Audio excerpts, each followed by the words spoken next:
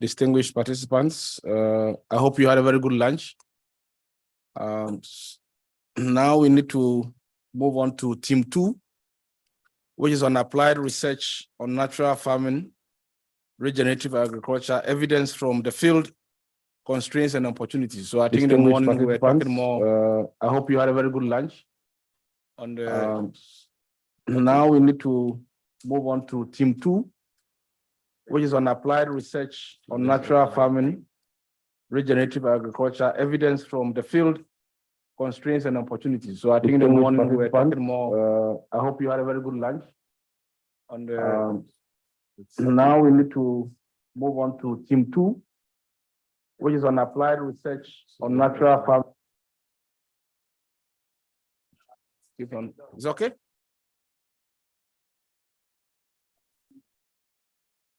Yeah, is it okay? Hello, hello? Yes. Okay, so the chair for this session will be Dr. Pravin Rao, who is the former Vice Chancellor of PJT SAU. And then he will be supported by Dr. Vin Anita, Dean of Postgraduate Studies of the same university. And we will also have 3 panelists. My colleague, Dr. Srinath Dixit of Rikrisat, and then Mr. Chandra Sekar Balsalve, SRT, Right Guard, and finally, Dr. Ramainadu Eklalavaya, Grameen Vikas Foundation, and also of ICAR KVK. So thanks very much, and over to Dr. Pravin Rao, please.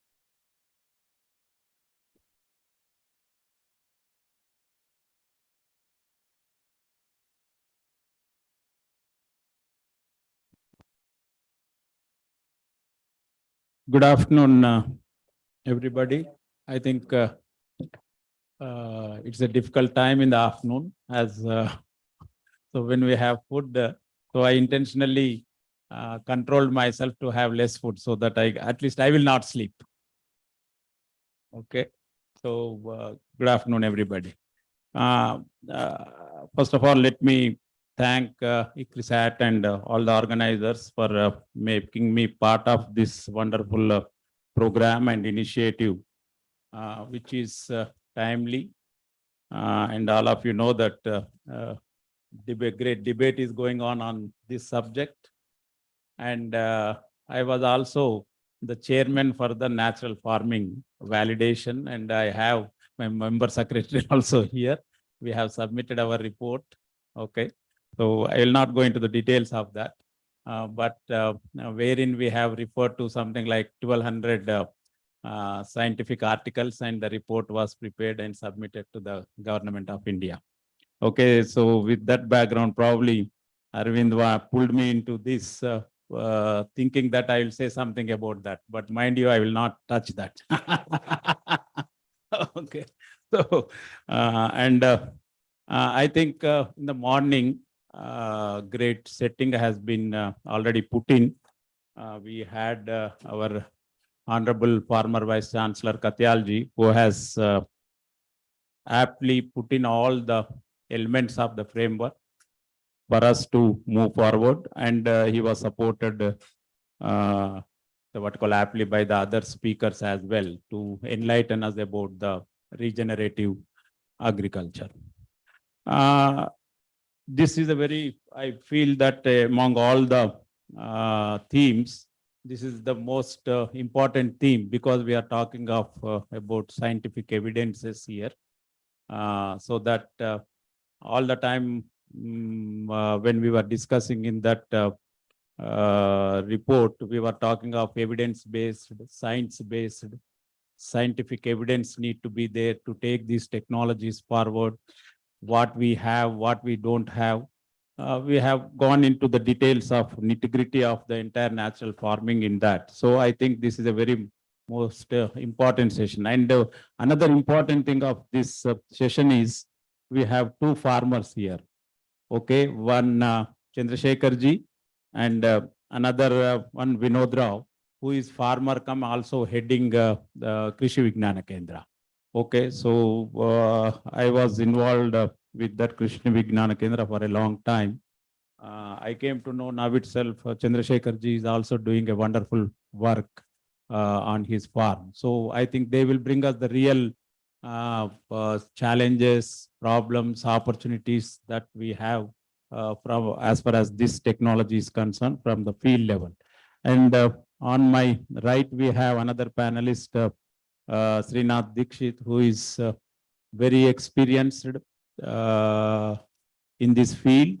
He has been, so what you call, working with several farmers, FPOs, not only in India, but several other countries. I think he can bring a right perspective.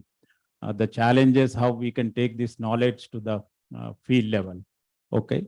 And last but not the least, my co-chair, Dr. Anita, she was my colleague.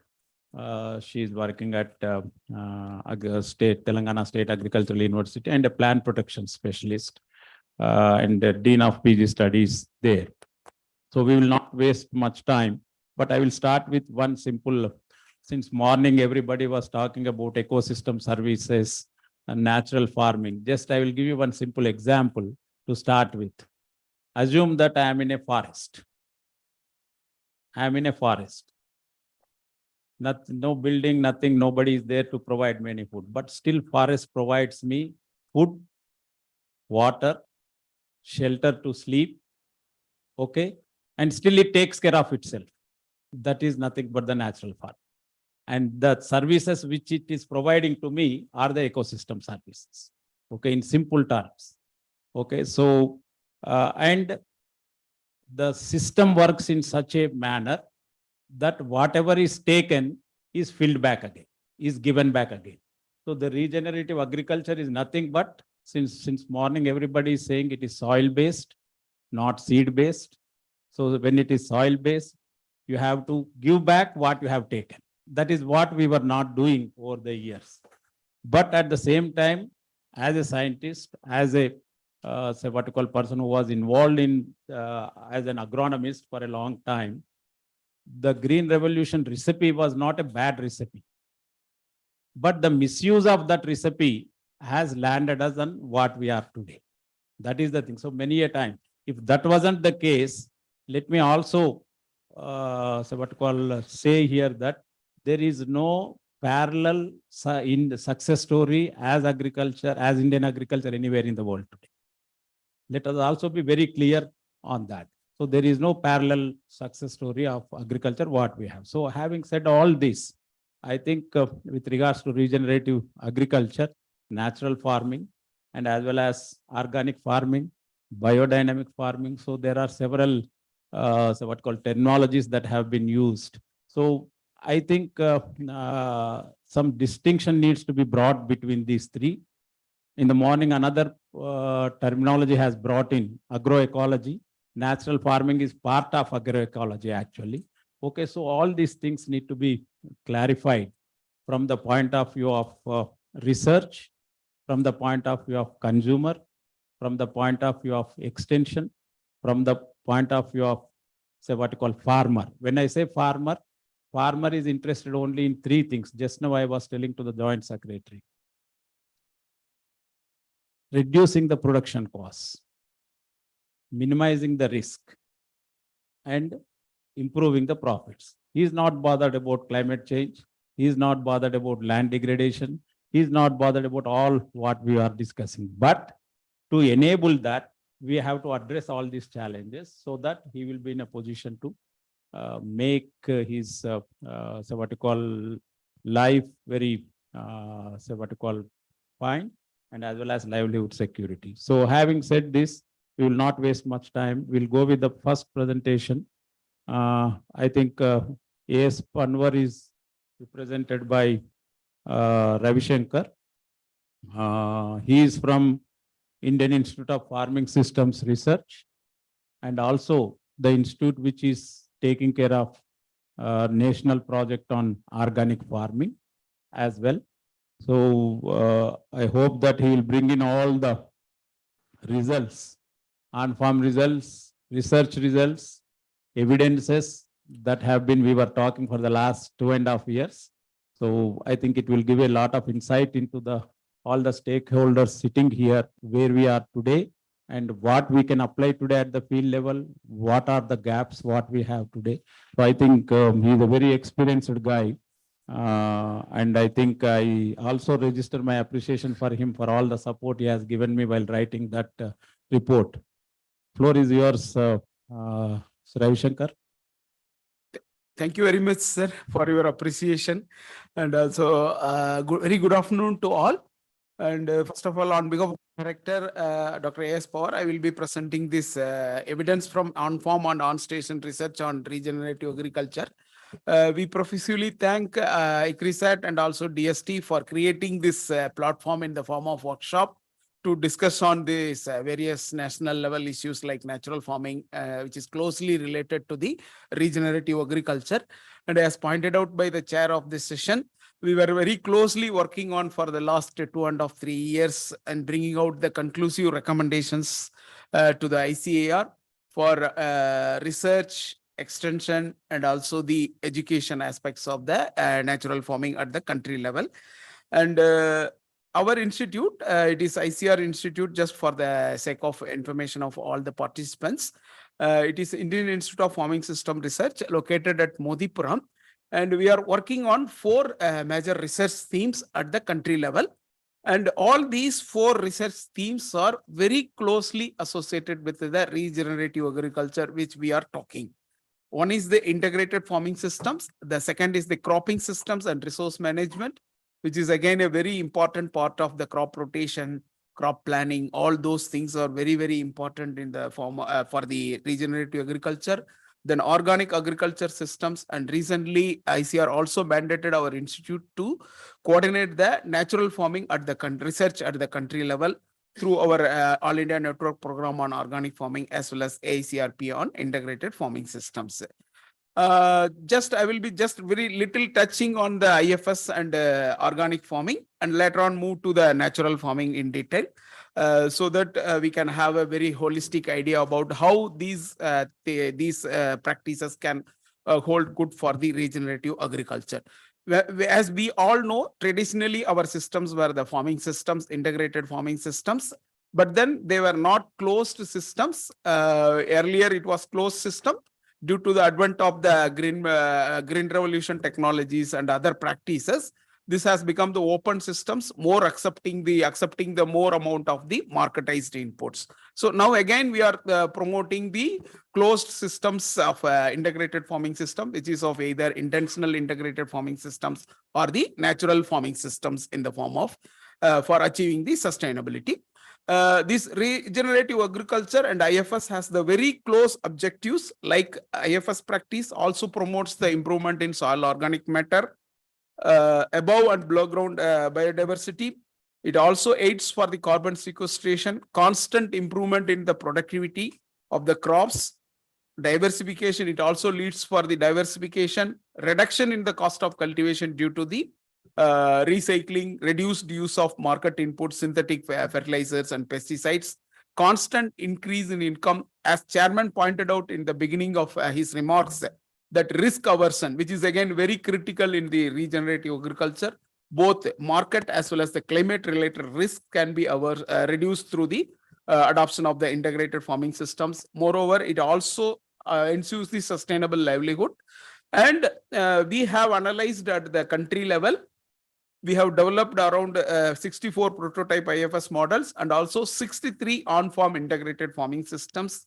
And our analysis clearly indicates that at the household level, if integrated farming systems are adopted, 13 sustainable development goals can be achieved through the adoption and promotion of these integrated farming systems. So which is again one of the goals of the regenerative agriculture. Then just from the evidences from the on-farm as well as the on-station research, just I would like to highlight some 2 points. One is the soil health. The soil organic carbon significantly increased due to the adoption of integrated farming system, which also includes the microbial biomass carbon. And also the improvement in earthworm count also, it was found to be 32% higher wherever this integrated farming system was adopted. Similarly, across all the agroecological regions through our multi-location studies on the integrated farming systems, it proved that within a period of 5 years, we can significantly improve the soil organic carbon, as highlighted by Dr. Katyal sir, which is highly linked to the productivity of the crops and also the soil health. So these evidences clearly indicates that the IFS can be one of the options for the achieving the regenerative agriculture. Then another important aspect which we are dealing at our institute is the organic farming. This is again having the very close linkage with that of the regenerative agriculture or the sustainability which we are talking, or reducing the synthetic inputs or reducing the pesticide load in the farming sector. And this sector is growing at a very significant rate. Last 6 years, it is growing at the rate of 22%. This is the annual growth rate. And this is again within the next 3-4 years also, it is going to grow in a very significant way due to the policy support at the government level. There are several schemes, the supportive schemes are implemented by the government of India. With respect to the evidences for the regenerative agriculture from the point of view of this organic farming, at the different agroecological regions, we found that compared to the conventional systems, there is a significant improvement in the water holding capacity of the soils due to the adoption of the organic farming, although it has the limitations of a lower yield level at the initial level, but it has got the increase in the water holding capacity, improvement in soil organic carbon, and also the biological properties of the soil microbial, soil enzymes, and also the climate resilience of these also have been analyzed. We have analyzed by using the long-term meteorological data as well as the long-term yield obtained from the organic production system. We just compared during the high rainfall period or the low rainfall period where the conventional system suffers with the yield loss and also the other parameters, whereas these organic systems holds the better yield during those type of lower rainfall period or even the higher rainfall period, especially in the rainfed regions due to the improved water holding capacity, soil physical, concurrent improvement of the soil physical, chemical and biological properties.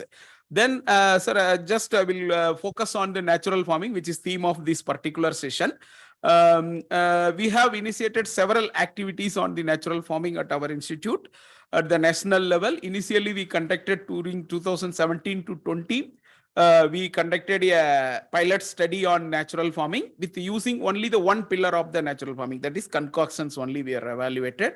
Later on, under the chairmanship of Dr. Praveen Rao sir, who was also the ICR constituted committee, we formulated a full-fledged experiment which was implemented at the national level at 20 locations of the All India Network Program on Organic Farming. Some of the results also I will be sharing during this presentation.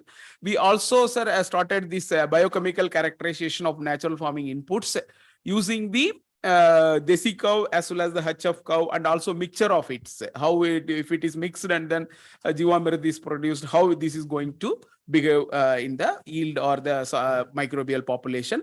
Then we also started farmer participatory validation, demonstration and capacity building programs also on the aspects. Basically, these natural farmings involves the 4 pillars. Application of Bijamrit, Jivamrit, Achdana, that is covering the soil 365 days with either plant or crop residues, and also the Vapsa, that is building up of the soil humus through the natural farming, leading to the soil erosion, soil aeration and water vapor harnessing. As our chairman pointed out, and also morning was also some questions whether we can define natural farming and how we can differentiate the natural farming with that of the organic farming. As since it is an evolving practice and also farmer to farmer variation is very high, these natural farming practices, with the current level of knowledge, the definition is very almost close. Organic farming practice and also the natural farming practices are having the close proximity, but only minute difference which we through our experience through this farmers field survey and also our own experimental evidence is that the conventional systems or the organic farming systems have the options of different practices. Like if you want, you can go for mulching, or if you don't want to go for mulching, you can avoid also. If you want, you can go for the intercropping or crop diversity. although organic farming also advocates the promotion of the crop diversity. But in case of natural farming, all these practices like mulching, this intercropping or the maintaining the crop diversity, all these are the mandatory practices in order to improve the soil health and also the productivity of the crops, apart from using of the concoctions. Then in addition to this, there are certain prophylactic control measures, plant protection measures like spray of Agni Astra, Dasparni, Brahmastar, Neemastar. All these also advocated under the natural farming, which are not advocated in the other form of practices like organic farming. It has a very clear-cut recommendation of inputs. These inputs are allowed, restricted, or not permitted. But natural farming, till date, it is not having any such kind of classifications. And based on the AP community-based management practices, they have also included many other practices like IPM practices, neem seed kernel, and it is ZBNF plus, or you can say it is a natural farming plus. They have added many scientific proven practices, and it is being called as the AP community managed natural farming. So with respect to the evidences, yield and also the economics, from our basic study, which we have initiated at the 2017, with only application of the concoctions at 4 locations, we found that there is a significant, thank you, madam. We found that there is a significant reduction in yield when we depend only on the concoctions such as Jivamrit or Ganajivamrit or whatever the things. And there is a soil organic carbon built up also not much there when we depend only on the concoctions without applying any mulching or the intercropping. Then we also compared this cow dung, the total nitrogen fixers, phosphorus solubilizers, free living nitrogen fixers, this from the cow dung, desi cow dung prepared Jivamrit, and also HF and also mixture of it. And what we found is not much significant variation in terms of microbial population and also helping in the soil nutrient mobilization. So this is the particular study which was formulated under the chairmanship of Dr. Praveen Rao sir, our chairman, and at Port Blair. And this experiment is being implemented at 20 locations, wherein we are comparing the complete natural farming with that of the organic farming, integrated crop management, as well as the integrated crop management with pesticides, and we integrated crop management with reduced fertilizers and also using of the natural farming inputs. Some of the minimum data sets also relieved. So one of the important practice which we integrated in natural farming is the multivariate cropping during the fallow season. Normally in organic farming or conventional system, we go for the green manuring, either dencha or any kind of a green manure crop, single green manure crop. But in case of a natural farming, this multivariate cropping is being advocated and it is being practiced in our experiment. And this is helping in many ways, like improving the this allelopathic effect and reducing the weeds, mobilizing the nutrients, more biomass addition, and also the stabilized release of nutrients throughout the crop period. So the economic yield from our experiments, sir, very clearly indicates that this there are 8 cropping systems which we are testing at multi locations. The legume-based cropping systems are responding to some extent in the first year, whereas the other cropping systems, cereal-based cropping systems, or the more nutrient-requiring cropping systems are having the limitations in the yield, significant limitations in the yield. This is again indicating that there may be a soil mining which is happening at the initial level. Maybe due to the continuous addition of mulching and other practices, the soil fertility may get built up over the years and the yield may come to the comparable level at the later stage. But whenever we go for natural farming, we start with the low nutrient requiring crops like legume-based croppings like soybean or cowpea-based cropping system, which is having some kind of a comparative yield compared with that of the other practices. We again estimated the 4 pillars of this natural farming, how this is contributing to the productivity. Like mulching is contributing to the 11 to 25% of the yield, sir, while intercropping contributes for the 9.1% to 67% 0.7% in the different cropping systems, whereas these concoctions contribution is only 7 to 25%, depending upon the locations, cropping systems, and also this one. So the each and every pillar is having the, although having the individual effect, when it is combined together, the effect is better than the individual effects. Similarly, these are also reflected in the net returns also, wherein we found that in the legume cropping systems, there is a reduced cost of cultivation and also improvement in the net income, whereas in the other cropping systems, it is clearly indicates that due to the I'm coming to the conclusion, madam. So due to the increase in the significant reduction in yield, although the cost is reducing, the income is net income is also lower. And the soil organic carbon, and in terms of soil microbial carbon biomass also, initial results indicate that when we combine all these practices, there is a marginal improvement in these factors. And our on-farm results also, and also the evidences collected from the other areas like Andhra Pradesh and Karnataka, Himachal Pradesh also indicates that although there is a reduction in cost of cultivation in many of the crops, which is contributing for the increase in income, but whenever there is a cereal crops is practiced under natural farming, significant yield reduction leading to the lower income at the level. So that we need to, while advocating, we need to be very careful. Just this is a final conclusion slide I am coming, madam. The sustainability, which is the core aspect of the regenerative agriculture, it can be achieved through by promoting an integrated farming systems approach. And the time of operation is very, very critical, sir. What we found in our experiments, even if we delay the mulching by 2-3 days, the natural farming plot is completely infested with the weeds. And also even the density of mulching. So every aspect of the natural farming is, the timing is very, very critical in achieving the final build-up of the crop. And also the scientifically proven eco-friendly farming systems such as NPM techniques needs to be applied. And for natural farming, area crop resource specific approaches needs to be adopted, sir. And with respect to researchable issues, wherein the ICRISAT, the DST, and also our institute, wherein multi-location trials are already laid out, so we can jointly work on the different aspects by using the institutional strength, which I have highlighted. And this was also there from our report also, sir. This is also there. Thank you very much.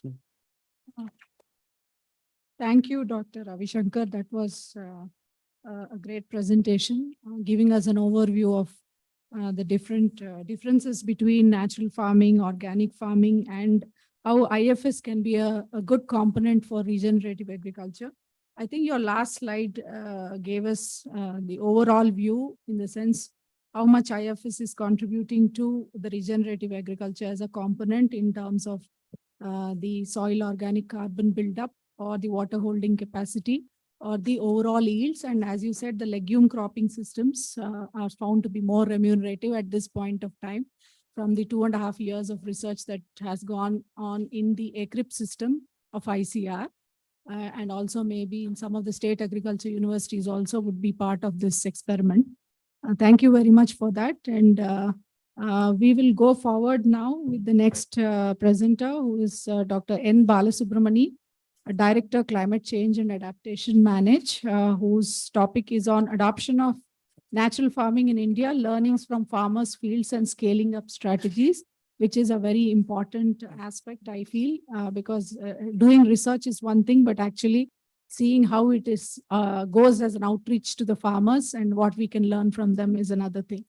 So please go ahead, sir. Thank you, madam. Respected chair, panelists, and all the delegates, good afternoon. And actually, my topic is on adaptation of natural farming in India, learnings from fields and scaling up strategies. I think you all know that December, Honorable announced natural farming, giving importance for natural farming. Immediately afterwards, the manage has been made as a designated as a nodal organization for farming and also knowledge repository. So in order to understand what is happening in the field, we made a very quick study. We have taken 5 states one Andhra Pradesh, Gujarat, Himachal Pradesh, and Sikkim and Odisha. And 3 states we did not get much data. But however, these 2 states we did not get. However, these 3 states, Andhra Pradesh from the database from the implementers, there are 6.2 lakh farmers are adopting natural farming, covering 2.88 lakh hectare. And Gujarat, 1.81 lakh farmers are adopting, covering 0.8 lakh hectare. And Himachal Pradesh, 1.6 lakh farmers adopting in 0.13 lakh hectare. And during the primary survey from the farmers who is adopting, we understood that their average farm holding is around 2.84 acres in these 3 states. And average holding of natural farming among these things, if you see entire farm, they are not adopting around 62% of their total land holding, they are adopting natural farming. There is average natural farm holding is 1.77 acre. And most of the farmers are small and marginal farmer. More 91% of the farmer who are adopting the natural farming is small and marginal farmer. And 94% of the farmer, they indicated that their cost of cultivation has been reduced up to 50%. Even various cropping system, even apple vegetable in Himachal Pradesh, mango or vegetable from Andhra Pradesh, millet pulses in Odisha and Gujarat also. They all there are variation is there, but on an average around 50% they indicated that the cost has reduced. These are all I'll skip it. And if you see the institutional mechanism adopted by different states, in Andhra Pradesh mainly it is implemented by the RYSS. There is the states there is separate institutional mechanism is there from the state level, district level, and also grassroots level. And the grassroots level, there is state implementing unit and also district implementing unit, and grassroots level there is a community resource person, right from internal community resource person and community resource person and senior community resource person, and supported by master trainers. And there are various established, and each one is given a responsibility. For internal community resource person, they have given a responsibility to motivate around 100 farmers at the village level, and they are all paid. Actually, they are all paid extension worker. We can say it's a farmers. They are acting as a extension worker, and mainly they are encashing the group. Already they worked in the famous in Andhra Pradesh. Mainly they are self-help group. Most of the farmer who is adopting the natural farming in Andhra Pradesh is self-help group members. And even they are engaging the NGOs also for is one or the other component in Andhra Pradesh. In case of that is sorry, in case of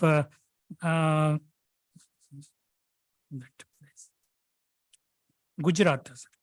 In case of Gujarat, mainly they are using the Atma is a frontline extension system. They are engaging the Atma for implementing the natural farming.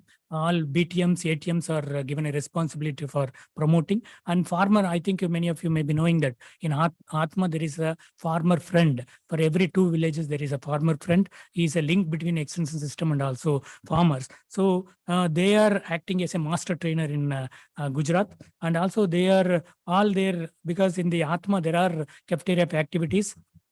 There is a funding provision. It's okay. No problem. There is a funding provision for training, demonstration, exposure visit. So they are using the funding provision available in Atma for promoting this concept. And also you all know that in Gujarat, Honorable Governor himself is a natural farming farmer, and it is they are taking a more initiative to promote natural farming. And 1,200 public transport system is used for giving the publicity in Gujarat. And also all Samiti activities. Samiti is made as a state level implementing agency, and all this Samiti conducting program, it is directly live telecasted for reaching to the grassroots level. In Himachal Pradesh and also all the extension activities of Atma, it is mainly focusing on the natural farming. BTM, ATM and farmer trainers are disseminating the technologies and conduct all their extension activities purely on natural farming. They are also using the group approach for especially women group approach. The one extension system is they are one of the member in the group. They will all collectively, they will adopt in one of the members field. And once they convince, then remaining farmers will adopt. And Himachal also, they have a separate media cell for wide scale publicity. In Odisha, very recently they have started, and they are also using the CRPs, community resource person, and they are also conducting training demonstration, and they are also trying to net farmer with the FIVOs and to collect the material and linking to the Odisha millet mission. Not moving.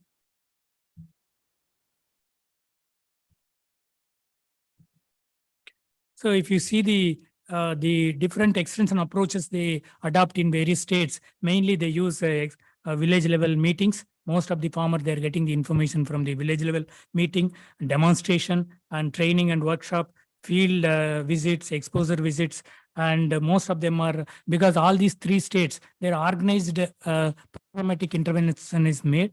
And many states, they are using the various social media and exhibition, field days, television, front media and radio, and information kiosk. And you can see extensively nowadays they are using in the survey areas, WhatsApp group. All the ATM, BTM, they are having a WhatsApp group. They have linked to the WhatsApp, and all the technologies, meetings and other things, they are transferring through WhatsApp. So this is the groups in Himachal Pradesh, all women self-help group. They were one farmer, they all the farmer will practice in one farmer's field, and once they convince, they adopt next farmer's field. So if you see the incentives and supports services from different states, Himachal, they are giving some around 8,000 rupees for farmers practicing natural farming for cow shed lining, for collecting the urines and also cows, cow dung, and even 25,000 as a subsidy for buying the desi cow. And in Gujarat, around every month they are giving 900 rupees per month to maintain the desi cow. So almost 1.84 lakh farmers, they got benefit out of it. And Himachal also there for input, around 10,000 rupees is given for establishing Sansadhan Bandar. It is like a bioresource unit. So the farmer who are not having desi cow or big farmer who cannot produce the input. So one entrepreneur, they are collecting all this input, they are preparing and they're selling. So they are giving 10,000 rupees for such unit. And they are giving around 2,250 rupees per unit, and otherwise 60% of the subsidy. In Odisha, around 2,000 rupees as a direct benefit transfer for those who are preparing the natural farming input. In Andhra Pradesh, initially they were giving around 20,000 to 35,000 rupees to establish a new non-pesticide management shops. Now they have stopped, but initial period they have encouraged. In Gujarat, they are giving around 5,000 rupees per input preparation. Similarly, incentives, if you see for demonstration, Himachal Pradesh, they are giving 4,000 rupees for farmer for conducting demonstration. In Gujarat, even 10,000 rupees is given for natural farming association. So marketing related. So some these three states, they made some initiative like HP, AP, and also Odisha for linking the natural farming producer to the farmer producers companies. And in Himachal Pradesh, even they are giving a portable and foldable stalls for farmers who is producing natural farming. So near to their farm, they can keep. It is very simple. I think 2,500 rupees they are giving. Some small structure, they can sell their product directly to the consumer. And even Gujarat, they are organizing like special stalls during the festival, like Amrut Agar Mahotsav, Farm Festival, kind of things to create market for the natural farming. And also Odisha Mission, they are linking to the Odisha Mission. And Gujarat also and Himachal, they have started giving some certificate kind of things, single star, double star, 3-star, based on the number of years of practice. And program, if you see, Andhra Pradesh is a community managed natural farming. It is implemented by ROSS. Himachal, there is a Prakritik Keti Kusal Kisan Yojana. They are adopting from the 2018 and extensively involved with the Atma. And Gujarat, there is a cow scheme, Prakriti Krishi kit scheme, and also proposed to create a Krishi Vikas board also. And we all know that now Government of India is implementing BPKP in 10 states. And as per the primary information, almost the farmer who has surveyed, okay, madam. 100% they are using Jivamrit, 90%. All these 93% of the Achadan and 89% Bijamrit, Ganajimamrit and Nima Astra, Agni Astra and Brahmastra. And benefits, as Dr. Ravi Shankar was telling, and they are also agreeing that there is a 100%, almost 99%. They are agreeing that there is visibly they can see improvement in the soil health, increase in the earthworm, green cover, and shelf life of the produce, increase in population of the beneficial insect, and enhanced quality of the produce, keeping quality, and other agroecological benefits like even they need not irrigate for immediately, they can extend, and less incidence of pest and diseases, increase crop productivity. Increase in crop productivity, only 53% of the surveyed people said that only increase in product. So that means 47, they're saying that there is no increase in the productivity. Constraint mainly regarding the market, non-availability of market, lack of remunerative prices, non-availability of brands for natural farming, and reduction in the yield up to initial period up to 3 years, more occurrence of weeds, that is also one of the concern they faced, and inadequate technical support during the transition to natural farming. Even some of the people from chili and watermelon, they were practicing natural farming. Over a period of time, they could not able to control pest and they switched over to conventional farming. So as I was telling, this Sansadan Bandar, so these are all the product and they are selling and at the different prices. And major triggers for adoption is various awareness, knowledge, continuous extension, handholding support in these states. Institutional, there is a concrete institutional mechanism established, and farmer to farmer extension is a major extension system they adopt, and government incentives to support the natural farming, and awareness among the producer and also consumer about the safe and quality food, extension use of social media. These are all the some of the things. And strategy, another point is the strategy. So based on this interaction, many of the stakeholders, they were telling that better to go for to start with a small and marginal farmer, dryland farmer, low external input and horticulture ecosystem, tribal and high altitude region where there is no excess input already, so easy to convert. And even national level also food production may not come down, because already even if there is any natural farming, there will be improvement in the soil quality. And other extension strategies, we should develop a model farm, model farmer, and model villages in every block or cluster of villages to create to encourage the farmer-led extension. And we need to develop adequate number of master trainer, and we have to give them frequent practical and experience learning. There is no trainers now to available, and standard operating procedure for certificate, and also local seed system. Suppose if you wanted to promote natural farming, we need a concrete seed bank kind of system. And developing bio-resource center is also very essential. And some farmer was telling that we need to promote a cluster approach. Otherwise, if we are adopting neighboring farmer conventional system, the pest and disease migration is there.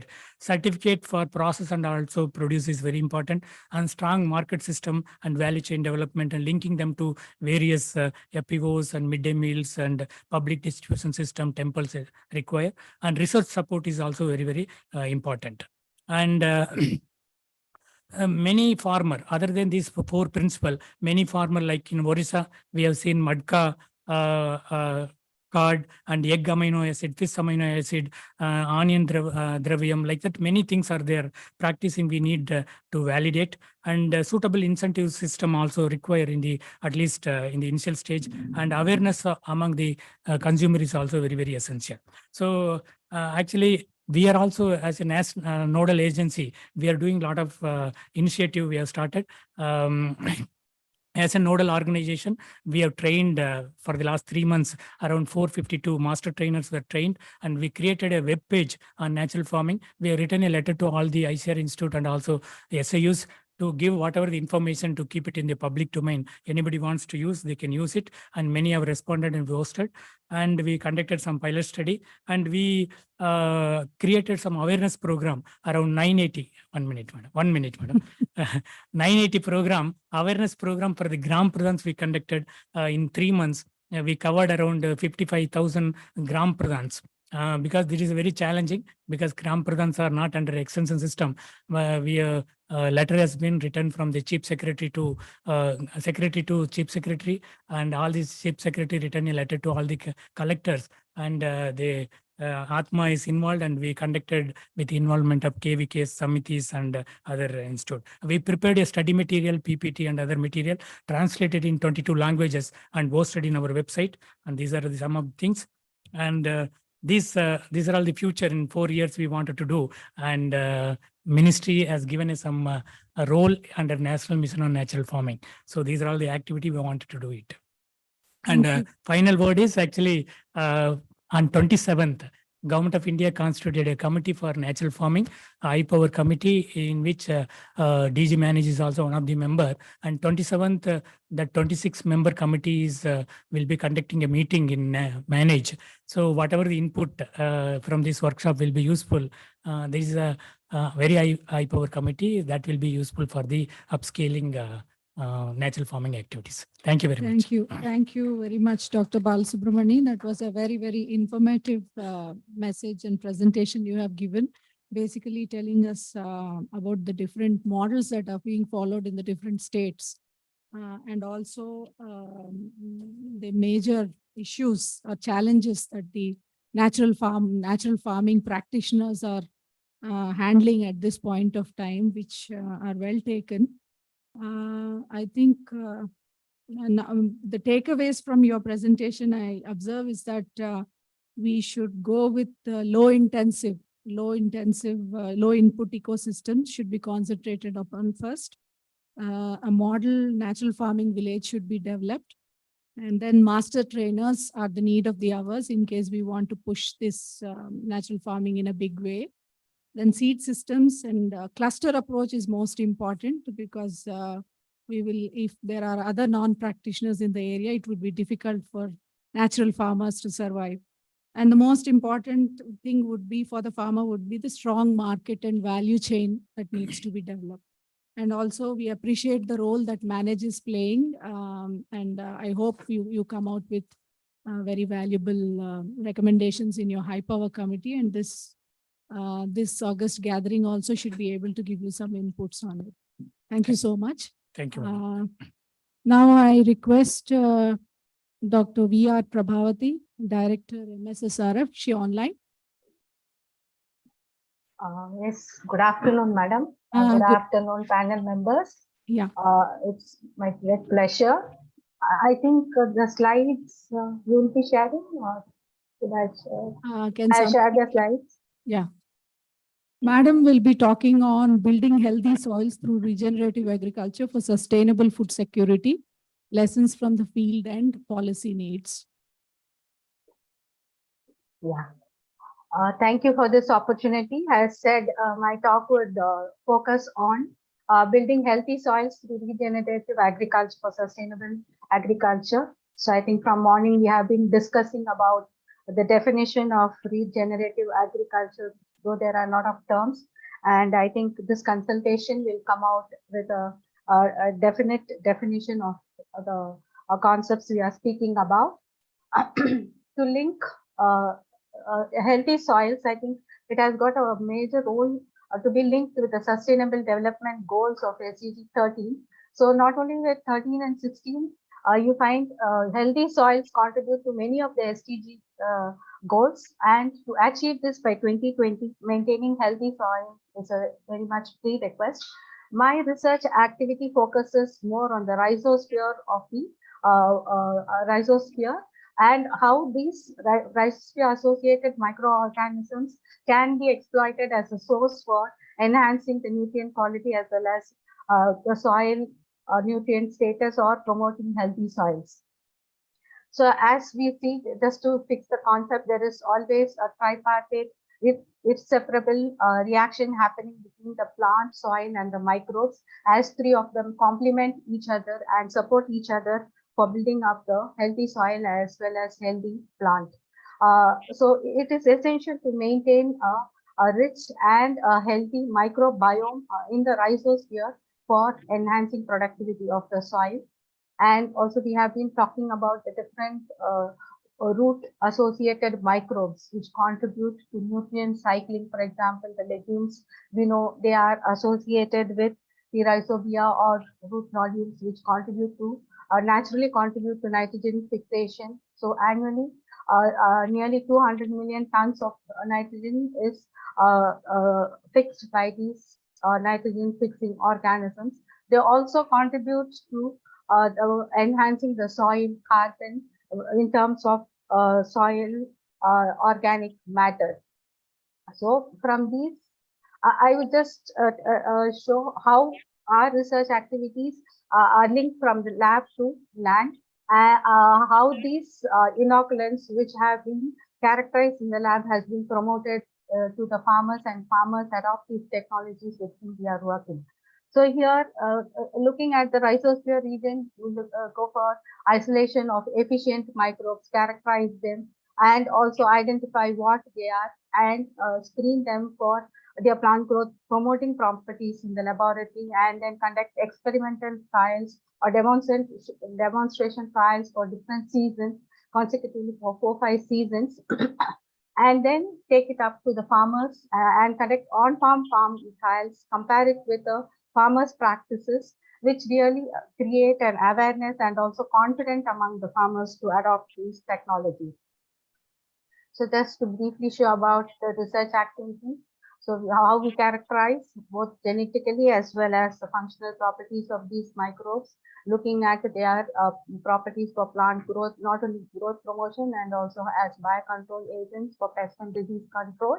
And with this background, I would be sharing the 4 case studies which we have conducted in different parts of India, especially in Koli Hills, in Tamil Nadu, Wayanad in Kerala, and also in Odisha, 3 districts of the aspirational district of Odisha, how these technologies, the bio input technology has been tested in different crops like millets, tomato, and also in spices, mainly pepper, ginger, and turmeric. So in Koli Hills, we have did an extensive trial for 2014 to 17, which was part of DBT project IICD, where we had the opportunity to work with these farmers and promote these technologies, promoting intercropping system of millet as well as pigeon pea. And multi-location trials were also carried out both in Koli Hills and in Bangalore. So just to move, I would like to concentrate more on the results. What are the inputs we used? We used mycorrhizal fungi and PGPR alone as well as in combination in monocropping of finger millet as well as in intercropping where we combined legume with the cereal. And when you look at this table, it clearly shows that when compared to no input, when AMF or PGPR is given, you find significant yield enhancement. This again, we combined it with, tested it with 0 RDF of chemical inputs plus 50% of RDF with control as 100% RDF. In these experimental trials, which were conducted for 4 seasons, I'm just showing the results only for 2 seasons, but it was conducted in GKVK Bangalore as well as in Koli Hills. We can clearly see that with 50% of RDF combined with biofertilizers really showed a significant impact on the yield in millet. And the same was observed in the case of pigeon pea also, where you find that 50% RDF combined with the bio-inoculants as a consortia really gave a very good yield compared to even to 100% of RDF. So looking at the impact on the soil, available phosphorus and also organic matter. So Koli Hills, which is by default organic, we could see that there was a standard increment, but in the case of GKVK Bangalore, where a lot of chemical input is given in that field, the application of these AMF and PGPR really enhanced the soil available P content as well as the organic matter content of the soil. And also we looked into the community profile of the below ground biodiversity in terms of the microbial communities. we could see that compared to the first year, there was an increment in the microbial community, both in GKVK Bangalore as well as in Poli Hills, indicating that slowly by reducing on the chemical inputs and by augmenting these bio inputs, you can build up on the soil biological properties, which Professor Katyan was talking more about in the morning. Similarly, after these demonstrations and the experimental trials proved well, we had a lot of interaction with the farmers, learned from them what are the practices they are adopting, and also to take these technologies, shared our experiences, how these bio inputs really enhances the yield compared to their practices. So we had different treatments showing that farmers' cropping pattern along with biofertilizers actually you could observe and enhance the yield. This was conducted in more than 20 farmers' fields. And also here, these different methods, either intercropping or whether you give it as gently sown or it is transplanted when grown in polybags, inoculated with AMF, also showed a good impact on increase in yield. Similarly, we could observe an enhanced yield in pigeon pea, where we also applied rhizobia and AMF to enhance for efficient colonization or formation of good root nodules. So similarly, another trial was conducted in an organic field in tomato, where there was zero chemical input maintained by a farmer for more than 5 years. He was absolutely using no chemical fertilizers, and we tested some of the some of the inoculants from the lab, which show as MSSRF, indicated as MSSRF either as single or consortia. So compared to this organic control, we could really show that augmenting these bio inputs really enhanced the yield in tomato, not only yield, even the protein content, and there was significant reduction in disease incidence and also the lycopene content. So this really indicates even the quality of the produce can be improved under organic methods by augmentation of appropriate microbial inoculants. Another study I would like to share is taking these technologies to the tribal communities in Odisha, with whom we are currently working with in large numbers. And here along, so there are a lot of programs happening in Odisha as part of the Odisha Millet Mission, etc. But there is not much focus given about the use of these bioinoculants or on the improvement of soil health. So this initiative, as part of the DBT biotechnology program, we are promoting the use of these bio inputs in the farmers' field, where we conducted more than 249 demonstration trials and comparing it with INM practices, only among 2 different varieties like Arjun and KMR. And here we could really demonstrate even the difference in varieties. The inoculation of these bio inputs enhanced when given as INM treatment, augmented with 15% of RDF, really significantly enhanced the yield, which really increased the income of the farmers as well. So this was tested in different agronomic practices like line transplantation or SMI, whatever the method of agronomic practices used. The augmenting the bio inputs showed an increase in the yield parameters. So this really created awareness, and farmers were really willing to take up this technology, and the farmers with whom we are working are currently using these bio inputs. You can also look at the stand of the crop, how healthy it is, and also compared to their farmer practices. Either the traditional varieties what they are using or the improved varieties showed an enhancement in yield when these bio inoculants were promoted among these farmers. Another study was promoting biocapsule, which has been developed by ISSR. So most cases you find the technologies are developed by research laboratories, but popularizing among the farmers remains a big challenge. This study was taken up to popularize the use of these bio inputs for spices cultivation among the tribal communities, Malayali tribal communities of Wayanad. So both improved varieties as well as bio inputs in the form of capsule. This is another innovation in the technology, where you find in small capsules they have developed these bioinoculants, just 1 capsule per liter, and which really is for for applying as a soil as well as a foliar application. And this was also, and mostly these biocapsules were crop specific inoculants for pepper, specific for turmeric as well as for ginger. Comparatively with the either these improved varieties, we could see that augmenting these biocapsules showed an significant increase in the yield, either in ginger or as well as in turmeric.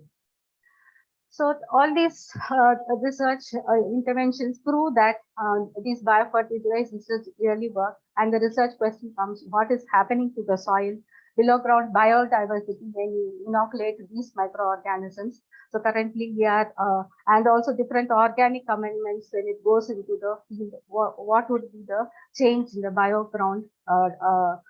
ground biodiversity? So we have carrying out a long-term experimental trials. This is the 4th year of our trial, where we have different organic amendments like PGPR, waste paper, FIM, AMF, husk and vermicompost, which are naturally available in the field. This trial is being conducted in Orissa, and looking at both the soil physicochemical properties as well as the biological properties. So the physicochemical properties are yet to be analyzed. And here we can clearly indicate this was a metagenomic study looking at the metagenomics or straight away, not looking into the culturals, but the whole metagenomic profile of the microbial communities present there, which clearly indicates that there is an increase in the diversity, alpha diversity of bacteria, which is more season dependent, and also an increase in the fungal diversity, indicating that these inoculants do not help in augmenting the biology of the soil or the below ground biodiversity. The same has been represented by the PCO plot, indicating that there is richness in the biological community profiling under the soil. So this is also a heat map which shows that there's not much shift in the different species or the genus, but it depends on the season, where the community richness alone varies, indicating that augmenting these organic amendments enriches. Yes. Just conclude these bio inputs substitute. When you substitute these bio inputs, it minimizes the chemical inputs without compromising on yield, either both in under improved agronomic methods or traditional practices. And also, though, you would find enhanced soil nutrient status in terms of available phosphate and organic content, and also enhances the microbial communities in the soil, increases the farmers' income as well, which I didn't present here. And also, when a lot of awareness is created and it is demonstrated in the field, farmers are really willing to adopt these technologies to use these bio inputs. So, but there are a lot of constraints for different terminologies. As I have said, it leads to confusion, and also creating awareness among the farmers and educating the youth is the need of the hour. And also non-availability of quality products, scaling up and adoption by farmers is another issue. And also certification is also a challenge. So with these, I would thank and acknowledge the contributors of this work, and also thank the organizers for giving me this opportunity. Thank you. Thank you, Madam. Thank you, Dr. Prabhavati. That was a very enlightening presentation of yours, which basically gave a summary of all your research work that includes studies in Tamil Nadu, Kerala, and Orissa on different crops, basically millet, pigeon pea, and spices. I see that your last conclusion slide showed the results of your work, which are saying that there's an increase in the available pea and organic matter, and also the below ground biodiversity, which is a good sign. And also one thing clearly came out that we can use the biofertilizers complementarily to the RDF and not alone. That is very clear from your studies. And also, the second thing would be the quality of produce also improved is what your studies prove. Also the biocapsules for spices also was an interesting find there. And regarding the constraints, ma'am, you have nicely listed them out because these are the common constraints that are being expressed by most of the speakers today. I think these are messages to carry. Thank you very much. Please stay on with us because at a later stage, we will be having questions from the August gathering here. Thank you, madam, for that. Nice Thank you, Anita, for managing the show for the last 15-20 minutes. Okay, so I want to add few things, which probably two things have clearly come out from the presentations. One is there is a potential for these technologies, as pointed out by our Honorable Katyalji in the morning, that integrated management of the crop will ensure the soil fertility or the soil health, and it will also provide us the perceived benefits, whatever we have, as pointed out in the morning. But there are few things which I want to add apart from what our speakers have said. Our analysis of several articles and the research that has gone into this regenerative agriculture for several years. Our experience shows that the response to these regenerative agricultural practices varies with the crops. One is with regards to legumes, fruit crops, vegetables, cereals, pulses is different. The highest yield loss what we noticed is in cereals. That is one thing which I want to bring in. So there is an yield depression, and there is a challenge now for us to find out why this yield depression takes place, if at all it takes place in some of the crops. And we have also noticed another observation what we had is that in high input, high yielding irrigated ecosystems like Telangana, Punjab, Haryana, Tamil Nadu in some of the areas, there the yield depression was more as compared to low input, low yielding rain-fed situations. This is another observation what we have noticed.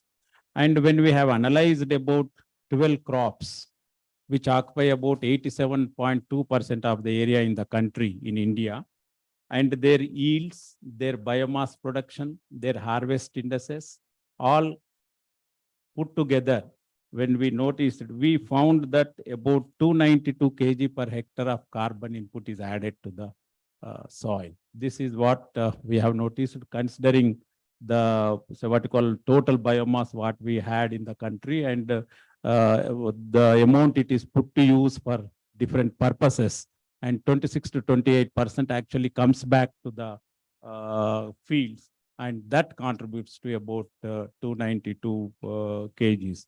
Then another important observation what we noticed is, out of 85 studies, when we have combined the component crops, intercrops, where crop diversity has been practiced, they have shown that they add about the weighted mean. The 292 kgs also was a weighted mean, and the weighted mean of nitrogen contribution made by these component crops, intercrops, all that has come to about 28 kgs per hectare. Okay. So then another experiment which was conducted from 1855 to 2017, the results available at Rothamsted, wherein they had 5 treatments without any fertilizer application, with FIM continuously, single crop of wheat, diverse crops and all that. It has shown that integrated cropping system has yielded 40% more than continuing with only organic inputs. This is another observation which we had from there. Now, another important thing that has come out from the presentations is 4 or 5 issues which need to be addressed from the soil point of view. One is how we can increase the green water conservation so that it can add to the crops is one. Then another important thing is how we can minimize the problems like soil erosion, wind erosion, which was pointed out by Jat in the morning with regards to mulching and crop residue, keeping the soil covered all the time. Then how we can improve the water holding capacity, soil organic carbon, and as well as the soil structure as well. There are also problems like abiotic like salinity, acidification. These are also some of the issues which have not been touched in this. Having said that, it has been also, there are some important issues probably which we need to look at. Is one is standardized, because several Ravi Shankar has pointed out, Madam has pointed out, using several types of products in this regenerative agriculture, natural product. So their standardization, their validation, say what you call, if there, because there are more of a locations, local context products that have been developed. So how we can standardize them and make them available across the locations in terms of, that is one thing. Then nobody has touched about the nutritional quality and health benefits that we achieve from the regenerative agriculture. Ultimately that, because in the morning, so what you call, Jane was talking about the issues of food and say what you call health, and as well as the nutritional problems in the country, how we can address them. So that is another important. And the third point which I want to address, what are the trade-offs between these practices what we adopt? So in terms of yield, in terms of quality, in terms of greenhouse gas emissions, what are the trade-offs? So if we so what you call practice this in and ecosystem services as well, then there is also a need, because as our honorable farmer V.C. Katyalji was pointing out, because these are location specific and so technologies where one size will not fit all. So standardization of these practices, so at least in terms of principles, because when we want to give a recipe, you cannot give a practice because they have to be adapted locally. So how we can so what you call come out with the principles that can be so what you call looked at this. Then another important thing is what we noticed is the nutrient dynamics, how they match the crop developmental phases. This was the biggest problem in the what you call managing the soil health. So the whatever that nutrient release or nutrient availability in relation to the crops, diverse crops what we are growing, whether it will match their needs according to the crop development phases. So we found that yield depression is mainly due to this aspect, because though the nutrients are available in the soil, it was not matching the needs of the crop. Okay. And there is also another issue that if the nutrients are left out in the soil, where they are going, because they are causing leaching, they are polluting the so what you call water bodies, and that is another important aspect which we have seen. Microbiome we have not touched at all. That is another field which is growing. Then another important thing is when we come to regenerative agriculture, the issue is related mainly to soil fertility management, and also one is limiting factors in terms of nutrients and water. Another one is the yield reducing factors. That is biotic and abiotic stresses. How we manage them, this will decide the yield level in the what called regenerative agricultural practices, because in the morning somebody was pointing out as far as the weeds are also concerned. So having said that, so we have three so what you call important panelists with us. We will listen to the farmers at later. First, I will come back to. You want to take the farmers first. At the end, you want to come up with this one. Now we will start with the so what you call Chandrasekharji. You want to present something, sir? Huh? So, but be brief with regards to your presentation.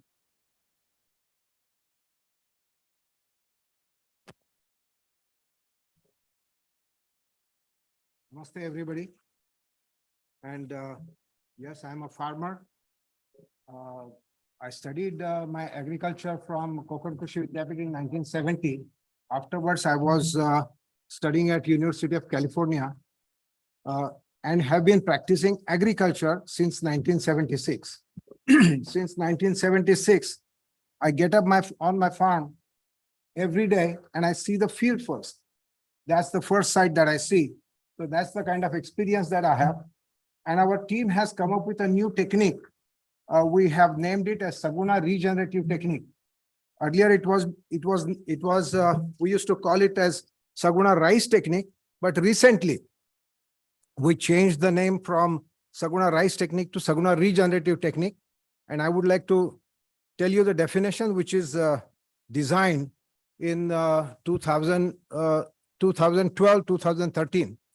It is a conservation and regenerative agriculture, zero-till method of farming, which does not cause atrocity of tillage, completely stops. I'll go from here. It completely stops considerably increases soil productivity of the land and added effect of amazing happiness and confidence to the farmer. Every word of this definition, I can talk 1 hour easily, and whosoever has any questions, I can answer to this.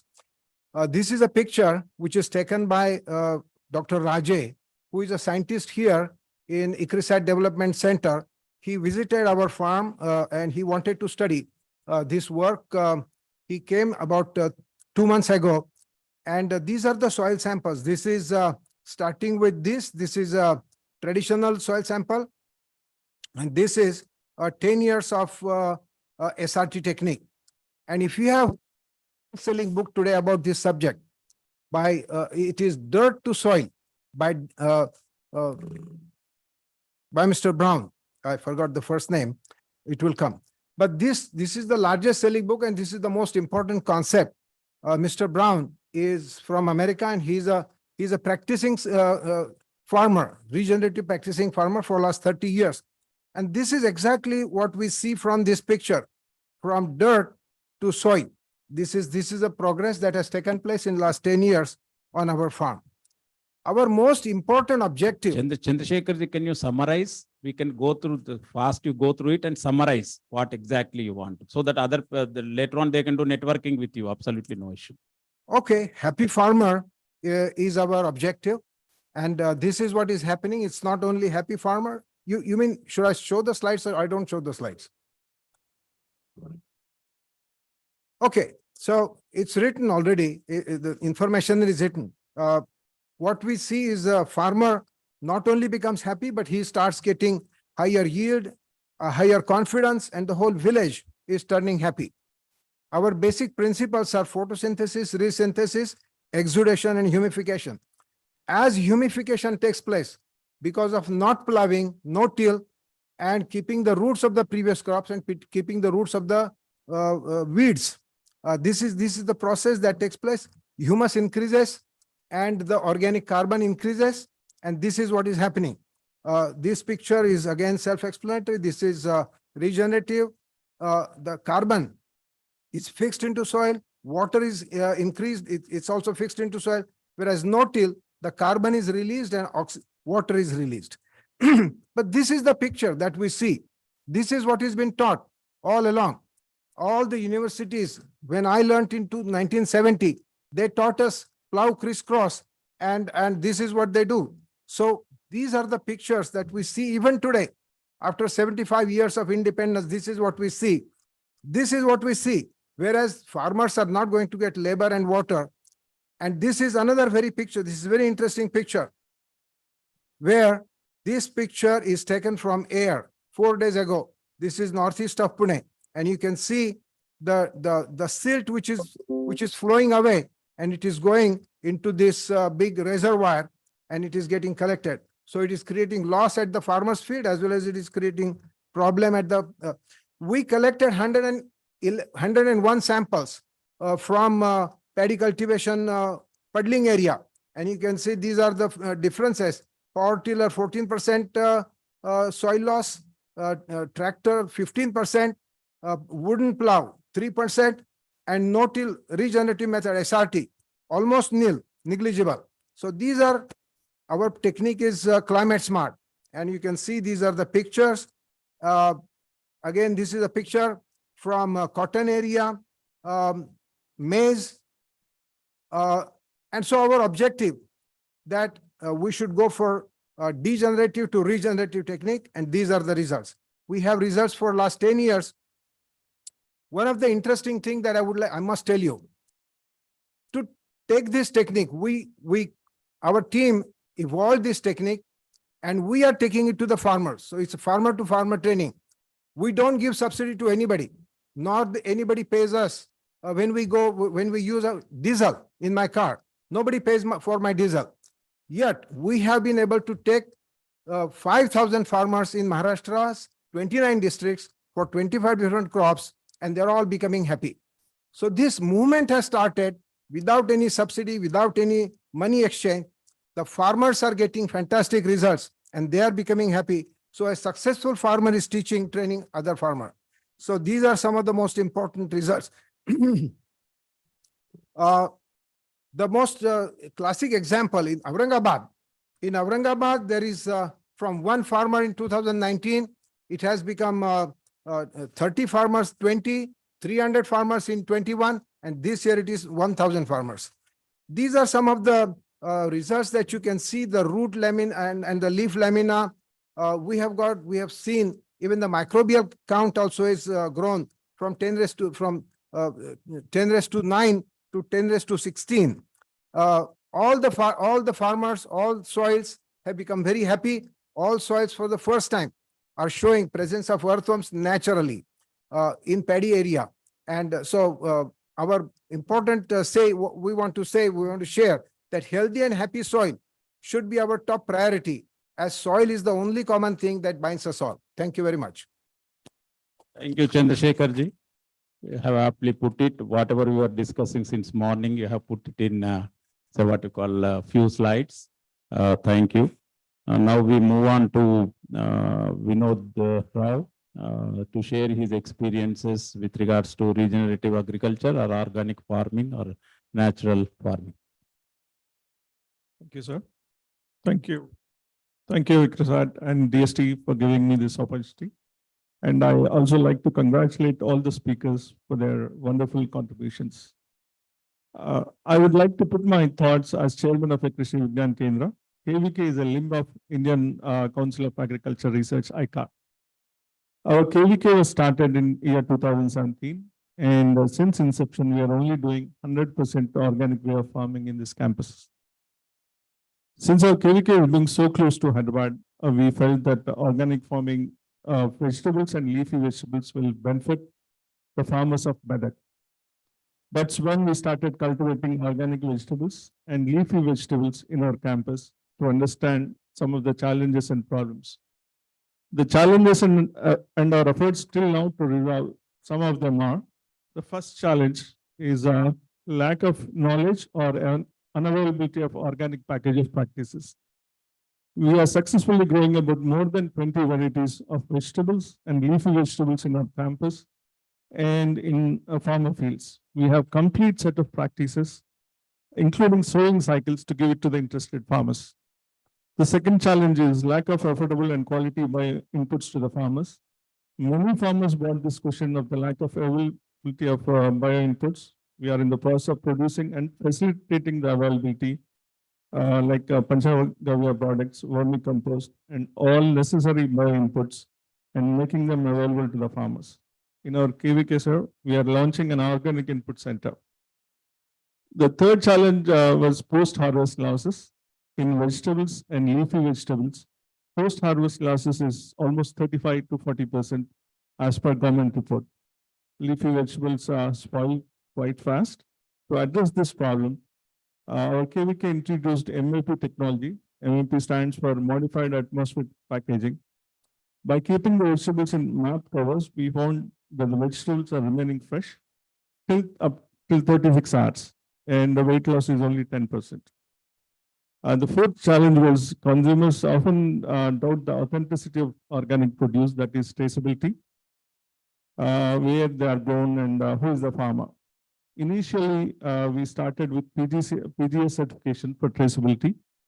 Now we are giving QR code for every farmer who does organic farming under our guidance. And the farmer details will be appear in the KVK website.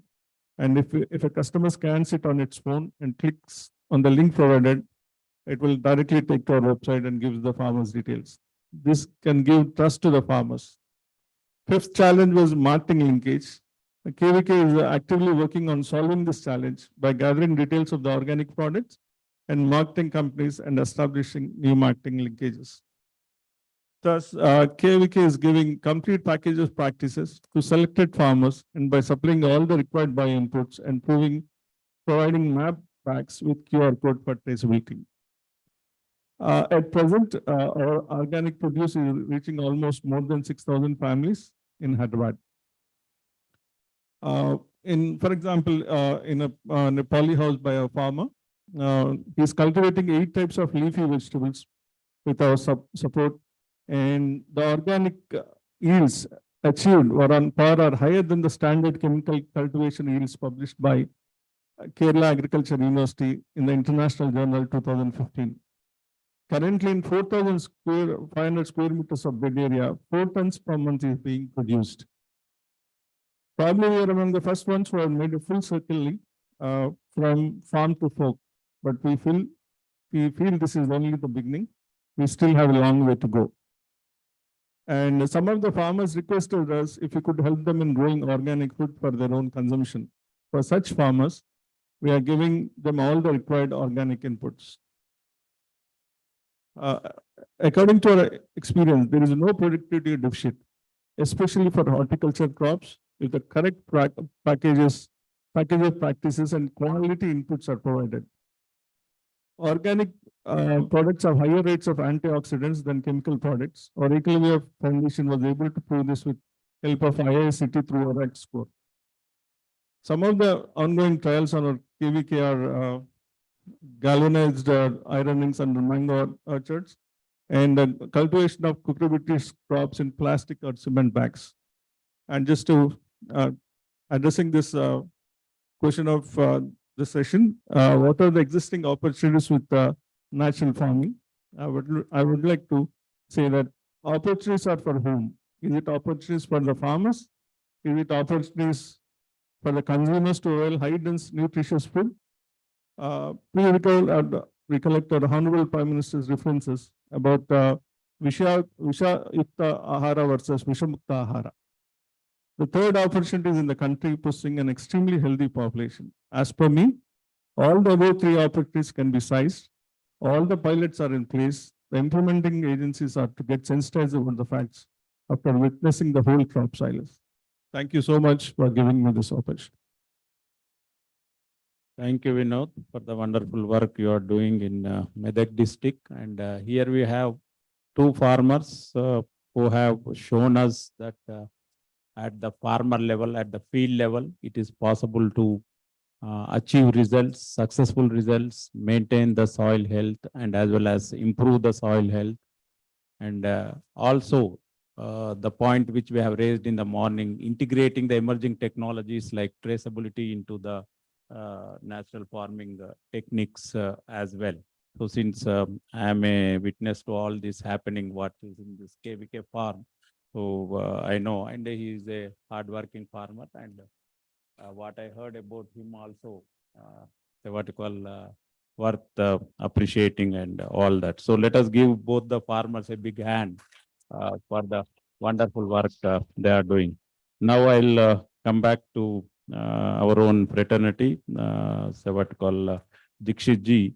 Apart from what you have heard since morning, and to react to that, I wish to ask you 3 points. One is how much system level change we need for integration of these regenerative agricultural practices, and what is the level of integration we can bring today, so what call with the sustainable agricultural practices that have been mentioned by farmers, by other scientists as well, and what potential you feel that you have. I'll put it only next 10 years because the things are changing very fast nowadays. So for the next 10 years, what would be the real potential that is available by the integration of regenerative agriculture, perceived potential? So if you can also throw some light on these 3 points. Sure. Thank you. Thank you, sir. Thank you very much. The first thing that you actually asked me to dwell upon is what is the system level change that we really need to do. Well, if we look at the title of this topic, applied research on natural farming or regenerative farming, evidence from the field, constraints and opportunities. I'll stick to this while talking about your points. One is that we did get some evidences from the field today. We have some farmers, and also Balu from Manage also gave some very interesting evidence. And we also saw from the MSSRF certain case studies. But yet, when we look at the enormity of the problem, I think we still have a long way to go. And there is a very fundamental conceptual problem in this whole issue, is that we are not really able to pinpointedly define as to what are we really talking about. There are too many jargons, there are too many definitions, and there are too many conceptions and perceptions of the farmers. So that is one level of difficulty that we have in bringing the system level change.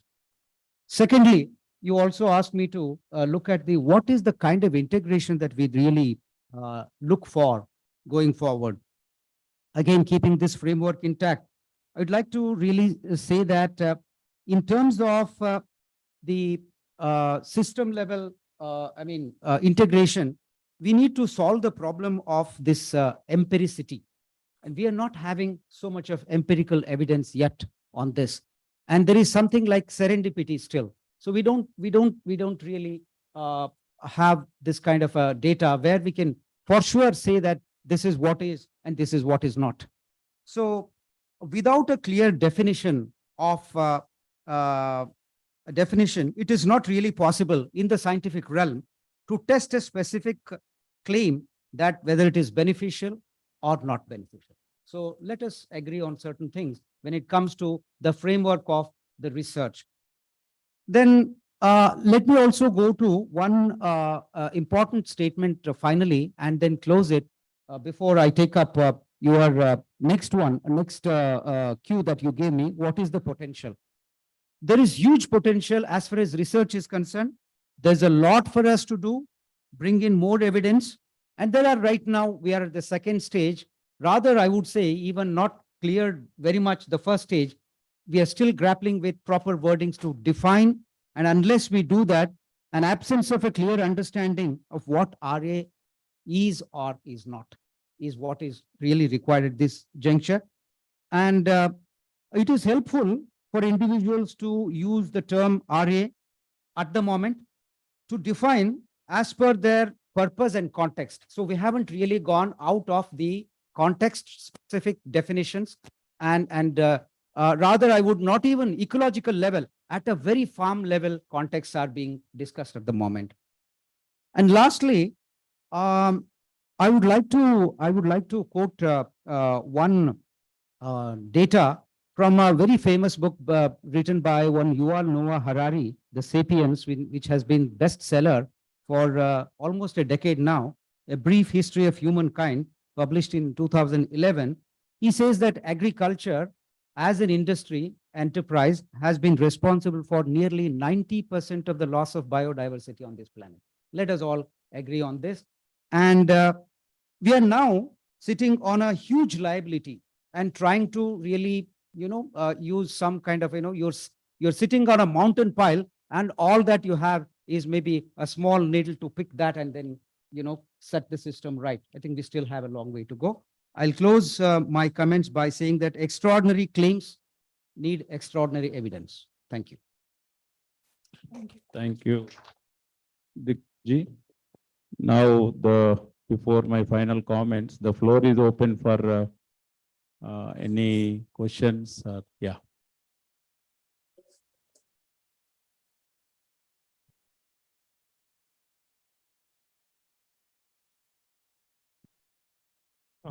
Just one question I wanted to ask, because that is the only systematic study done by the ICR Institute, and you are coming with the results, and they are quite reliable. But just one question: for how many years or how many seasons you replicated these experiments? of natural farming. That's one. Second, for how many years continuously you are getting yield penalty, particularly for cereals? That's one thing. And another question related to this, did you, validated the effect of individual treatments? Say, forget about the combined thing, this one, that, but individually this is prescribed for this particular thing. So whether the effect of that particular treatment was examined, whether it is effective or it's not effective that way, scientifically. Thank you.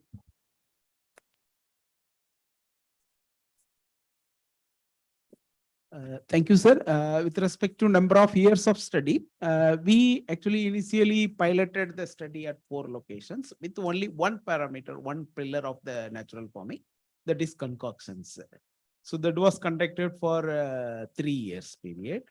And based on the learnings from the particular 3 years period, then we incorporated all the pillars of the natural farming, and we initiated the study from the 2020.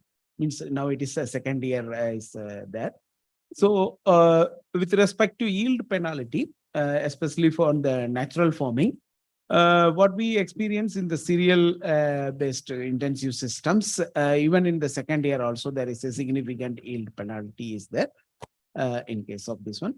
But although the natural farming experiment is for 3-4 years only, but organic farming, we have experience of 2004-5 onwards. That is almost 14-15 years.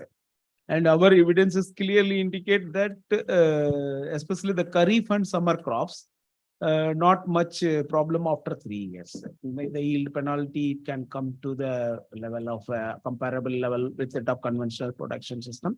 But in case of rabi crops, especially the wheat crops, wheat and other crops, that is due to the soil related constraints again, a microbial related constraint. Even after 7 or 8 years, we got the 7 to 8% yield penalty under the organic production system.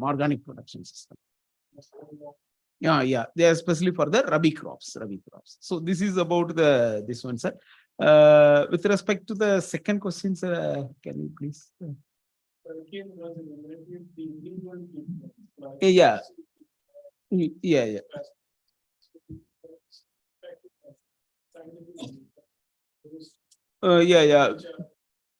Yes, sir. Yes, sir. We have kept here treatments, separate treatments of mulching, separate treatment for intercropping treatment, and then Jivamrit application, all those things. We also try to quantify. That's why in one of my slides, I have presented the effect of each individual aspect also, like intercropping, how much it is contributing for the yield, how much is contributed by the mulching. So that also with comparison to the control and complete natural farm. So that treatment also. Mr. Chairman, sir, that is the evidence which is coming. This is that of 2012, sir. That is for organic farming, sir.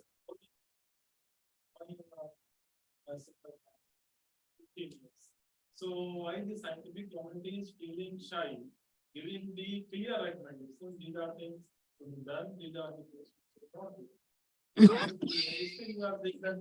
I will not say the recommendation. No, I was just coming to it. Yeah.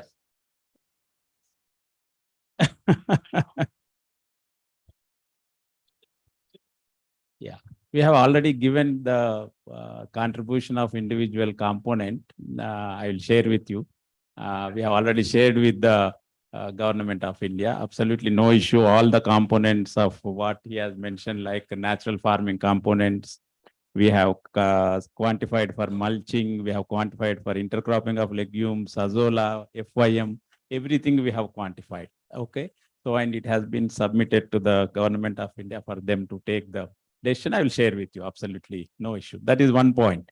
Another important point what I want to make is whenever we talk of experiments related to either regenerative agriculture or organic farming, they need, we have to look them in a different perspective. It cannot be for 1 year or 2 years, because we are talking of changes in the soil biology, talking of changes in the microbiota, everything. And their impact starts after stabilization. maybe after 5 years or 6 years. So as far as my knowledge goes, subject to correction, if anybody has, out of the 1200 papers which we have referred, there were only 2 papers who have conducted experiments beyond 13 years, wherein we have concluding results, how earthworm activity has changed, all the indices with regards to soil, crop, say what you call microbiota, everything. There were only 2 experiments, and there weren't any experiments till date in published in any of the Web of Science journals that have been published. That is one thing which I want to share with you with regards to the questions what you have asked. Thank you, sir. Hello, can you? Yes. Yeah, good afternoon. This is Professor Dilip Kumar Sen from IIT Kharagpur. Regarding this natural farming, my point, can you have a sustainable model for the natural farming or regenerative agriculture? Such in the sense should be input resource availability and the mechanizations. Mechanization is very, very important for the inputs. So, and also, as Director from Manoj has mentioned, we are giving DBT, direct benefit transfer to farmers, who use around for the cow based biopesticides. I don't think this can be sustainable one if you can rather you can have a local organizations who can produce this biofertilizer, biopesticide, and you can give farmers. That can be more benefit because farmers have their own priority. Giving cash to farmers, we cannot ensure they are using the cash for the purpose we are giving. Rather, we can give other benefit like the farm produce can be sold in a premium price. Suppose they are growing natural farming, we can have a brand, natural farming, and the farmer can be paid higher price as compared to conventional price. That can be one type of benefit to farmers instead of giving the direct cash to farmer. This is one issue. And the other thing I want to just make a highlight regarding the non-response of the cereal crops to organic farming. What we have seen, we can make response of cereal crops by changing some management technique. Suppose you go for the organic compost applications. By split applications, you are able to get the good yield as compared to one-time applications. Because especially you compare cereal crops like rice and tomato. Rice is a determinant crops. This needs nutrient at specific growth stages. You don't apply, then you are missing the bus for the higher productions. Not in case of tomato. Being non-determinant, if you delay application of fertilizers or constraints of availability, we can maintain productions even if you are organic farming. Yeah, thank you. So we'll close here. I think only last one statement I have to make, which Dikshit was saying, and I think Jane can contribute. So there was some work done by CEW with regards to mapping of the sustainable practices. Have gone through. So in the country today, what are the sustainable agricultural practices that have been mapped? I think that is very relevant from the point of view of regenerative agriculture. That is one thing. So if we want to really look at the combination, the potential and all that. And what we have done is looking at that, what you have done, we have gone one step ahead and we have mapped them with regards to their adoption today and the potential what they have. We have put them in X and Y, so what to call map. And then we said that how much of adoption is taking place today and what is the potential that is available. So it would be possible. That will be an, so what you call analysis if we can do. I think we can give a direction. What are those potential technologies that we have today? Because there are barriers for each technology. So based upon that, farmers are not adopting. So I think we can do it such analysis. I will share you that what analysis we have done. I think the potential for these regenerative agricultural practices can be mapped. That is my viewpoint. And I thank all the so what to call panel. Yeah, please.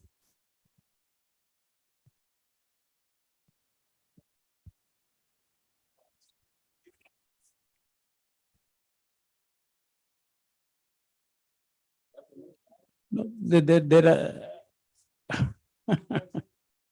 there. So that now, Sureshji, there are much bigger issues. Say we have to talk at the farmer level is one aspect. Then consumer. Then the most important thing is food security. Okay, so if we are going to if everybody adopts natural farming or regenerative agriculture, that's the reason why I said in the morning. So we should not look at regenerative agriculture as a substitute to the conventional agriculture. It should be looked at how it can adapt into the local conditions and how it can improve the situation. So there are bigger issues, what I feel.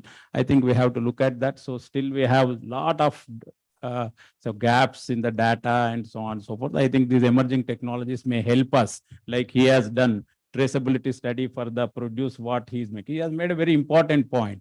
Say leafy vegetables, they get damaged very quickly after the harvest. So that means, so what you call, how we can bring it to the market. So traceability studies, for building of the farmers trust and all that. So there are many issues.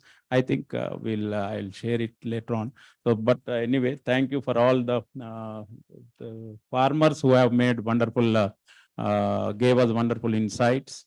Dikshit ji, always, as usual, he has been, so what you call, critical for the observations and all the three presentations.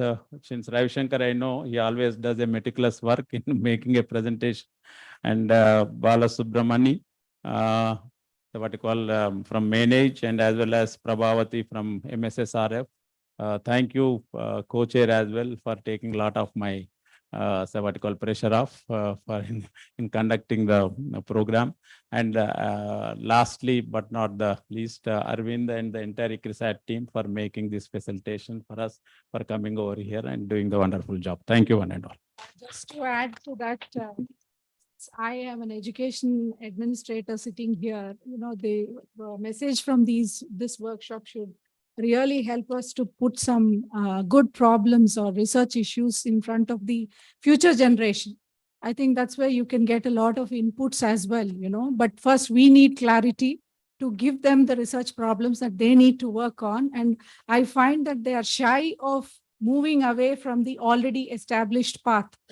We always ask them to go a little more creatively with an open mind to discuss the issues, but they are always sticking to the whatever has been already proved. They are reproving all the time, and I think that we have to encourage them to break so that we get more innovative approaches to certain hard shells like these. Thank you very much to the organizers, Dr. Arvind Kumar and team. Thank you for inviting me here. Thank you. Okay, thank you, everyone. So just quickly before we go out for the health break, we are a bit behind time, but I'm sure we'll still be able to make it. So we have a tea break outside where we had the one in the morning, and then some basic housekeeping issues. In the evening dinner, it's at 7:30 p.m. It's at the iMod Plaza. So where we have our breakfast, there's an open space there. But if anybody has issues, you can check. So that's where we'll be having the dinner. It's called iMod Plaza.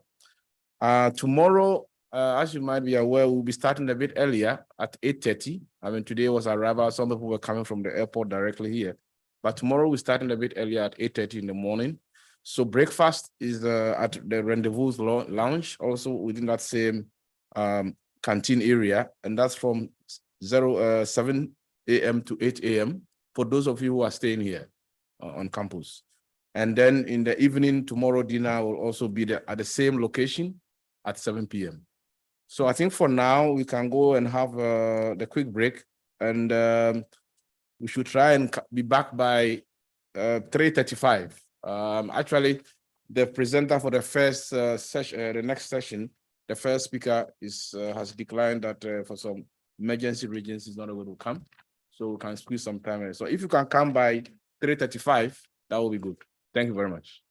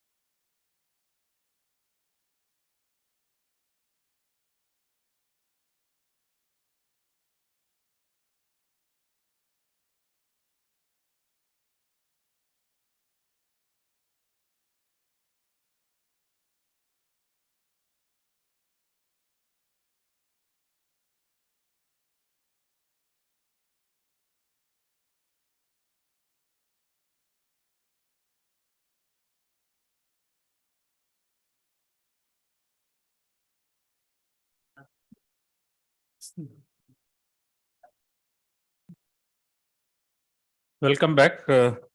Now we are in theme 3, natural farming, regenerative agriculture, linkage with the household income, nutrition, and livelihoods and value chains.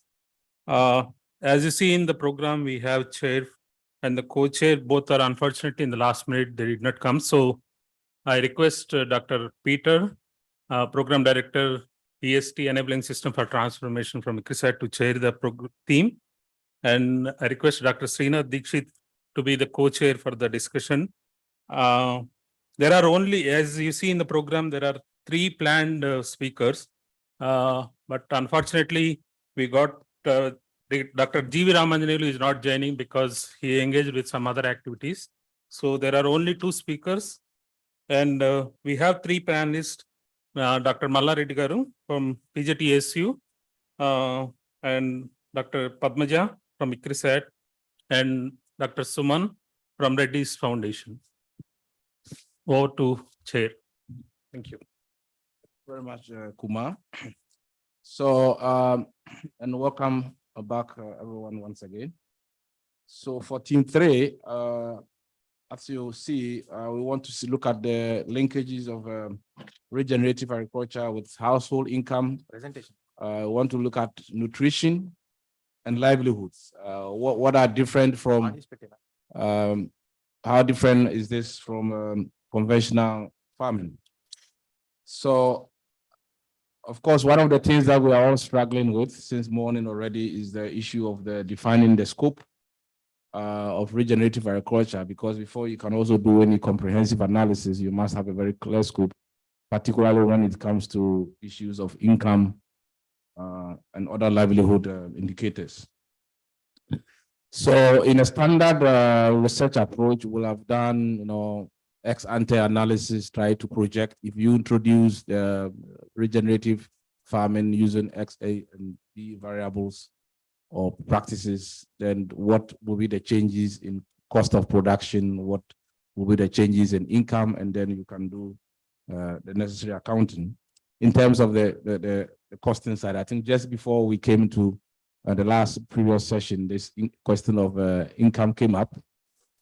Of course, if at the end of the day, we talk about everything and we don't, the farmer is not going to benefit in terms of the income, that's going to be an issue. Or of course, there must be a trade-off. So if, for example, we are talking of carbon, then of course that environmental benefits may also be compensated for in terms of cash.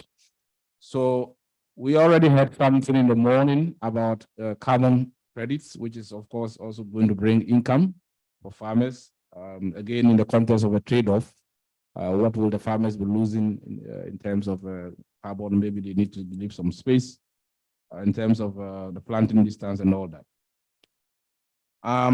So for this section, as we already had, we're now going to have only 2 main speakers, and we want to see these linkages and what examples we have, and then we can take the discussion further. So without much ado, I'll call on my colleague, ML Jat, to present on regenerative scaling, regenerative agriculture for food, nutrition, and environmental security. But before he does that, we have 3 panelists that I want to introduce.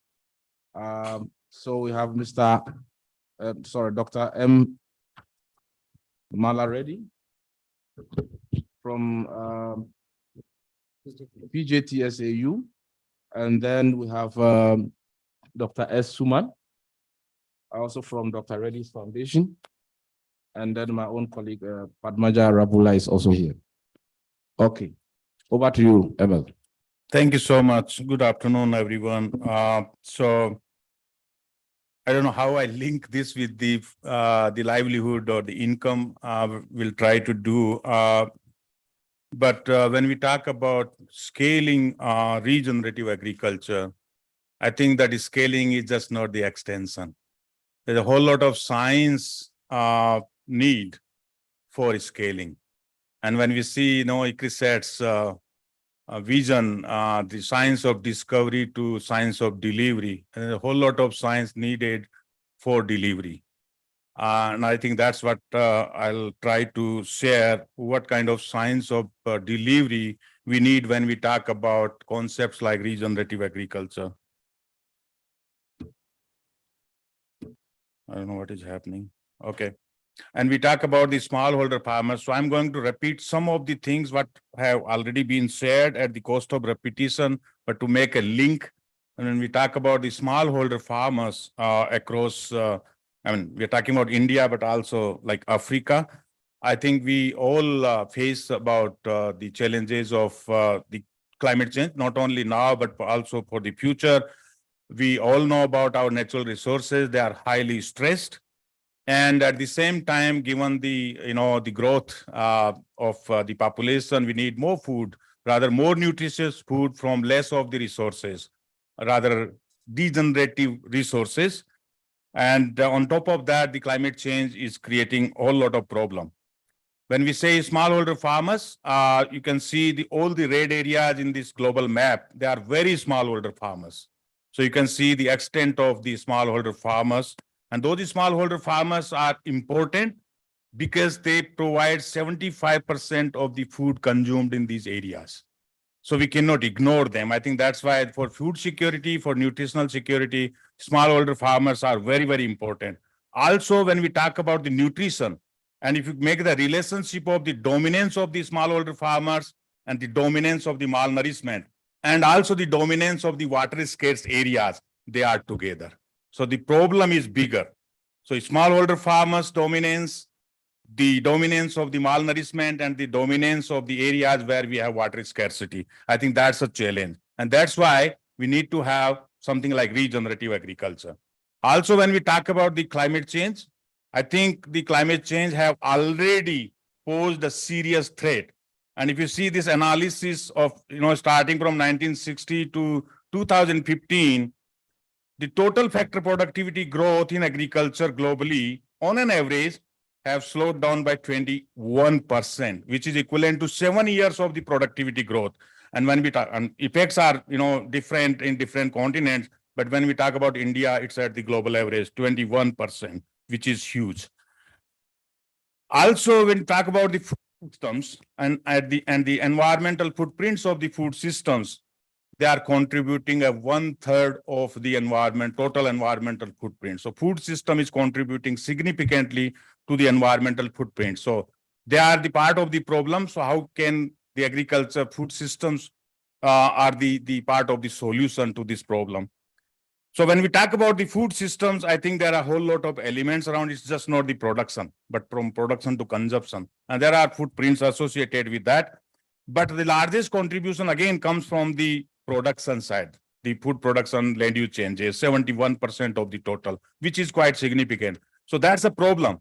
But how we translate that problem into an opportunity through, like what was mentioned about the carbon credit. There's the potential for income for the farmers. Water, we all know about. We are already a water scarce region where we are working, especially the drylands. And the water availability is set to go to 550 cubic meters per year by 2050. And I think that's not sufficient. And whereas the precipitations are really unreliable, and you can see this year, what is happening here in the region, what is happening in Eastern India, it's all drought. So I think that's really unreliable. If you put together all the water, the rainfall of the country, average is same. But it's creating a problem everywhere, somewhere because of more, somewhere because of the less. At the same time, we're talking about regenerative, and I think biodiversity is the key. And there are a lot of loss of the biodiversity with all the projected changes in the temperature. So with the all, predicted 1.5 to 2.5 degrees Celsius temperature rises, 20 to 30% of the species will be, at the risk of the extinction. If you go further, then 40 to 70% species will be, at the risk of the extinction. Also, when we talk about the marginalized areas, dryland areas, where, they are dependent more upon the pollinators, where there is a problem because of the climate change. And those are on the risk. So I think we need to correct those. Without that, I think we cannot sustain the agriculture.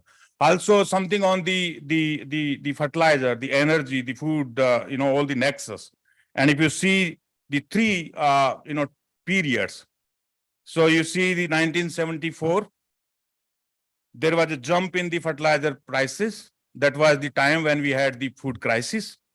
2008, we had food crisis. There was a jump in the fertilizer or energy prices. And now what we are experiencing, you can see this big jump in terms of the fertilizer prices globally. And which was like multi-fold increase in the cost of the fertilizer. And if you put together, how much is the increase in the cost of the fertilizers over those period, I think is significant. So the way we are doing and what we discussed, the way we are applying fertilizers or managing fertilizers or the nutrient, that will not help us in addressing some of those challenges.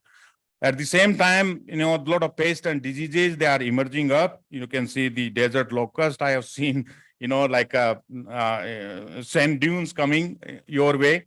That way, I have seen in my own village, a lot of fall armyworm problems. Now the diseases like rice, in Northwest India, there are 30%, spread or losses or something happening. At the same time, if you see the global cropland extent and the change over past 20 years, I think the areas what we are talking, either we don't have any scope for the extensification, because whatever areas which we can brought under cultivation are already there, so there is no scope for expansion in area. In some areas, the extensification, for example, in some areas of Africa is happening, which is also not good. So I think we need to have sustainable intensification. And that sustainable intensification needed, because when we talk about the sustainable development goals, we left only with the 8 annual harvest. Just 8 annual harvest. So I think we need to move faster to stop degenerating our natural resources and regenerating them. And I think for that, we need regenerative agriculture. So when we talk about regenerative agriculture, I think several definitions were given in the morning session, but I think the very simple thing is it uses soil conservation as an entry point. So the soil is the basis for regenerative agriculture that enhances not only the environmental, but also the social and economic dimensions of the sustainable food systems. So that's what the regenerative agriculture is. And if you talk about the principles and practices, I think when we put together the no-till or the soil cover or agroforestry or soil carbon sequestration, all those things, and there are set practices for those things which are here and there. I think we need to bring them together towards regenerative agriculture. Now, when we talk about the strategy for systemic transformation toward the regenerative agriculture, I think what we need a quality science. The science for the food systems transformation toward the sustainable development goals.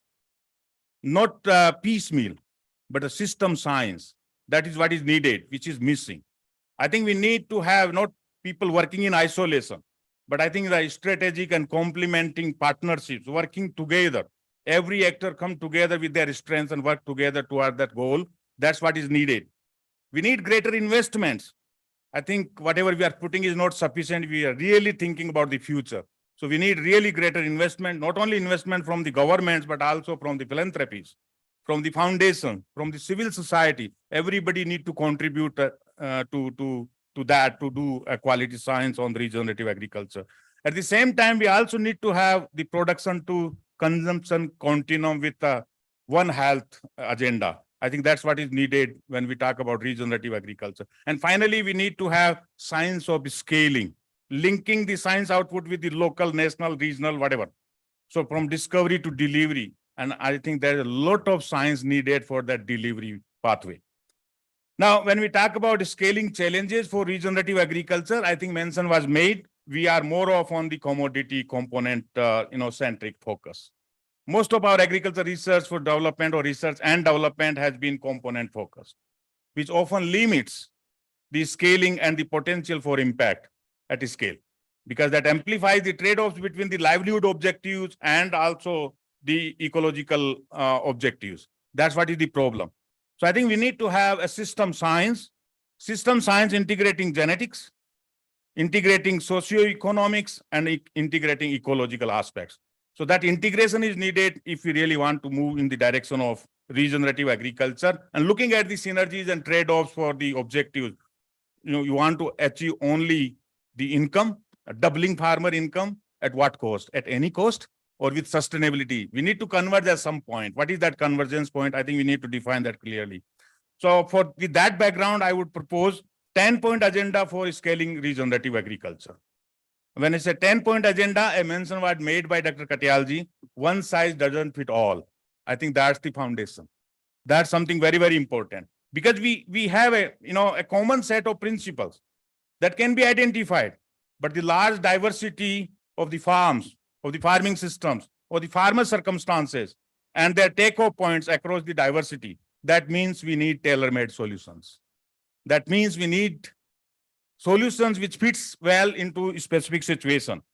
So the first, the agenda is to integrate genetics, ecological and socio-economic innovations and information, and consider whole farm and the household issues rather than commodity components. So that's the first strategy towards taking regenerative agriculture to the next scale. And for that, I think we have a lot of good work going on. The colleagues here at ICRISAT have developed good tools, like a toolbox for designing the sustainable farming systems, taking into consideration all the aspects of the sustainability domains, whether it's a productivity, economic sustainability, human well-being, social sustainability, environmental sustainability, and keeping all those things in view, you can design your farming system, which takes you towards the sustainability. The second one is, I think when we talk about regenerative agriculture, it may or may not work in each and every situation. We need to explore where are the opportunities, what are the situations, what are the crops and commodities. So mapping of the crop types and prioritize the cropping systems or the farming system for deploying RA or regenerative agriculture is something very, very important. And our colleagues have done it here at ICRISAT in order to define where are those crops, double cropping, irrigated, single cropping, or rain-fed double cropping, rain-fed single cropping, legumes and others. I think we can find where are the opportunities for deploying regenerative agriculture. So there has been a significant science advancement using geospatial analysis, big data systems, and we can define the domains where to take the regenerative agriculture in India. I think when we talk about the fertilizer crisis, how can legumes play important role looking at those crop types? And people talking about nitrogen. If you don't put nitrogen, your crops look like. So N is like where you put nitrogen, and other area you don't. You can make your nitrogen, right, on the crop. So I think that's the importance of the nitrogen. But I think legumes, through the power of the biological nitrogen fixation, can help us. And I think legumes has a potential, grain legumes alone has a potential to fix 35 teragrams of the nitrogen annually, which is huge. And I think we need to target and need to make use of that for regenerative agriculture practices. Now, the third one is on targeting bundled system solutions, not this isolation, but bundled system solutions, looking at the three pillars of the sustainability: the people, the planet, and the profit. Those are the three pillars of the sustainability. So everything is important. And I think that's how we target, through bringing congruence between those three pillars of the sustainability, which are the core objective of the regenerative agriculture.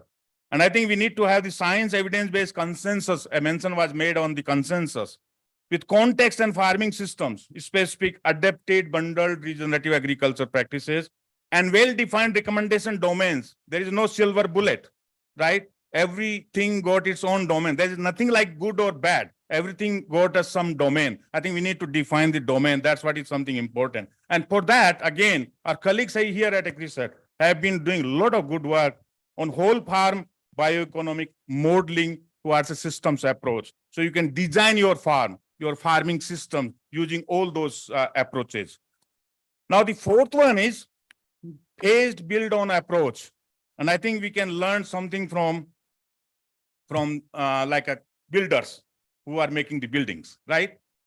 Neither we have a full package of regenerative agriculture ready, nor those can be developed overnight. But at the same time, that doesn't mean we should wait for long. I think we need to start. And that's what is the phased approach. So what we have, we can take that forward and integrate those practices, and on rest of the things, yes, integrate those things, and rest of the things we start doing research. So, when we talk about the builders, they start the construction, even the pre-launching, they sell someone, take use of that money, and then they start building. They give the, half-built house to someone, and then they take that money and build on. And some people, they take after the completion. So that's the phased approach, and that's how they make the building. I think if they put everything and wait until the end, that I will complete it and sell it, I think that may not be possible. And that's what is the approach we need in regenerative agriculture. Now, we talk about the regenerative agriculture. A mention was made again on the power of the biology, of the soil biology. When we talk about the regenerative agriculture, I think we need to think about the long term. How can we build our soil biobanks for regenerative agriculture? We need to establish those. We need to make investment around those, because there is a lot to go into the soil microbiology. So, and they are linked with the human health and all those things. So I don't want to go to the details of those things, but I think there is a whole lot of research needed around this if we really want to make regenerative agriculture successful. Also, we need to harness the power of digital tools. There are so many digital tools. We should be making good use of the digital tools for scaling regenerative agriculture. So again, I don't want to go to the details of artificial intelligence, machine learning, and all those things, but there are a whole lot of tools. How can we harness the power of those tools for scaling regenerative agriculture? The seventh one is on approaches, tools, protocols, processes for ecosystem services towards environmental, social, and economic dimensions. I think that's what is something very, very important. The potential for example, the potential for farmers to directly benefit from the soil carbon sequestration may not be much, but what was mentioned, like you need to put a life cycle analysis. How can we capitalize on that? But we need to have those tools and techniques and those approaches to quantify, to evaluate those ecosystem services and really create a pull factor for the farmers through those incentives to adopt regenerative agriculture practices. And I think these figures were shared by Usaji in the morning. We put them together. So that's the power of regenerative agriculture. That's the value what we can generate. The 8th point is define business models and market opportunities for regenerative agriculture. So we need to identify the potential niche for scaling and accelerated adoption of regenerative agriculture. So you need to have a business model defined for that comprehensively assess the consumer perception and preferences, the market size, whether the local market FPOs or the regional or the international market, and the entrepreneurship opportunities, agricultural produce versus the carbon markets, bringing them together. And I think Usaji have cited that example. So I think we need to build on that. And when we talk about the opportunities for the carbon farming, I think a whole lot of opportunities, because everybody got an obligation to go carbon neutral. So how can we tap into those resources and help farmers for adoption of regenerative agriculture? And I think the market size for the carbon credit trading is $300 billion a year. How much we can harvest from there and take it to the farmers, I think that's what is something important. And recently, our Indian Parliament have passed the bill to set up a nationwide carbon trading market. So I think it's very, very important to move in the direction of the carbon trading. The 9th one is on capacity development and certification courses on regenerative agriculture. I don't think we have any course on regenerative agriculture. So if you are not teaching those young people how they can take the regenerative agriculture forward, we need to have some certification courses. And I think we are discussing, we at the Dryland Academy at the ICRISAT, I think we are thinking about those kind of courses, but I think we need to have more. But at the same time, to do all those capacity development programs, we need a center of excellence on regenerative agriculture. If we really have a bigger plan in this country for regenerative agriculture, we need to establish a center of excellence on regenerative agriculture. Finally, the science evidence-based policy and investment. And I think when I take conservation agriculture as regenerative agriculture, you have all the wins, which we worked on over 2 decades, that meets all the targets. And that takes us towards the sustainability. But I think, as I said, there is no silver bullet. So the optimization of regenerative agriculture or conservation agriculture, that requires to the location-specific performance. I think that's what is need to be done. And if we can do that, I think we can contribute to a lot of sustainable development goals. So you can see If you go with the subsistence agriculture, which is negatively linked to several sustainable development goals, but at the same time, the conventional agriculture is also negatively linked to the several sustainable development goals. But conservation agriculture or regenerative agriculture directly linked to 8 sustainable development goals and indirectly through enabling policies linked to other sustainable development goals. So I think if we really want to achieve those sustainable development goals in the next 8 years, let's promote regenerative agriculture, but that needs a lot of work, a lot of investments, a lot of capacity development programs. With this, thank you so much for this opportunity.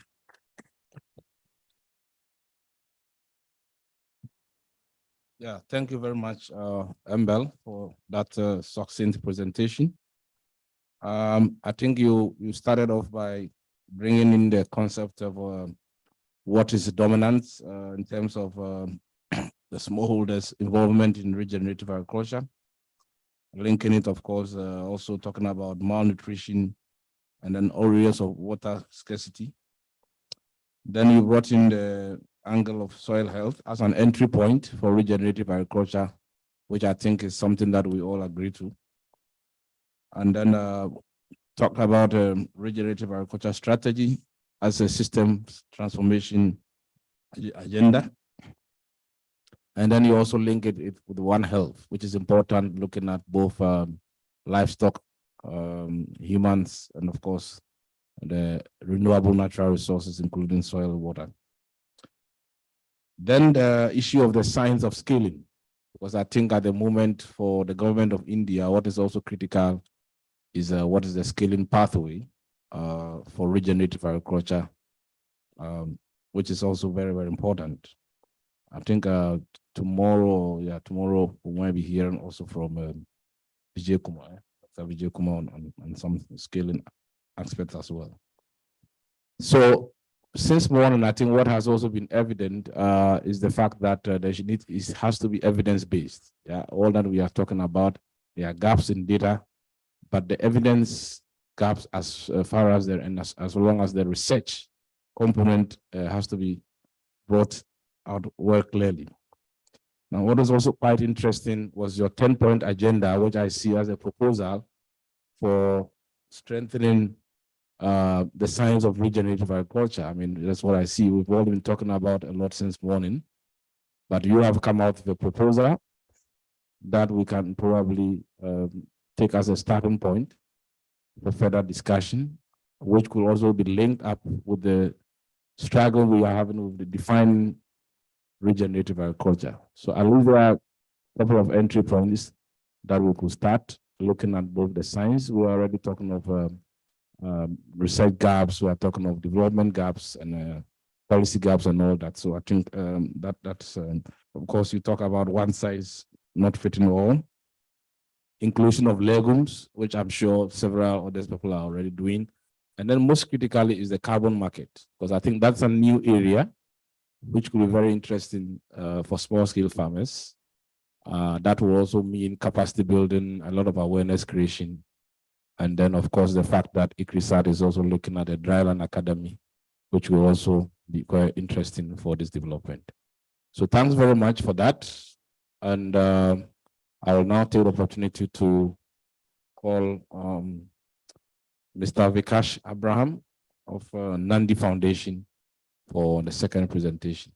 Thank you. Thank you, Dr. Jat. I think you covered everything. I don't need to do my presentation. I can skip. But one of the key takeaways is urgency. In your presentation, what you've said is we've got climate change, we've got a water problem, we've got a fertilizer crisis. And the problem now is how quickly can we address this? So regenerative agriculture is about how fast we can scale it. And that's what's going to help us, right? I represent Nandi Foundation, and I would like to thank Dr. Arvind for having us here, ICRISAT, as well as DST. And I love the fact that you brought in the urgency to bring this community together. You said you took 15 days to set this whole thing up. So thank you for that urgency that you brought in to create such a beautiful community here. Nandi has been working with small farmers across India for the last 20 years. And we work with regenerative agriculture. We didn't call it regenerative agriculture earlier. Only in the last 3-4 years, we've been calling it regenerative agriculture. But from a concept point of view, we've been always working on this. And I would like to just share one challenge that we have, the biggest challenge that we have, and a few things that we have done or tools that we've used to address this challenge. The biggest challenge is a human challenge. It's behavior change. And it's not just behavior change, it's not just one community of behavior change, but it's across the entire spectrum. Be it a consumer, be it a farmer, be it investors, be it policymakers, be it scientists like the community here. How do you bring in behavior change? A few things that we did that helped us, we'll just quickly go through them. When we worked with farmers, today we have consumers who want things in 10 minutes. You want food to be delivered to your house in 10 minutes. You need convenience and it has to be quick. Why do we expect farmers to do something differently? Meaning, how do we expect them to go back into drudgery if the agriculture demands that? Unfortunately, the community is not ready for it. We were pushed to the point where we had to innovate. So what we did is that we looked at the farmer from a behavior change point of view, and we tried to bring in convenience, a quick turnaround. When I say quick turnaround, it's about how quickly can you bring the yield back? It's about how quickly can you produce vegetables in a plot which has 0.23 carbon or stable carbon levels. If we can't change that, we can't bring regenerative agriculture in. So what we did is we came up with an innovative model called a regenerative agriculture hub, where the hub addresses all the needs of the farmer, be it soil application, be it the foliar sprays, be it seed, sapling, and most importantly, the market to buy back the produce. The hub became that one-point solution. And what we were able to bring into the hub is the science related to regenerative agriculture. This has worked quite well. So bringing convenience as well as quality to the farmers really helped changing their behavior. The other thing is the consumers.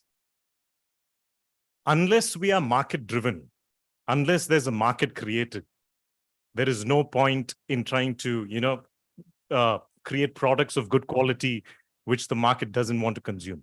So we've always focused at the market and looked at what the market needs. And how do we take a produce to them which is of high quality? One of the examples is the brand that we build around the coffee. So we have, what you see here is a shop in Paris that we have. It is a high-end luxury brand, very high-end coffee. It's about lifestyle. We've got designer products along with it, but we kind of build towards the market. So that's how you help the consumer understand the need of regenerative agriculture. You start with taste, you start with food. Without money, nothing works. From 2010, we've been using carbon credits as an investment option for us. So we've had European companies that invest in us through a livelihood fund. 2010, we started that. Fortunately, in the last 2 years, the interest in carbon credits have gone really high. So a lot of our revenue comes through carbon credits. We set up social businesses like the coffee business that I showed you, as well as vegetables that we have. So we develop social businesses where we have a produce that the consumer wants to buy from us. And hence you have the money flowing in, as well as we have the third model of CSR and philanthropy, which we use to kind of enable farmers, small farmers, to kind of push into a space where their soil fertility goes up. And for policymakers, the whole organization is science-driven. So science is what we would like to work on. Data is what we would collect. Especially, we have partners like ICRISAT. So I think last year, if I'm not mistaken, we did around 14,000 soil samples with ICRISAT. Even today, a colleague of mine has just given a sample for biological testing. So it's great to have partners like ICRISAT. We work with Tata Cornell, as well as we work with agri-tech companies who enable us to kind of take this forward from a data and a science perspective.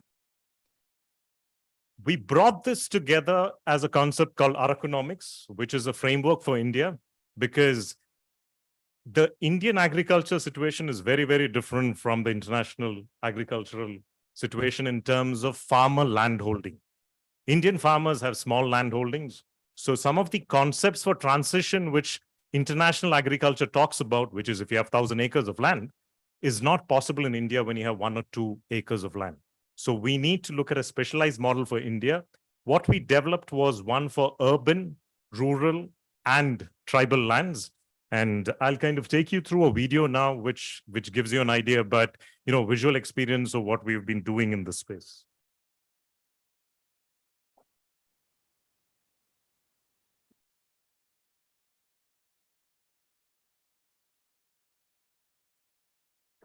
Food system, the profit is not meant for the farm. We need to create a movement around food. By 2050, we will show how farmers always can be profitable.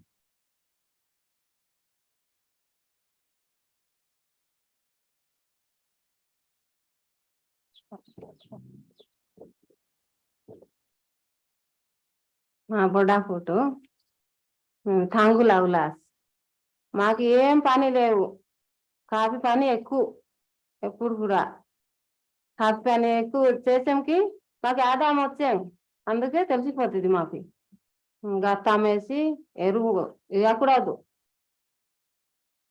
ముందు ఏం లేదు ఇంకా మాకి ఏం కూడా చేస్తే పనికి రాదు డబ్బు రాదు మాకి డబ్బులు ఏం దొరకదు. Food comes because somebody is somewhere growing it. If they do not make profits, you won't get food tomorrow. Profit determines the way the ecosystem works. So just by looking at profit as a focus, we can change the entire food system. I've been running the Nandi Foundation for almost 21 years now. By 2050, we will show how farmers always can be profitable. We created our economics to cover 3 big elements that encompass the idea of food. The economics triad called PQR. P refers to profits. It says as a treatise that we should look at food beyond just a piece of energy and understand the economics in a holistic way. In the food system, the profit has been created in such a way that it is not meant for the farm. All the people who control capital, who control power, were all on the market side. So our economics propounds an economic framework which can guarantee that every farmer can make sustainable profits.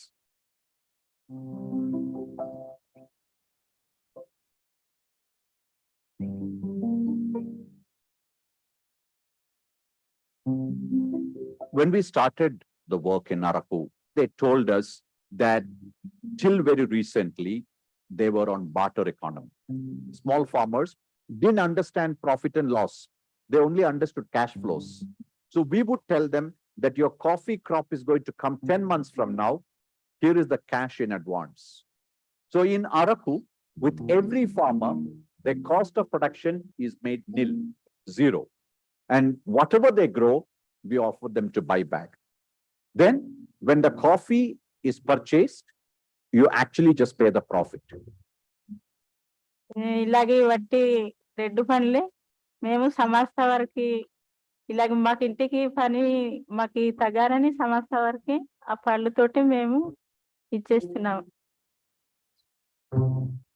आमचा माल चांगल्या भावामध्ये जात आहेत आणि त्यांनी घरून माल नेऊन त्यांनी मार्केटमध्ये विकून आम्हाला ऑनलाईन कॅश आम्हाला चेकद्वारे आमचा वेळ वाचत आहे. Once that cost is taken care of, whatever you pay the farmer after that, which is called the price, is actually the profit. Q refers to quality. Food should move towards what is more nutritious. We need food to be determined for its intrinsic value based on what nutrition it offers. And if we look at it that way, it will bring out farmers to make more money, to create more nutritious food. And for that to happen and be sustainable, We have to ensure that the agriculture is regenerative and the food is nutritious, because the other form of terminal agriculture made agriculture expensive year after year. R stands for regenerative. R looks at the way we produce food. Is it something that's actually adding life to the planet? Is it making it regenerative? It's time we realize that life below the soil actually sustains life above the soil. My colleague David Hogg helped us to develop this science. He taught me early on that food comes from agriculture, not farming, because farming is an economic activity. It's just a transaction. Agriculture is a culture. It's a way of life. My job in Nandi is to basically dream an ideal agriculture. Most farmers are perfectly willing to go to an organic model if you provide a methodology which is practical. If you go to the Western Ghats, the Western mountains of India, they've been growing coffee like for several hundred years, and they grew it in the rainforest. Here, the forest had gone. We had to recreate forest, and the soil was degraded, so we had to build up the soil.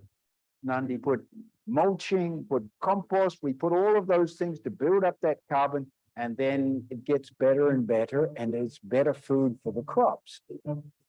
Because of the need for a quick turnaround of crops, farmers don't have time to deal with the crop stubble. And so the habit has been, just burn it. All of that precious carbon creates this pollution. It literally closes down Delhi every year. Nandi Foundation would go in there, take these thousands of tons of crop stubble, compost it, and then give it back to them as fertilizer. There was all these goshalas, which are cow shelters. And in these cow shelters, you had this aggregation of cow dung. We were taking all that beautiful cow dung and overlaying it with the carbon. You had the perfect recipe for a perfect compost. और फिर हमने इनसे जो इन्होंने हमें cow dung इसका compost बनाना सिखा दिया है, तो हमारे जो बहुत सारा जो खर्चा आता था वो खर्च कम हो गया, जो हम खुद की अपनी पेस्टिसाइड जो हम यूज करते हैं, खुद अपनी दवाइयां खुद बना लेते हैं. So as we speak, we are opening up more composting centers. They get all the biomass, all the waste. We add the microbes and create eventually from there nutrient-dense soil. That way, we make India regenerative. Araku was the food experiment that we sustained for over a decade to prove that our economics can happen. When we were figuring out that this can go at least pan-India, we said, if we divide India into three, it's basically tribal India like Araku, rural India like Wardha, and urban India, Delhi, Hyderabad, etc. So we ended up creating three different models to experiment in large scale. So as a proof of concept, we had this RAC, or this Regenerative Agricultural Cluster, demonstrating how this method works. Nandi would take this compost, grow the crops, provided this to the farmers. They then started growing that, and then we had this guaranteed buyback system, which enabled them to do this thing on a sustainable basis. We did the same thing in Delhi. मान लीजिए अगर हम पहले अपने वही पुराने ढर्रे पे चलते तो अच्छा नहीं था उसमें, लेकिन अब ये है कि हमारी सोइल उस टाइम तक जाते जाते इतनी बेहतर हो जाएगी, तो उसमें हमारा फाइनेंशियल सपोर्ट हो जाएगा. आणि जसं उत्पन्न वाढलं तसंच आम्ही आमच्या मुलांचं एज्युकेशन पण चांगल्या याच्यामध्ये करू शकतो. तेव्हा भारताचं भविष्य घडेल. आज मुलं घडले, उद्या भारत घडेल. We bring machines, we bring tools to make farming have less luxury in it. Nothing of that kind in an entrepreneurial manner has ever been given to farmers in like a large scale. We need to create a movement around food, and it should look at these three questions. Every food that you eat, can you ensure that the farmer who produced it made profit? Can you ensure that it's good for you? And can you ensure that it's not at the cost of the planet? We saw the magic. This can become a worldwide phenomenon. This is what the people of Araku have to offer to the world. It's not just they offered the best coffee. They just offered an idea on how every farmer can be profitable. That should be the real cost of food. 2050 could make India to be known for food, for agriculture, and the way we deal with the planet.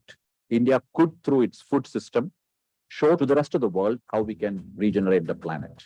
Show the world that India can feed the world in the most sustainable manner. That's really what India's legacy could be. That's when I would like to think India is reborn.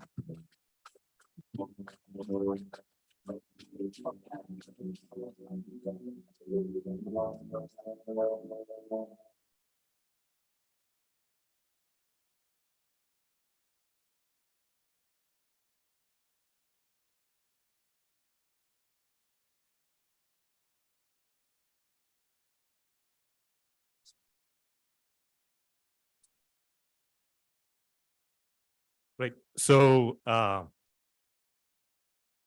the presentation is done. That's it from my end. Would love to collaborate with all of y'all. Please reach out in case there's any questions on this, or if you have 5 minutes, I'm open to take anything now also. Right.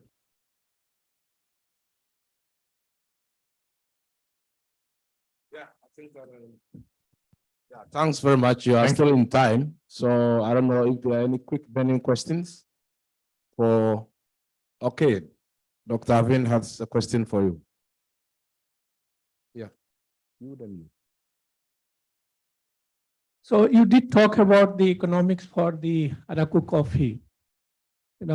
How does it work with the vegetables and others, especially in the rural areas?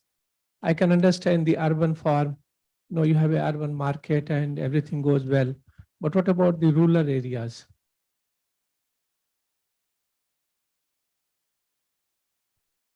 Okay, ML, you want to ask your question so that you can take both? Yes, okay. Just, first of all, I wanted to compliment and congratulate for the great work.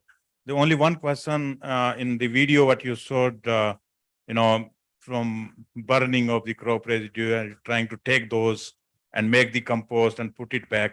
Have you also looked at the environmental footprints of this whole process? For sure.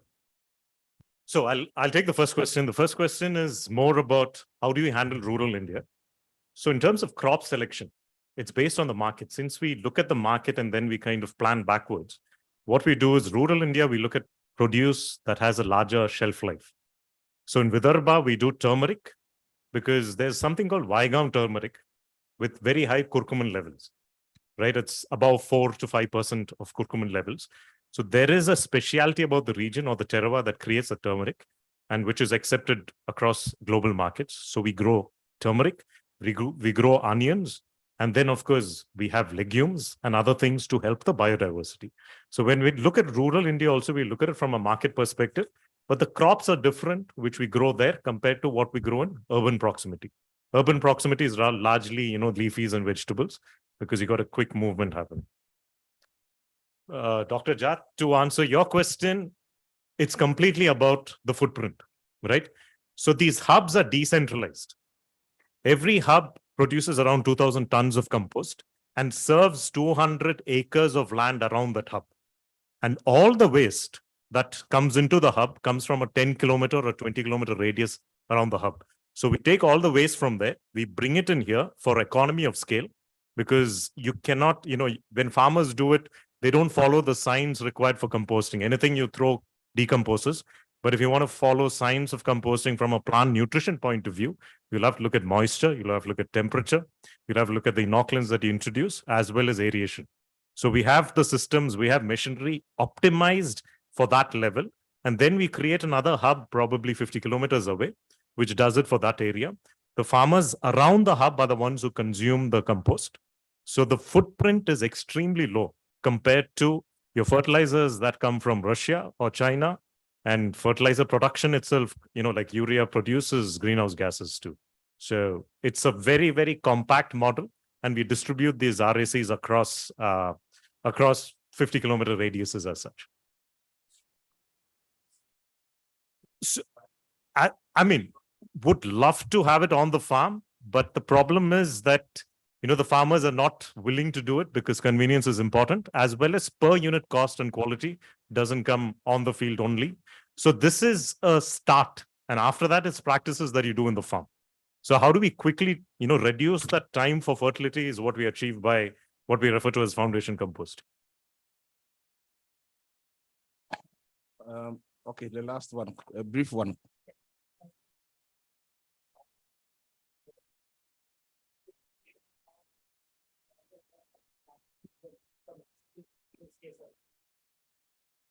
So we work on different models on carbon credit. What we do, there are two models. We do agroforestry as well as sustainable land use management. These are two ways that carbon credits are got. We do it in the CSR model, not CSR, sorry. We do it in a model where there is a fund that comes in and gives the money upfront, right? So they do a 20-year project with us, and the trees that are planted and all the activities that are needed are sponsored by the fund. We plant the trees. We ensure that there are more than 22 species of trees. The trees are planted in such a way that it either gives nutrition or gives a cash crop or gives timber to the farmer themselves. So we plan it out, for example, in a coffee plantation. For new coffee plantations, when the tribals want, first we plant the shade trees. And that shade tree is sponsored by the carbon fund, for example, right? Then your coffee trees are sponsored by them. So the farmers actually get the produce without the cost of having to invest in composting, etc. So the compost is given free because there is a sustainable land use management benefit of carbon. So we're able to use the fund to create an ecosystem that farmers can utilize and get either a cash crop, a nutrition, or a nutritional benefit or something that they want. So the fund is not directly given to the farmer because it'll be very small amounts. We integrate it as part of a larger program, but the fund comes in for this as such. Thank you very much.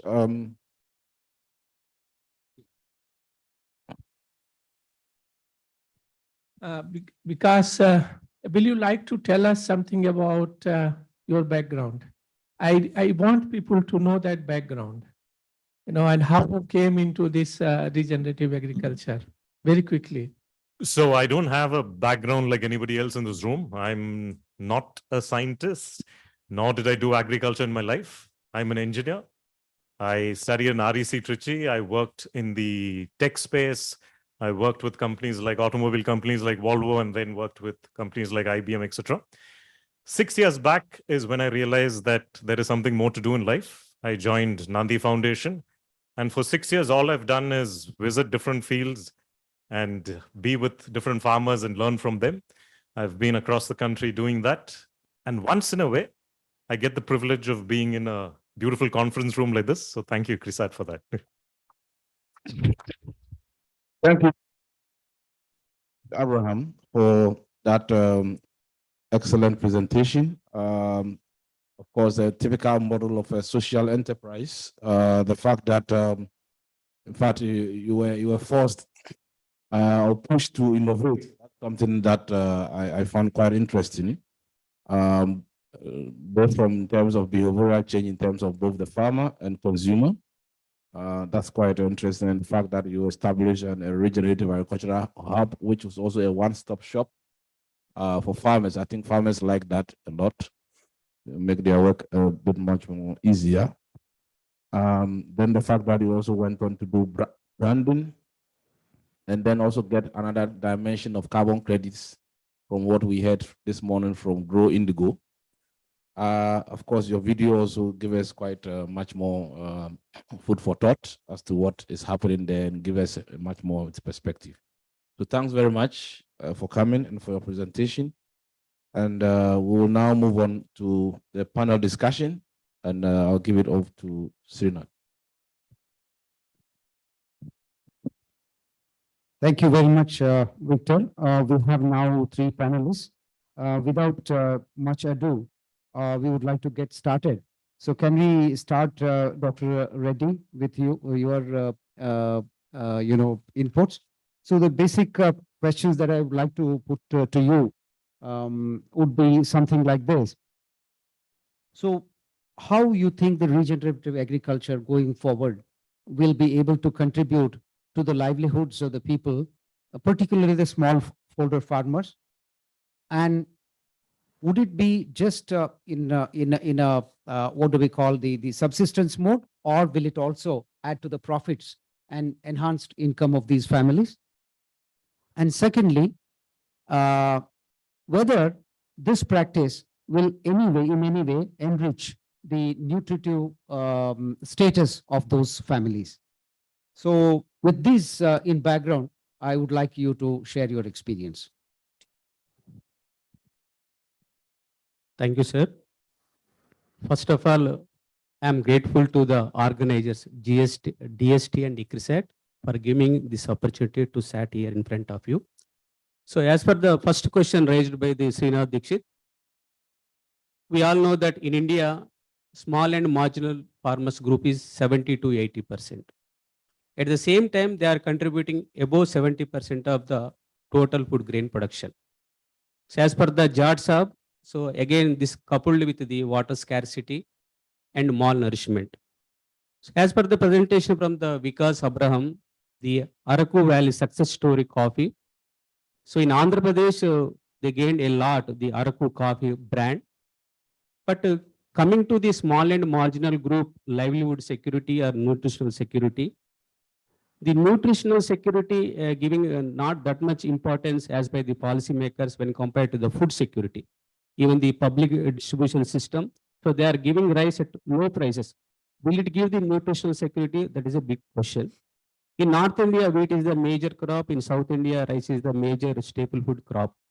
For a small and marginal farmers that to illiterate with fragmented land holdings, we should, the policy maker should provide incentives for encouraging regenerative agriculture, because it is a one of the innovation brought by the Nandi Foundation among the tribal farmers for promoting the organic coffee production.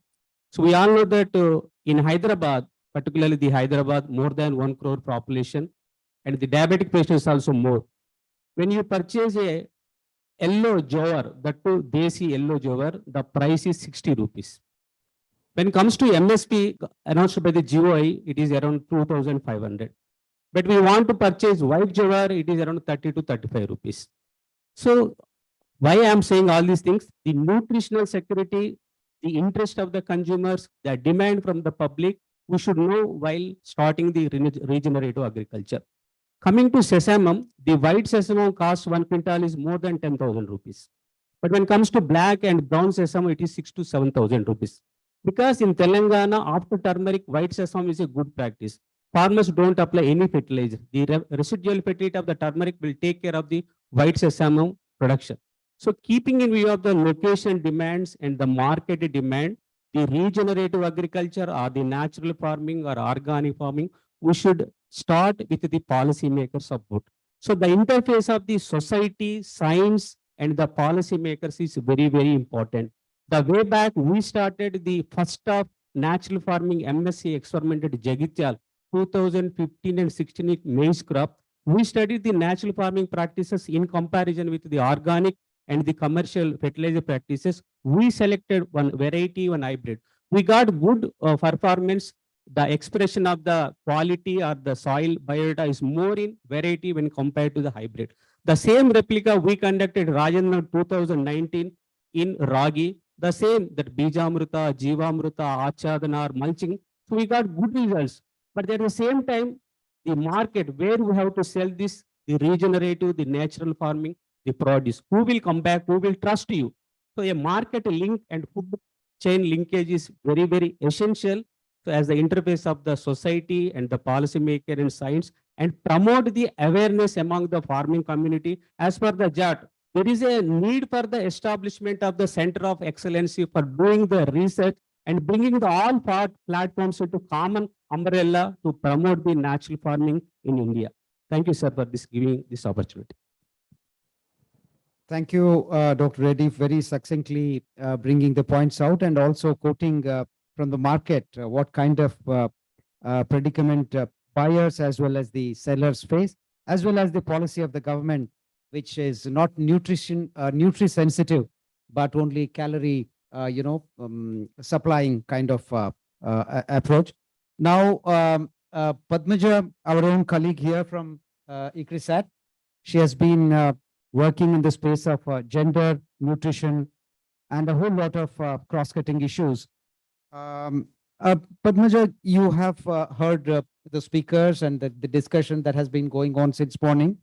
Keeping in view this particular topic, how do you think the regenerative agriculture will pan out for particularly the women, children that are at the marginalized, that are marginalized and are suffering from various kinds of deficiencies, particularly nutrition deficiencies and anemia and things like that. So do you see that going forward, this regenerative agriculture in any way will alleviate the situation?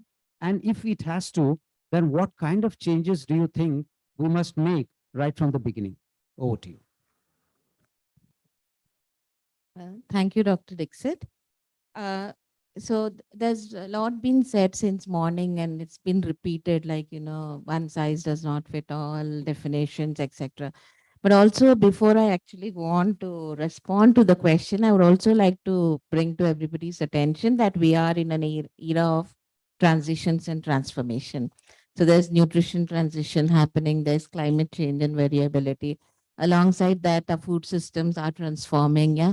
There's transformation in gender and social norms and relationships. So we need to keep that in mind when we talk of regenerative agriculture also, because all these also have an implication on how we can take regenerative agriculture forward.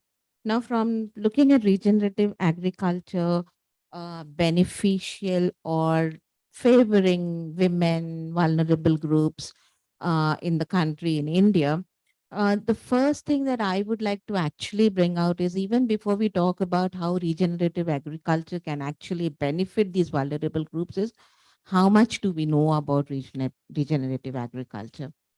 So we have smaller case studies, we have small pockets of data, but we actually need that evidence. Only when we have a sound scientific evidence, we could actually try to see how we can make it beneficial. What are the entry points for women?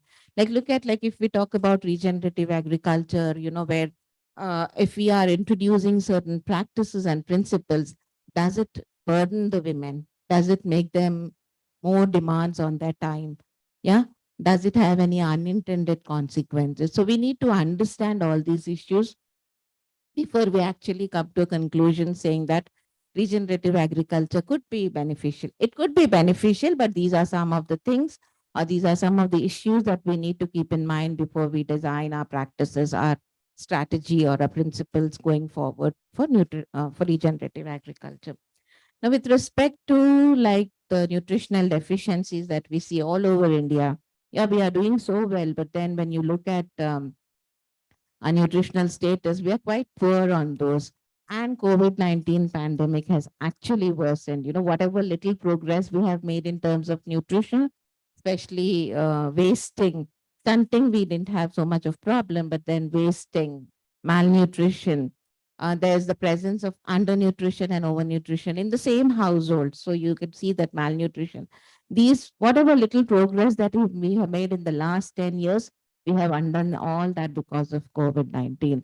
So we need to understand, first of all, like, what are the various deficiencies that women, the marginalized groups are facing, and how, like, there's a lot been said that, the products that come out from regenerative agriculture do have increased vitamins and minerals in them. Like, there's 11% increase in calcium, there's 14% increase in potassium or some. So there are some studies that show these, but then we also have to see that over the years, since the soil health has also kind of like degraded, or we're not getting those nutrients into the crop, we need to understand where do we need to begin with, like, what is the current levels, and then how we can get them into the crops. That's one challenge. But then the second one is, not everything that we think is nutritious that you get it from the crops, all those nutrients will be absorbed by the body. So if you eat a carrot, which is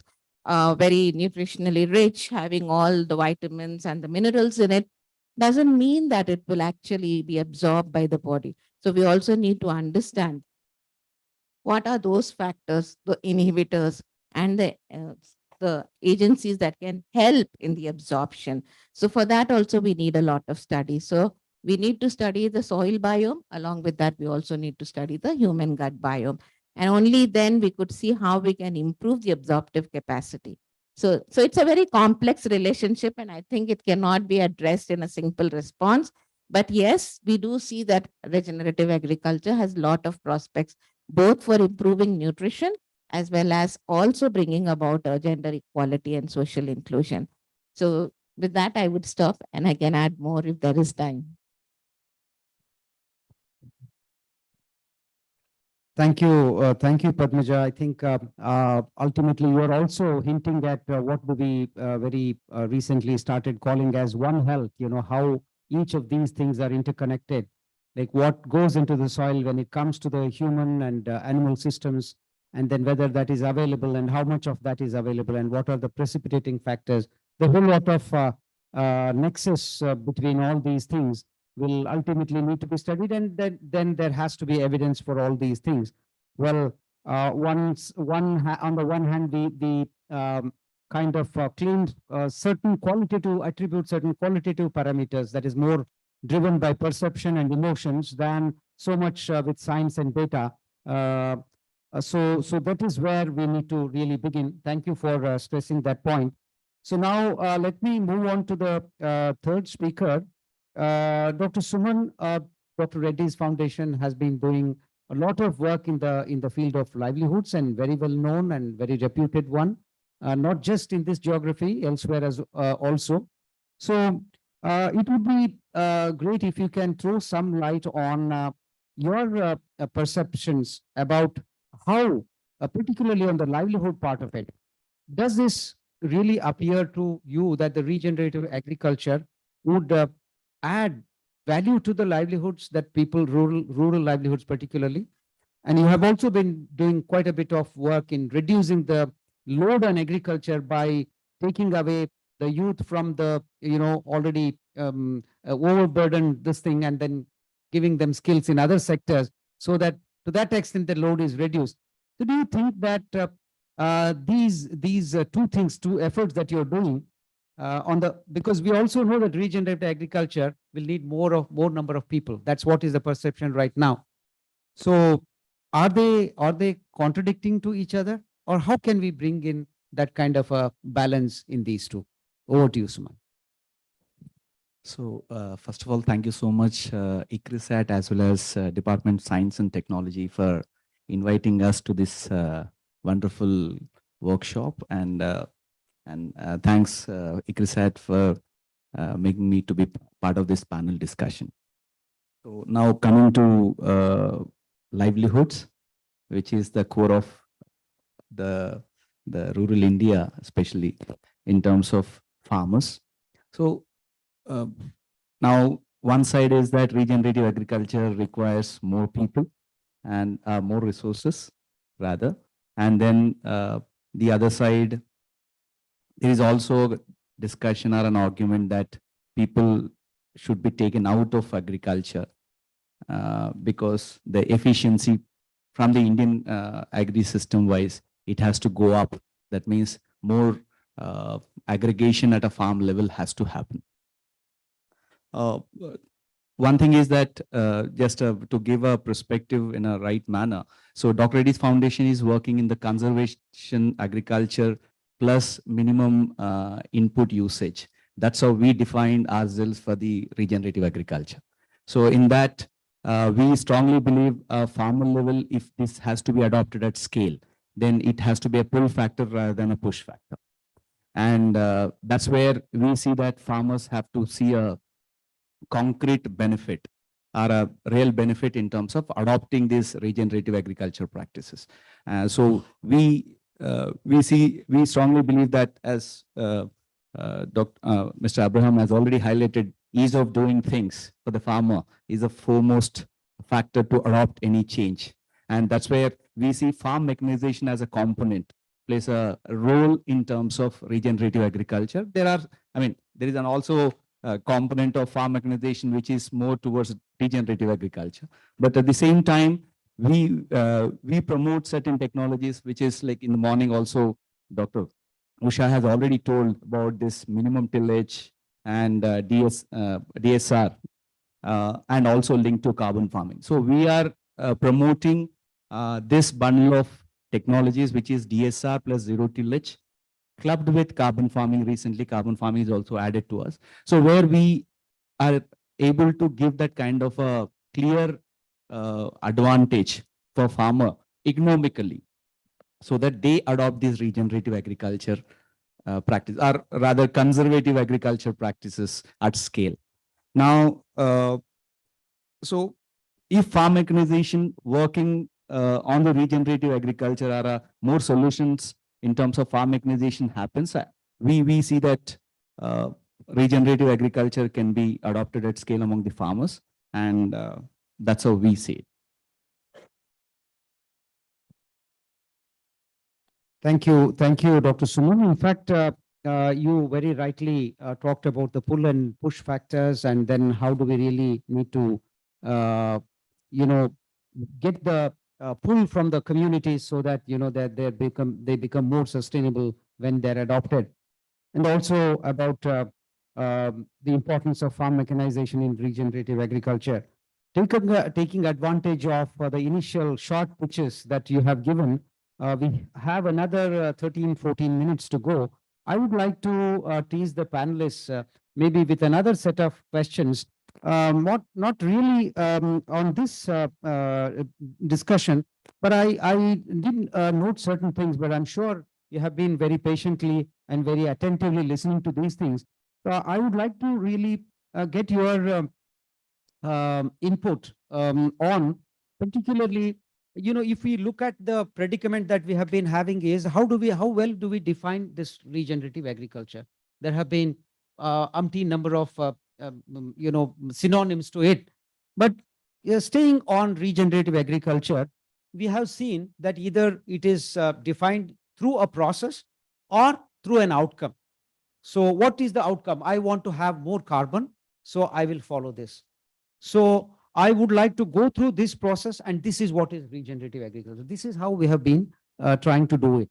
But this also has a lot of implications in the ways a policy is decided. Like in the morning, we had this discussion that, okay, you are giving 10,000 rupees, but what is the guarantee that the farmer is using it for strengthening his regenerative agriculture? He could be using it for buying a pesticide.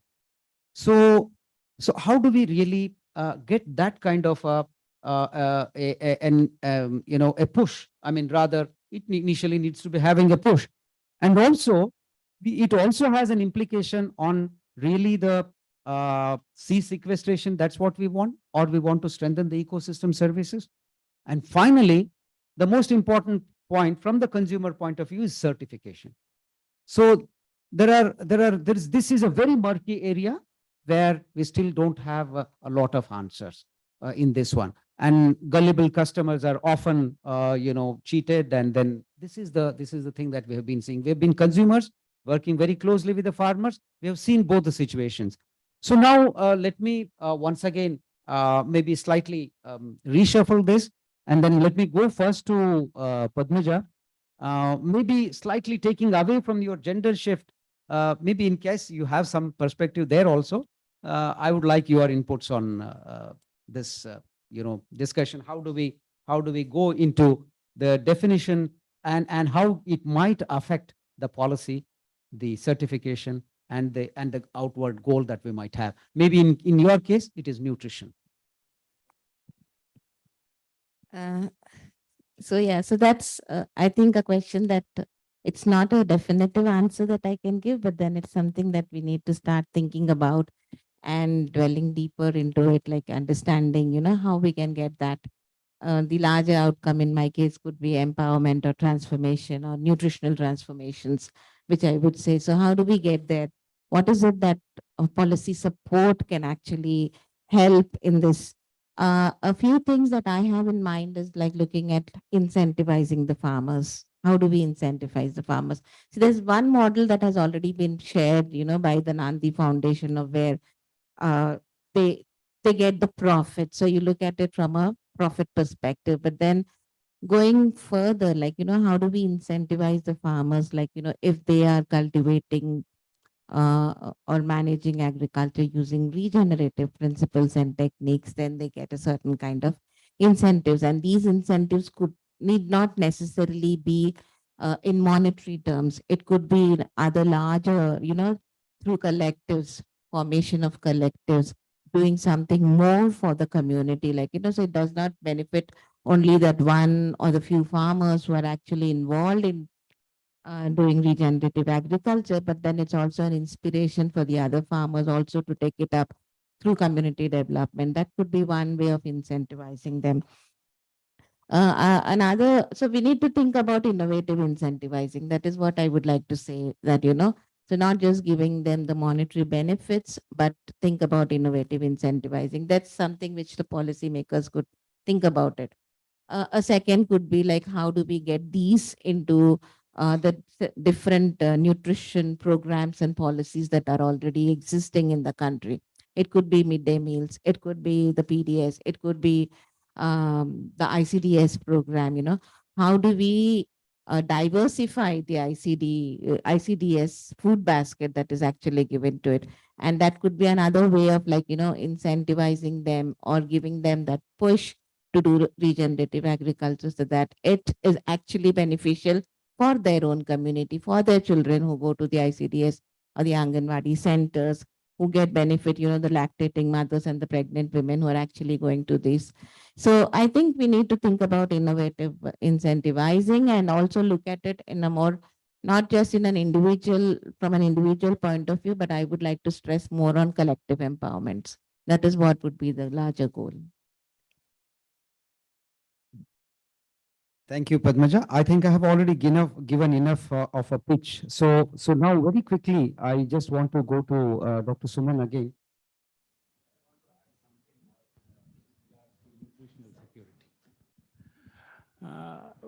My experience says that with regards to nutritional security and also One Health concept, by just having crops which are nutritious, if from the regenerative agriculture, I'm afraid that will not address the nutritional security.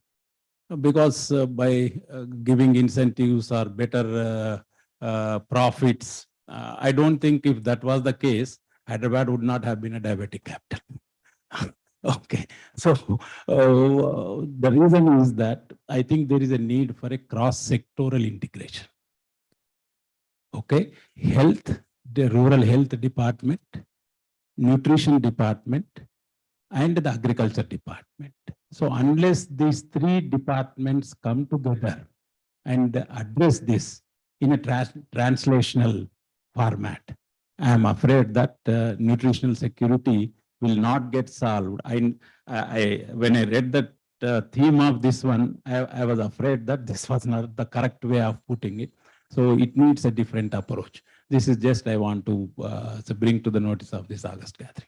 Thank you, sir. Thank you for this very interesting and very important intervention, I think, for alerting all the panelists. Thank you very much, sir.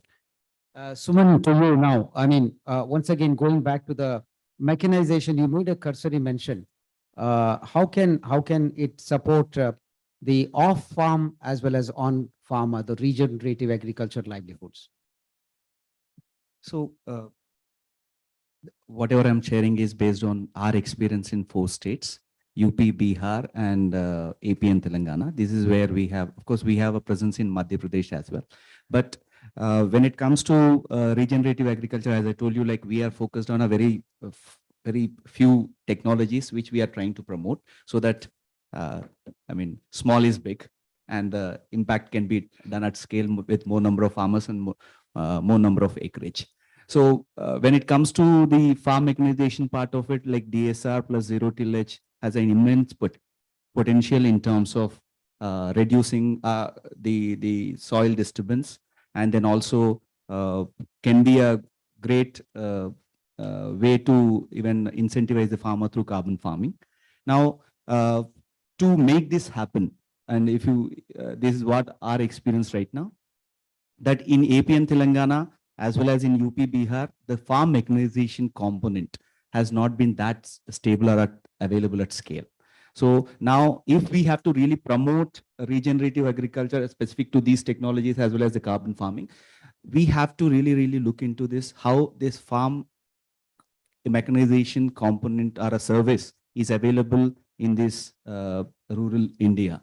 And that's where either FPOs or service providers who are already existing and doing the mechanization service through tractor and the plowing services. So they need to be aggregated or they need to be connected. And right now we are in that also process of experiment and piloting, and results are encouraging. So a farmer, if we are able to create a demand from the farmers, like minimum of one machine can have a 200 acreage of coverage in a season, then it will actually help the service provider to earn anything around less a monthly income of more than 10,000 rupees.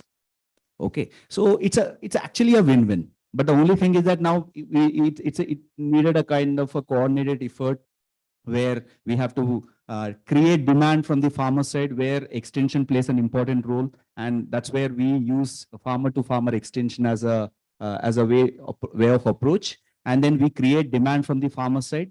Then we try to put these service providers in place so that they get the required business. So thereby they would be able to invest on the machine. And we'll also help them in terms of buying that machine.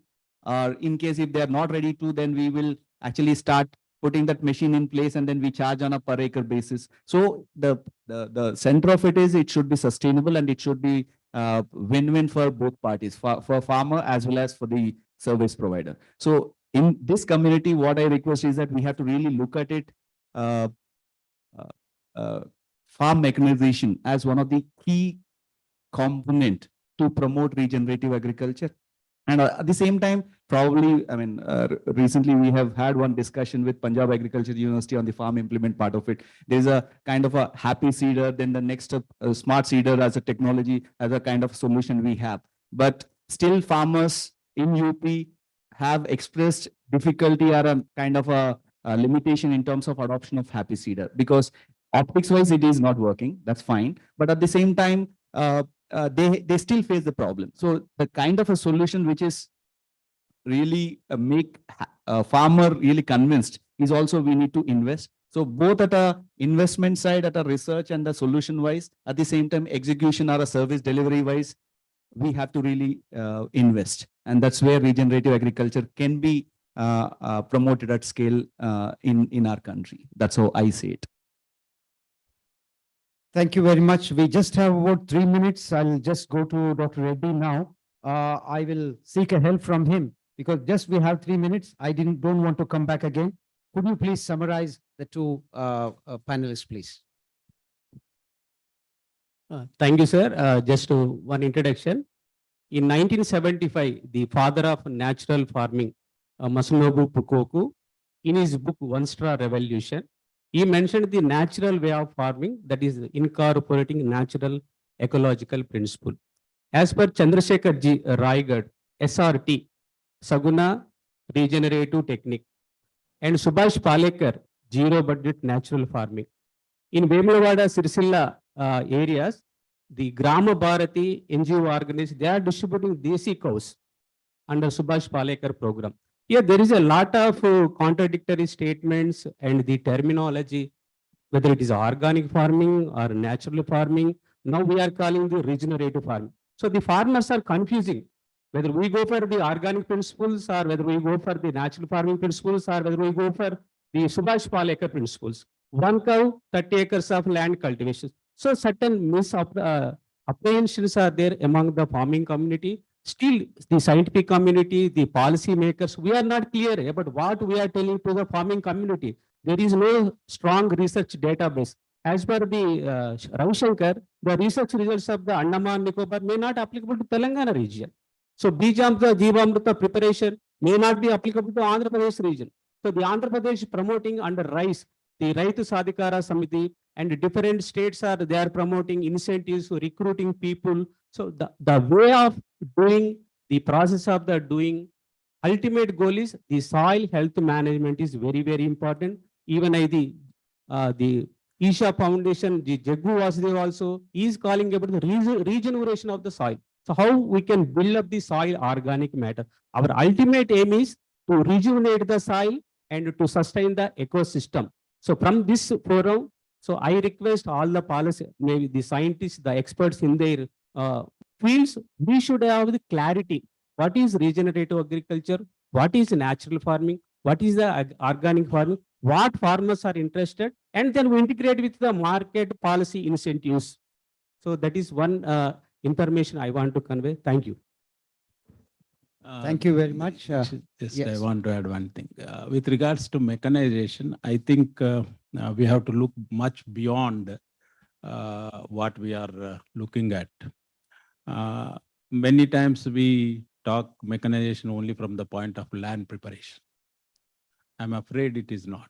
We have to look beyond that. Mechanization in a value chain mode. Crop-wise value chain mode.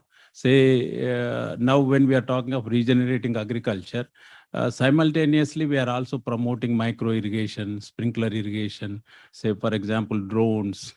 We are promoting other emerging technologies. How we can bring in a convergence in this and bundle them together for a given crop and a given agroecological conditions is the challenge what we have before us. Say sometimes we talk of using more of cow dung, more of say manures and all that. Okay, so and we are using simultaneously again the micro irrigation. So we talk of smart fertigation there. So there is a need to look at say in the entire value chain how we develop a mechanization model for each crop. So each crop has its own requirements. Say, for example, if today direct seeding is being sought after by every farmer, I would say that it was the problem-solving solution. Say, if you go to a village, if you have 500 acres, the sowing window is very small. You have only few say what you call 50, 60 or 100 labor today because nobody want to muddy their what you call cloths, and the earlier families are not willing to enter into the field.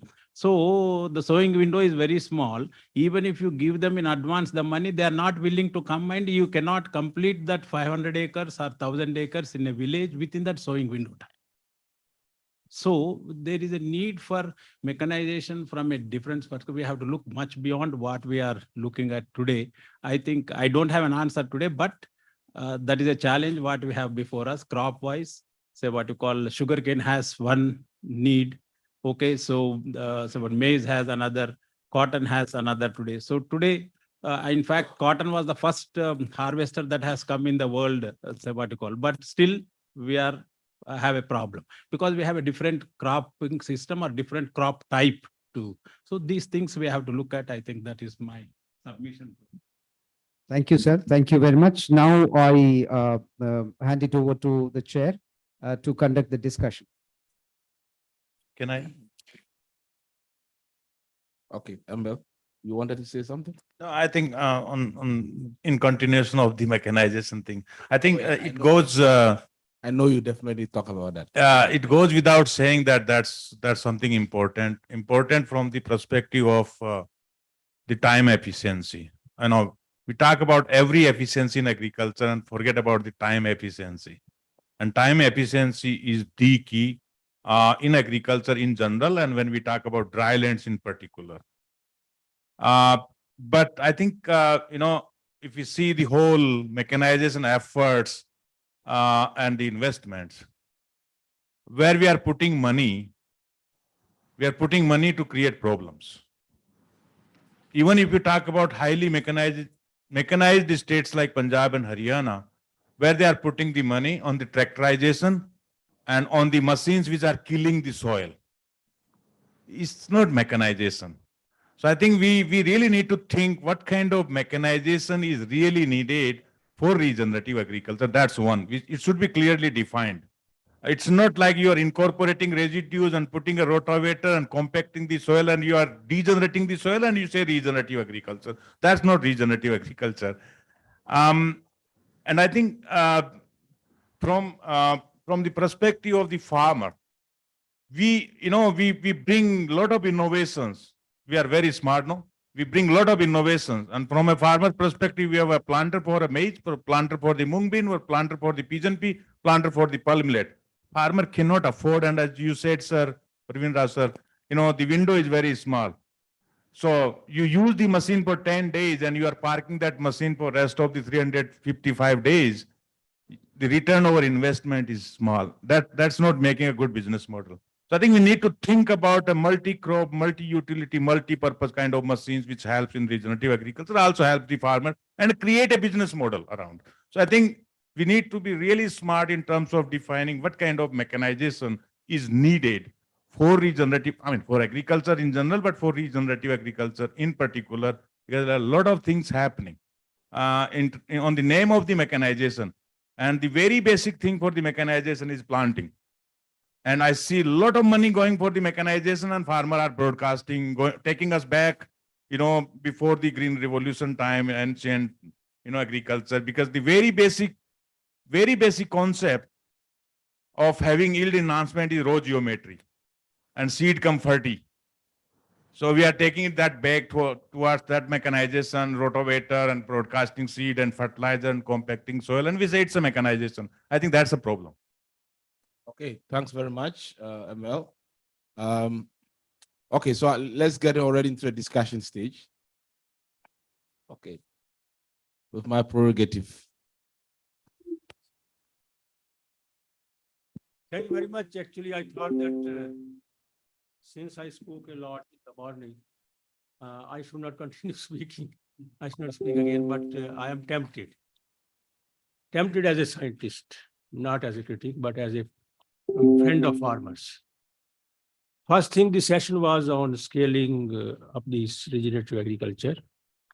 And the model which looks to me, it was mentioned also, the most important that will actually scale up the regenerative agriculture, that the technology or the technologies or their combinations, which actually require minimum effort on the part of farmer and create maximum impact in shortest possible time, that is the one which farmers will accept. So that's the actually scaling up will happen automatically. Just look at the high yielding variety seed. Once they came, people saw it and they spread. Fertilizers, they produce immediate effect. Crops started greening, they growing better.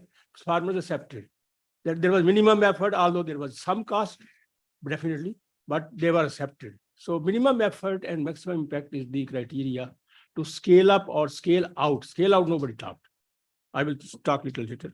And the definition, I suppose we are struggling. There's no need actually to struggle, tell you very frankly.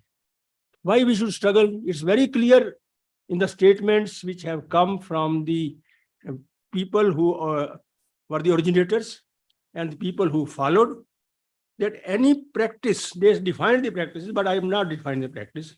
Any practice or set of practices or their combination, which restores lost soil health, maintains it, conserves it, and further improves it and sustains it, is regenerative agriculture. That is the actually focus should be the soil. It is not focus on the seed. It is not focus on the commodity. It's not. Its focus is on a natural resource on which agriculture depends. And that is the one which should be focused on. And people talked about the so many factors. One health concept. Again, one health concept actually is interaction of what happens around the health of Jameen. Jameen means soil. What happens around the health of Jal, that is water. What happens the health of jungle, that means forest, that means cover on this, and what we call agroforestry system, what I call it. And what happens in case of Jahan means environment. And what happens in case of Janwar, that is animals. If their health is good, this entire health of these people depend on soil health. So soil health, once soil this one health concept is actually the basis is the soil health interaction, and all these factors have to be considered, not just one soil, but we have to consider about animal health, we have to consider human health. So all those things are important. That's second point. Third point is now I am challenging. Dr. Jat made a point about small scale agriculture, but my question is, How small is small? How big is small? This is not, nobody answers that. Everybody says less than 1 hectare are small farmers. Between 1 and 2 hectares are marginal farmers. India has 146 million farmers total. At this point, 126 are small and marginal. This is the statement you will read in every publication. But the question is, if it is less than 1 hectare farmers, there must be farmers who have very little land. And I can tell you the data which came from Manage several years back. And this was actually 40% of the farmers in India have land less than just 200 square meters. What kind of agriculture you want to prescribe to him? So that's why this analysis is a must, that for 200 square meter, this will become a farmer. This kind of agriculture is necessary. For 500 square meter, this is necessary. For 1 hectare farmer, this is necessary. Otherwise, less than 1 hectare is a very big size, I will consider. And then farmer doesn't actually depend, if as this farm size decreases, either he depends on livestock or he goes for another occupation. He comes to city to actually pull rickshaw or do some other business. So that impact on his enterprise, what he does to support his income, should not be affecting what we are prescribing. So that's very, very important, I suppose, that we should consider that. And then very good presentation by Mr. Vikas, I suppose. Excellent presentation. But I am concerned, as long as NGO is there, as long as some person is there, that is actually happening. Change is happening. Either once they leave or the neighboring farmers they don't take. What is that? Start with Anna Hazare. Anna Hazare actually Raogaon Siddhi, very excellent model. But how many Raogaon Siddhis came up later after that? No. See other examples. And so those examples, actually, there was some change agent, what I call sometimes social stimulant, whose presence was necessary. As long as Vikas is there, this progress is happening. If he leaves, what will happen? So that is the question. Actually, we should create a forge of or army of social stimulants or change agents who can continue working with the farmers. If they continue, that's the kind of, I call these days, this extension as aggressive extension. We have to have an aggressive extension, not the normal model of extension. And my last point, Dr. Dikshit, is that the farmers are so small. Have farmers done themselves something?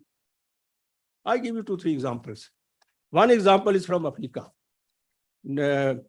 Victor may be knowing it. They call it Zai cultivation. Zai cultivation is actually small hole. They put everything, whatever they have in that hole, and they grow their crop. Very successful. People in Gujarat, they grow groundnut. They actually very small amount of farmyard manure. What they do is they will put the small amount of farmyard manure in the row in which they are planting their groundnut, in which they are sowing. Very concentrated effect. So we have to think of those which farmers were doing. And the conservation agriculture, or particularly conservation agriculture, is very successful in Australia, because they actually gave chance to farmers to innovate. What you want, actually, how you want to run the conservation agriculture. Once they see the profitability, once they see the applicability, once they see that this kind of effort, these changes are necessary, things will happen. I suppose these are small social and also the natural perspective issues which must be considered. Thank you very much. Yeah, thank you very much, Dr. Katia. So we'll probably take, from, Mr. Jane, or is it? Thank you. Just wanted to build on that last point while I make a couple of other inputs. I think it's important for farmers to innovate on the field, but what is the enabling condition for farmers to innovate on the field? A farmer today is not going to take any risk by doing anything different if they know that they have taken a debt which they need to service after 6 months. Otherwise, game done, game over. So we need to understand that unless we create some social safety nets within which the farmers can actually take risk, farmer can actually come along, be it regenerative agriculture, be it conservation agriculture, be it some new things that they want to try out. Creating that enabling condition through a safety net is very, very important. And while crop insurance is there in our country, in practice, it is very difficult for a farmer to actually claim, especially if there is no natural disaster. If the disaster is of their experiment, no crop insurance company is going to actually give them the secured amount. I was day before yesterday, I was speaking to a farmer who is from near Rajkot. He's both a integrated farmer actually, has both cultivation as well as dairy cattle. He lost 2 of his 6 dairy cattle in the lumpy skin disease, which I guess many of us would be aware. It's in the news very regularly. Now that is 30% of your asset lost on this one event. I asked him, like, did you have crop livestock insurance? He said no. I asked, would you now take livestock insurance? He said no. And then I asked why. He said, it's so difficult to follow that process that I do not have the energy and time and the bandwidth to actually then claim for it. Now, this is in a state which is claimed to be the highest ease of doing business state in India, Gujarat. But the farmers are not having a ease of doing business. So I think unless while I think the motivations are exciting, we are all aligned on what we need to do.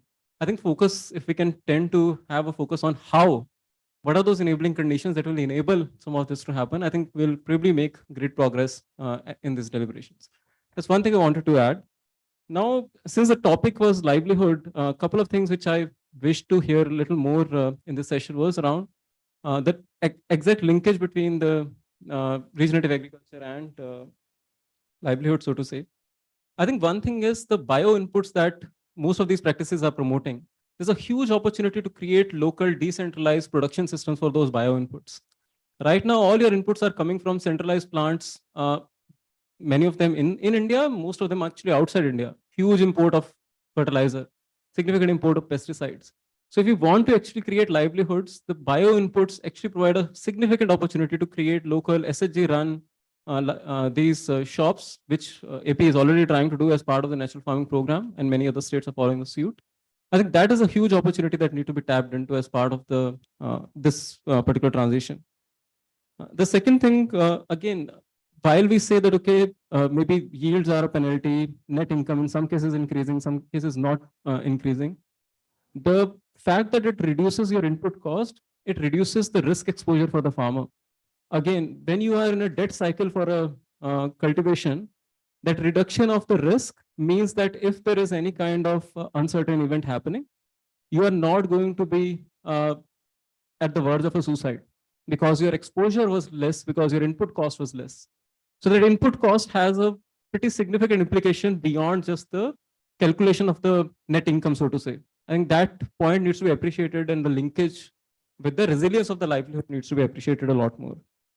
And finally, I think it's a fact that because machinery today is not innovated for regenerative agriculture, it does become more labor intensive. You need to spend more time in the field, and that disproportionately comes to the woman. So the point on gender. And unless we innovate the machinery and innovate the machinery in a way which is woman friendly, which a woman can actually run, and not a heavy machinery which is very difficult for them to use, we would see that negative implication of regenerative agriculture if you're not able to mechanize for it timely.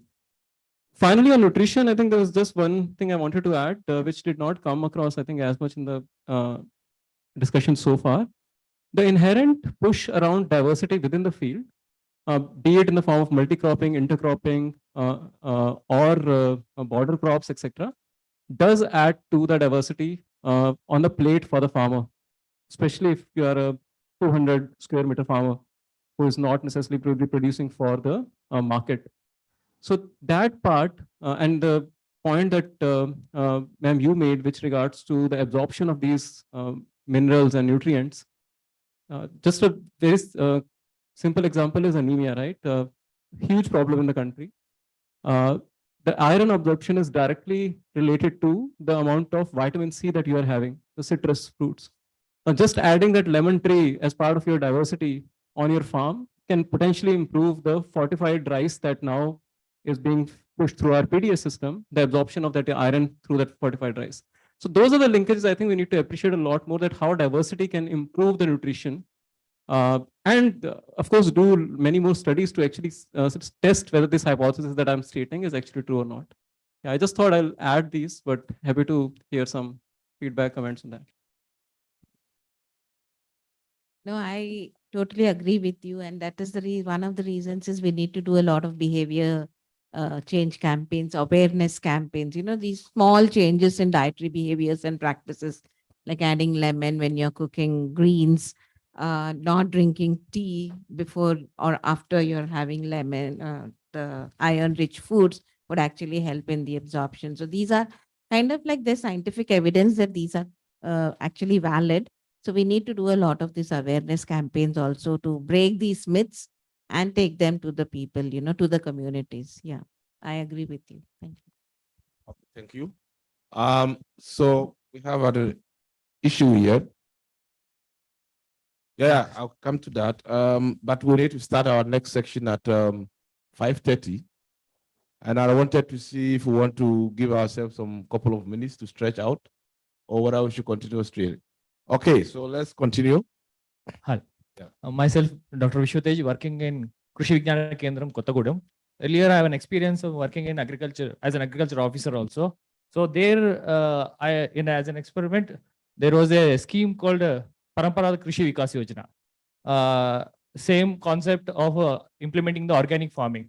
It's a very well thought out plan scheme, but it really faltered in implementation because of the lack of clarity.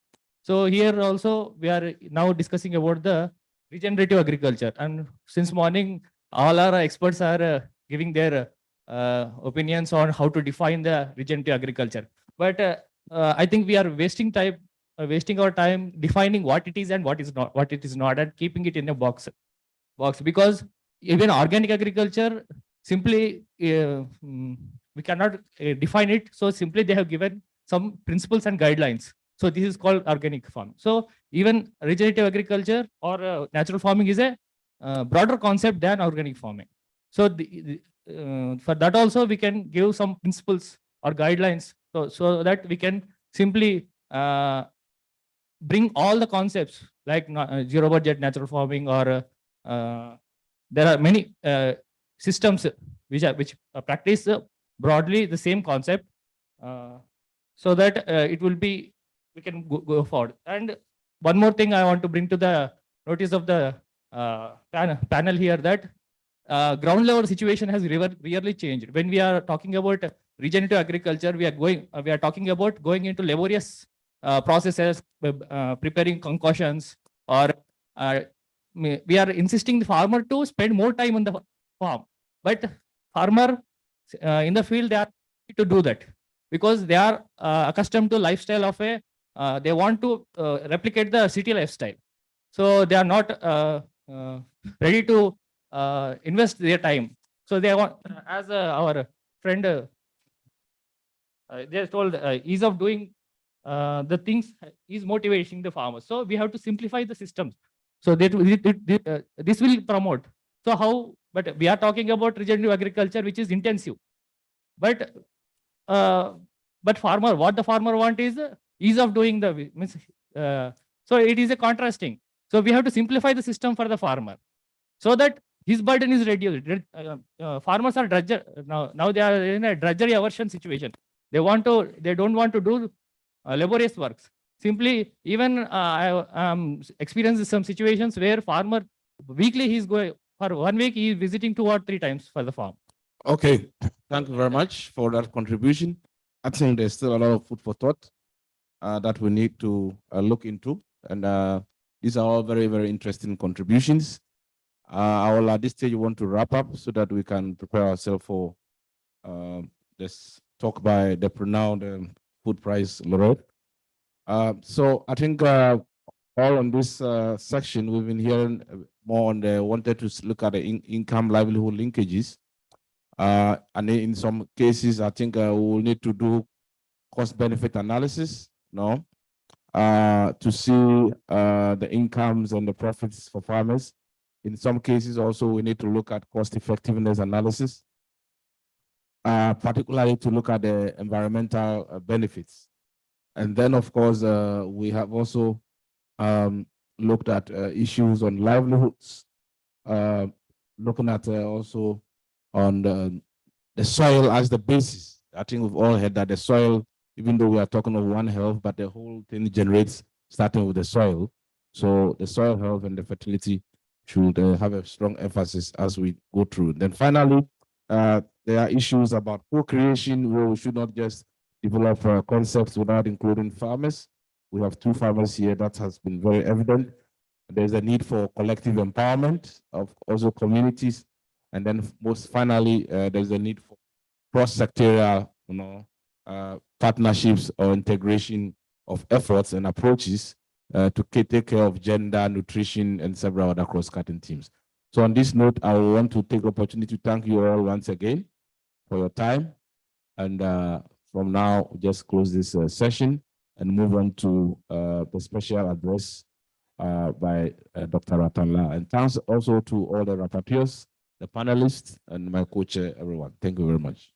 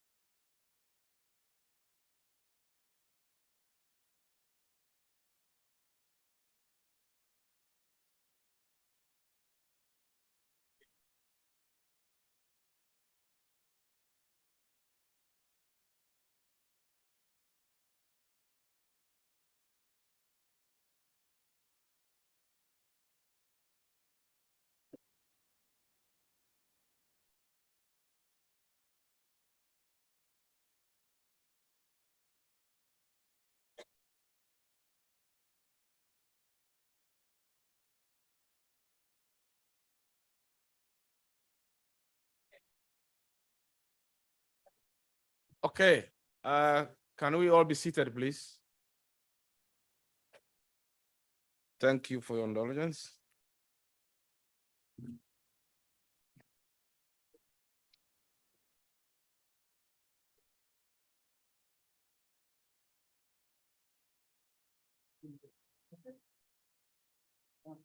So I think one of the main points that we had in the previous session was that the soil, is the whole genesis of the starting point also for regenerative agriculture, even though when we are talking of One Health.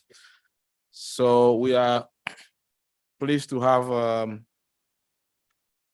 Dr. Ratan Lal to speak to us on special address on regenerative agriculture and soil health.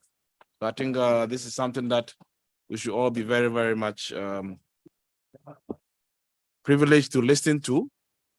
And this special address session will be chaired by Dr. Prabhu Pingali, who we all also know from Cornell University.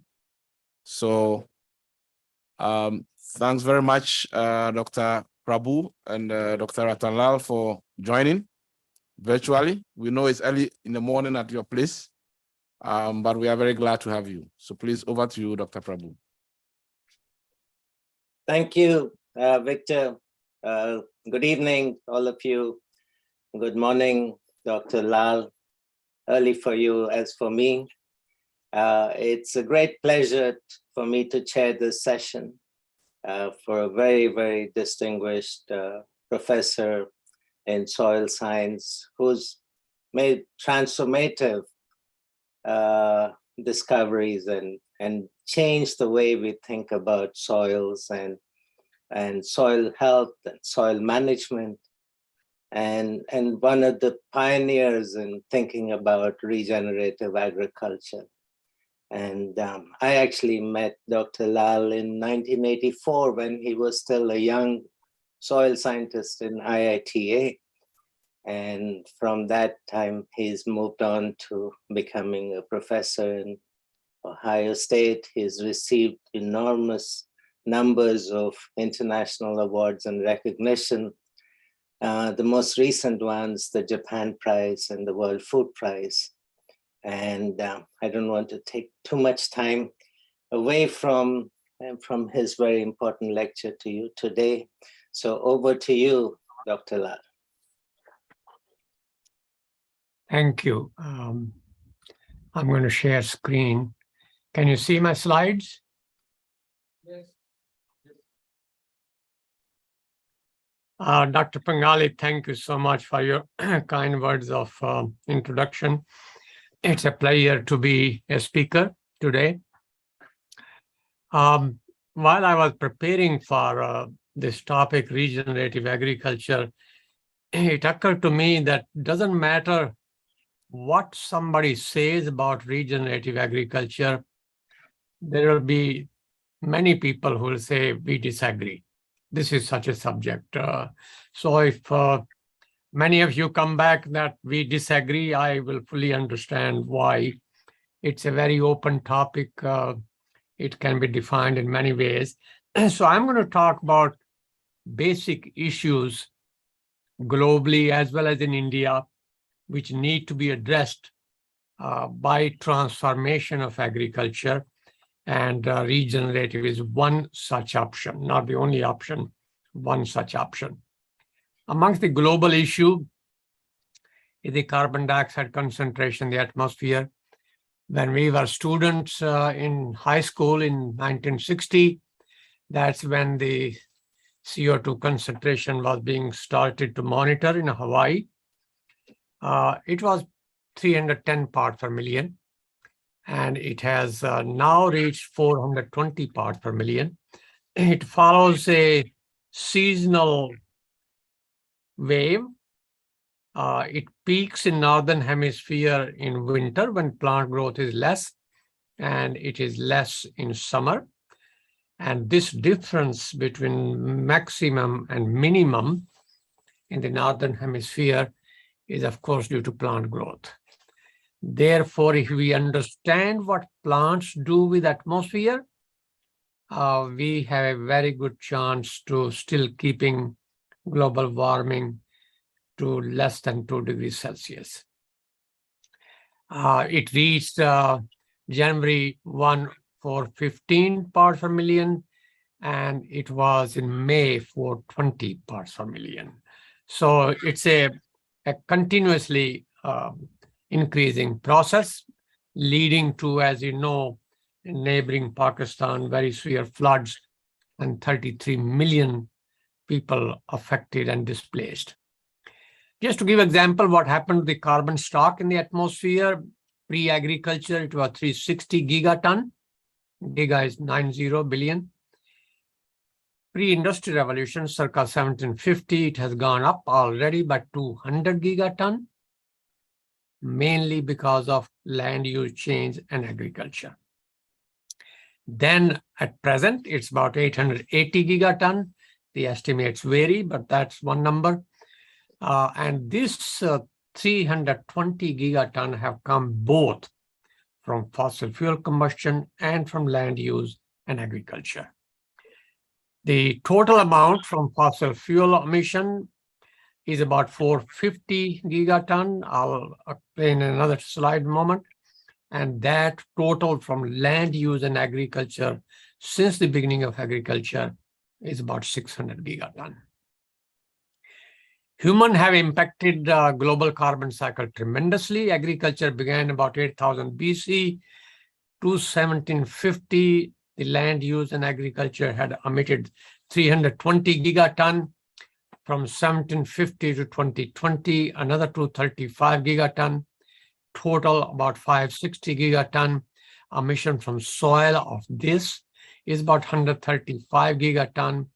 And total emission from fossil fuel is about 460 gigaton. Fossil fuel estimate is more reliable than the land use and soil is. So out of total of about 700 gigaton emitted by human activities, 34% to date is from agriculture and land use change, and 66% from fossil fuel. What happened to those emissions? Atmosphere absorbed about 290 gigaton, at present 421 part per million. Ocean absorbed about 180 gigaton. Land absorbed about 215. So the question is, can land absorb more through proper management? That is the key point. Does land have capacity to absorb more of CO2 emitted by human action? And if yes, how? And that how is the part we are discussing today. One of them could be regenerative agriculture. How can land use absorb more? Agriculture has expanded tremendously. In year 1 AD, population was 200 million. Cropland area was 130 million. Pasture land 110 million. At the time of Malthus, the population had gone up to 1 billion. Cropland area was 420 million hectare. Pasture land 510. Irrigated land area was 8. Year 2000, population 7 billion. Cropland area 1400 million. Pasture land 3.4 billion. Irrigated land area 280 million hectare. In 2015 and 2020, we are about 8 billion people, still about 1.2 billion cropland, 4 billion hectare pasture land, irrigated area about 350 million hectare. That's a lot of land, quite a lot of land, and 1/3 of the global land area is degraded. So this is where the issue is land degradation, which has been promoted, aggravated, increased by agriculture. Forested land area in 8000 BC, when about agriculture began, was 6.5 billion hectare. Right now, it's about 3.5 billion hectare because it has been converted to cropland and grazing land. And that conversion to cropland and grazing land decreases the soil carbon stock. the land carbon stock. Soil carbon stock is of two types. You can see that in this picture. The top layer is organic carbon, dark in color. We call it humus. Subsoil layer is inorganic carbon. It's a carbonaceous material. And there are two types of carbonates, primary and secondary. And secondary carbonate formation is a process of carbon sequestration, just as formation of humus from the plant material grown on the same land is the process of organic carbon sequestration. Soil carbon pool, which consists of both organic and inorganic, to 30 centimeter depth is about 940 gigaton globally. To 1 meter depth, it's about 2,300 gigaton. To 2 meter depth, it's about 5,000 gigaton. And if you include permafrost in it, the total soil carbon stock to 3 meter depth is about 6,000 gigaton. Compare that with atmosphere, about 850 plus, and compare that with vegetation, alive material 560, and if you combine that with detritus material 620. 620 in plants, 6,000 in soil. Soil, therefore, to 3 meter depth, including permafrost, contains 10 times more than that in plants. Therefore, even a small change in soil can overwhelm the atmosphere. And that's exactly what is happening now. We are overwhelming the atmosphere by fossil fuel combustion and by agricultural land use. Now coming to India briefly, India's success story, for which I want to congratulate everyone, especially the scientists and the farmers, particularly the farmers. What has happened in 1961, the population was 440 million, the food supply calories was 2,000, and in 2020, the population is 1.3 billion, 3 times, and the food supply 2,450 kilocalories. So that's a real progress, something to be proud of. But the resources used for agriculture, percent of the total land area under agriculture 57, and freshwater consumption 253 kilometer cube per year, 87%.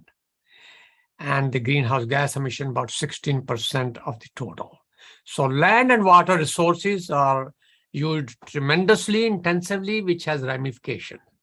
And the ramifications are decline in factor productivity, pollution of environment, degradation of soil health and depletion of soil organic carbon stock, decline in ecosystem services, or if I may say, creation of disservices, and which has created so many problems that tells us restoring soil health and the soil organic carbon stock is something India and the world cannot afford to ignore. And that's the question, that's the issue. One other part in Indian agriculture I would like to mention, especially in the northwestern part, which is dry and desert type of climate. Then you are trying to convert the dry land into rice paddies. And that was part of the Green Revolution, a great success story. But transforming arid dry land into rice paddies rather than into tree crops, by puddling the soil and by flooding it in those arid environment, and then broadcasting fertilizer and standing hot water, you understand what that means, both in terms of water consumption and in terms of the nutrient use efficiency and in terms of the emission of greenhouse gases into the atmosphere, and the degradation of soil health. Therefore, restoring soil health is a very, very important strategy, both from nutritional quality, food quality point of view, and the water security point of view, which means saving irrigation water, which means banning flooding in dry climate, just like banning crop residue burning in those environments. It's not appropriate. And when you disturb the water cycle, hydrologic cycle, there is no way that we are not disturbing other elements. Water is closely linked with carbon, with nitrogen, with phosphorus, with sulfur, and that perturbation caused by human activity disrupts these cycles to gain to gain productivity and loss in the environment quality. And the ecosystem services which are created by this coupling are obviously being jeopardized. So the short-term carbon cycle, if I can talk about globally, and I hope some people have prepared a similar version for India, I have not. Atmosphere at the moment is 880 gigaton. It's increasing 5.4 gigaton per year, due primarily to fossil fuel combustion. Even last year, 2021, was almost 10 gigaton. And please remember how much remains still in the land. I hope we don't continue till we finish it. But atmospheric CO2 is taken by the plant, about 120 gigaton per year by photosynthesis. Plant respiration returns it back to the atmosphere, about half, and deforestation adds about 1. This should be 1.0 here. Soil absorbs 60 from plants and returns it back to the atmosphere. Accelerated soil erosion by water contributes to another 1.1 gigaton, but some of that carbon transported into the ocean might be taken out of circulation, 0.6. So those people, sedimentologists, who only monitor this part, they think erosion is sequestering carbon. That's a rather mirage, because net erosion is a source of carbon. And from this calculation, this is global example, you should be able to do it for the country and the district or the state or the county or the farm. Farm would be the ideal. You can calculate the mean residence time, which is pool over flux. So soil erosion, which has very good taste. It does not like sand and gravels. It takes only clay and organic matter content because they are the light fraction. By the time it reaches the depressional site, wherever that might be, where it is deposited, quite a lot of it is emitted back into the atmosphere. So erosion-induced carbon translocation through the landscape leads to emission, especially in the floodplains and wherever the anaerobiosis is, wetlands are, it leads to emission of all three gases. Therefore, the best option is prevent soil erosion. Do not promote it. Do not cause it. The per capita food waste is something that not many people consider as a source of greenhouse gases. I may say that globally, out of 3+ gigatons of grains produced, at least 1 gigaton reach no stomach, human or cattle. They are wasted, taken to landfill. And the emissions per capita in kilogram of CO2 per person per year, in North America, 860 kilogram. Industrialized Asia, India is getting there, about 800.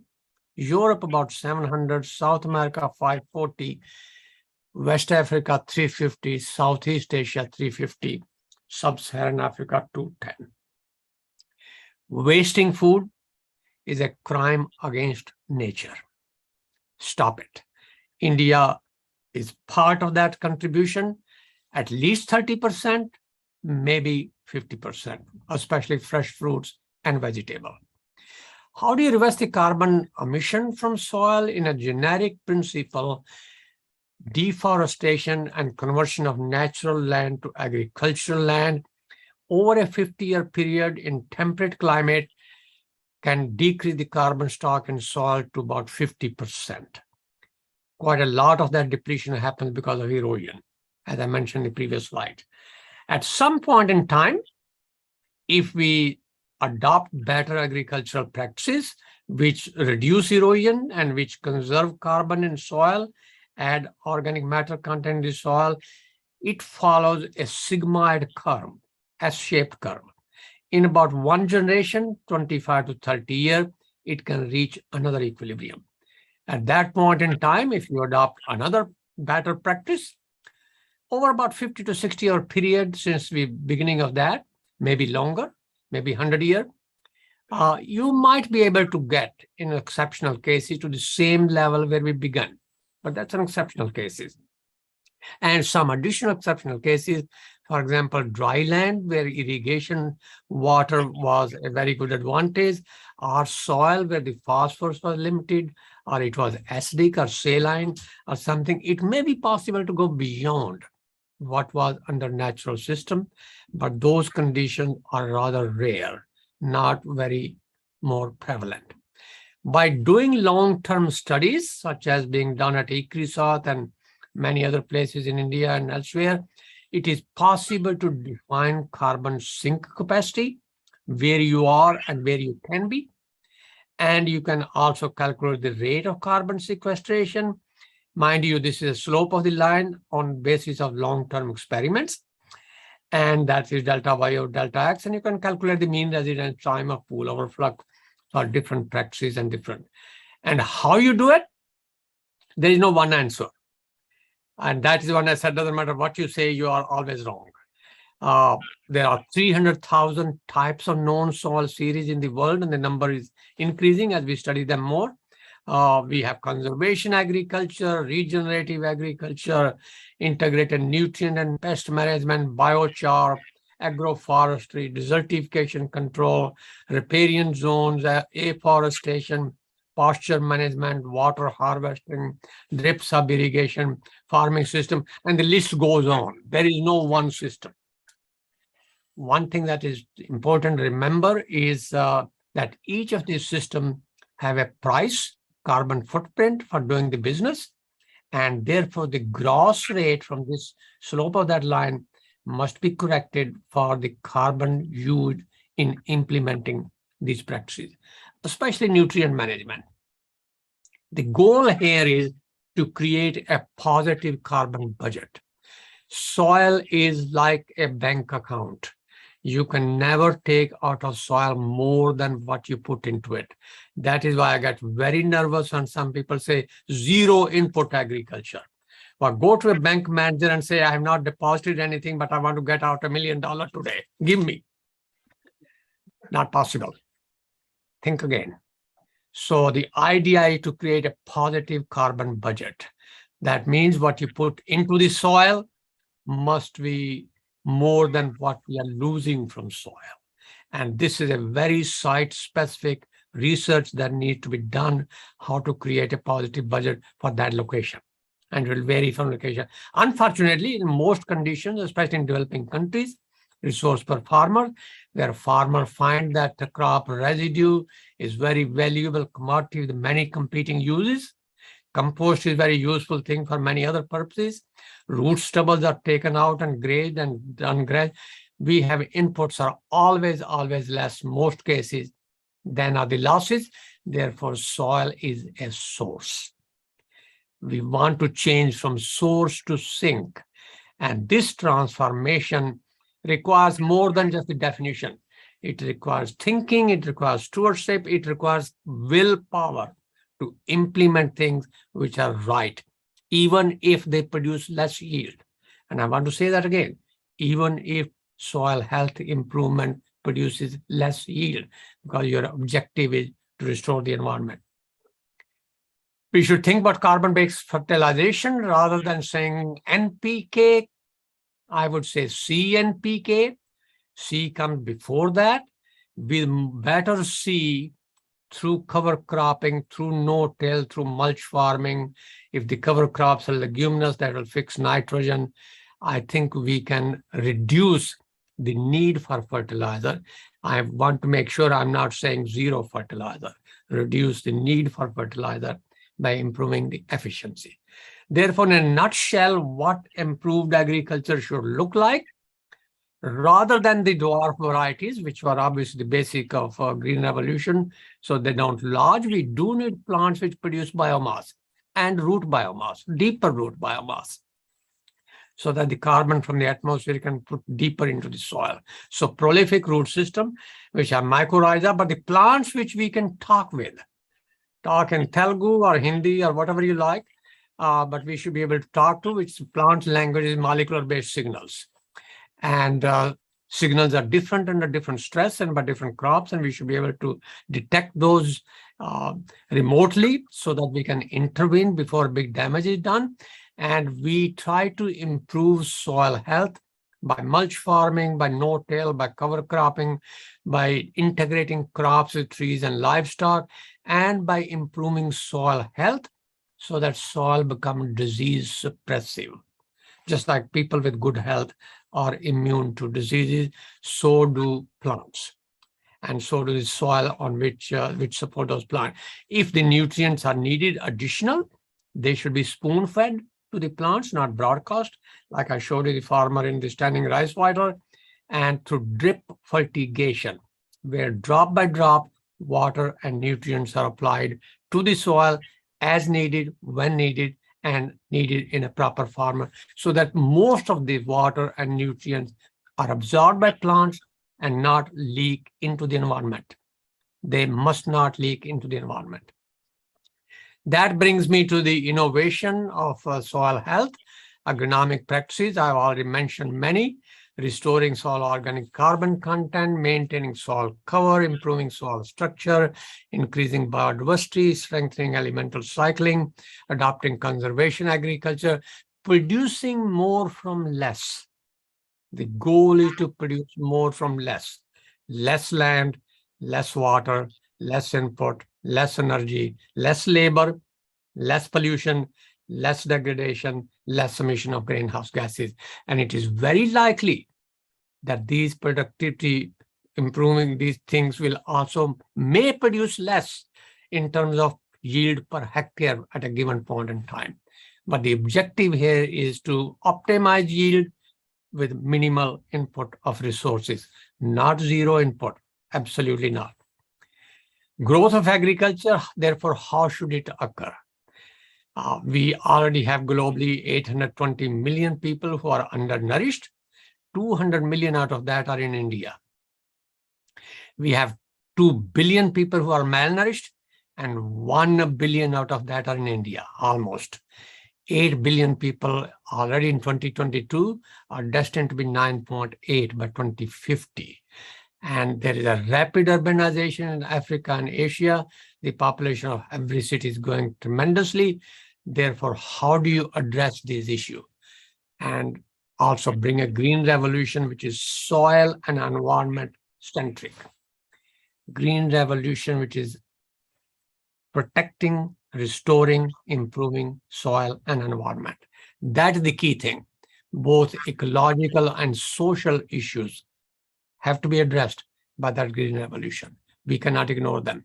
There are boundary conditions for growth, more competing uses of finite fresh water, continuous decline in quality of soil health, and 8 billion people getting to 10 billion. Therefore, regenerative capacity of the soil should be improved. And that is the word regenerative agriculture comes in. Because regenerative agriculture comprises of innovative food systems, which are restorative, biodiverse, climate resilient, equitable, economically viable, ecologically profitable, and such things are rare to find. They're not easy to find. That's why I said, if I say conservation agriculture, there'll be somebody in the audience say, you are wrong. And I agree with that person. What are different approaches to agriculture? Europe especially has been focusing on agroecology, quite a lot of sustainable intensification. USAID focuses on sustainable intensification. And what is agroecology? That depends on how you define it. What is sustainable intensification? Some people call it eco-intensification. Again, it depends on who is defining it. And I was listening to the discussion just before we started it. Definition is a quagmire that you don't want to get involved with. It's a strategy. Regenerative agriculture is a strategy. It's not a technology. It's a strategy, which generates and revitalizes the soil and the environment. It restores soil health and produces high quality and nutritious food. I'm sure Dr. Pangali will discuss that. And while improving biodiversity, and RA practices are many. I listed them already. This is also called nature positive approach to agriculture. And nature positive may not always, I keep on repeating that, may not always produce the highest yield. It's producing optimum yield and is a nature friendly approach. So definition, improve in soil health, carbon sequestration, increase in biodiversity.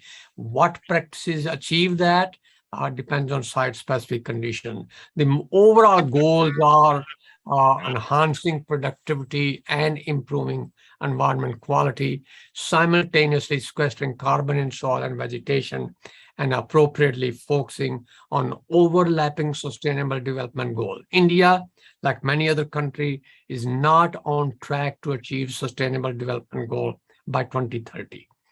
And this is where we have to focus on soil health. Nutritional quality is very important. It is the idea of healing the land and the human both by higher density of mineral micronutrients getting somehow through the soil into the plants and the food. In general, the rates of carbon sequestration through better practices in wetland, in afforestation, varies between perhaps no-till, half a ton of carbon per hectare per year, dryland agriculture maximum about 200 kilogram per hectare per year, wetland in humid area, barely 1.5 ton. And globally, the technical potential of carbon sequestration under ideal condition, which may never happen, this is maximum potential, 2.5 gigaton of carbon per year. And between now and 2100, if we manage the soils and vegetation of the world properly, I hope it will happen sometime. We are far away from it now. We are making progress, but not there yet. Not even started very well properly, especially in South Asia and Sub-Saharan Africa. Soils can sequester about 180 gigaton, vegetation another 150, total 330, which is equivalent to 155.7 parts per million of CO2 drawdown from the atmosphere. Therefore, if we can find alternative to fossil fuel and do agriculture properly, it is possible to bring CO2 concentration down. Possible. But we must pay farmers. And paying farmer, I know some private industry is doing that, $4, $5, etc. per credit. My calculation, it should be about $30 to $35 per credit, which is 1 metric ton of CO2. Therefore, if a farmer sequesters half a ton per hectare, they should get $65. If a farmer sequesters 1/3 of a ton per hectare, they should get $40 to $45 per hectare. Unless the farmers are paid proper price, nobody should expect them to do the right thing. There is no reason why they suffer the losses. For example, taking no-till drill. I know India has a happy drill. I'm talking about large-scale mechanized farm in Ohio. No-till drill is $100,000 to $120,000. So changing from the seed of cover crop can be $20 to $30 per hectare. So you got to be careful how you pay. The philosophy is making a stable pyramid. And the base of the pyramid is soil resources and its carbon stock. The sides of the pyramids are ecosystem services, such as food security, climate change, water quality restoration, biodiversity. The stability of the pyramid depends on how the 4 apexes are cemented together. And that cementation is the political willpower, political stability, and peace. Without that, this pyramid cannot be stabilized as we know it, what is happening in Eastern Europe, Ukraine, and other parts of the world. One thing I want to mention to think about, we know that if the carbon dioxide concentration in the atmosphere is doubled compared to what was in the pre-industrial era, 280 parts per million, doubling that is 560. The current level is 420. Subtract 420 from 560 and multiply 2.13 gigaton per 1 part per million. That gives us 300 gigaton that the humanity can emit and yet keep the global warming to 2 degrees centigrade and no more. The question for the Secretary General of the United Nations and for the Prime Minister of all the countries and presidents, How do you divide this 300 gigaton carbon pie amongst 8 billion people and 193 nations? That's a very important question. It's not only technical, social, economic, political, human dimension, very important thing to consider. I also believe that we are using too much fertilizer, too much irrigation. Remember, I'm using the word too much. I will never say none. Impossible to draw out of a bank account if you don't deposit into it. Fertilizer, we are using 200 million ton globally. I think by 2030 should be about 150 by improving the efficiency. Improve the efficiency. 30%, 35%, even US about 50% for nitrogen, make it up. And reduce the amount of fertilizer used over time progressively. Irrigated land area, 350 million hectares should go up over time. Most cropland should be equipped for irrigation, drip fertigation, not flooding, not sprinkler, not furrow irrigation, drip. I know it costs money.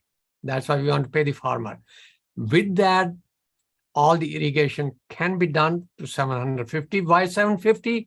Because the cropland area of the world, which is 1.5 billion hectares, should not be more than 750 by the end of the century.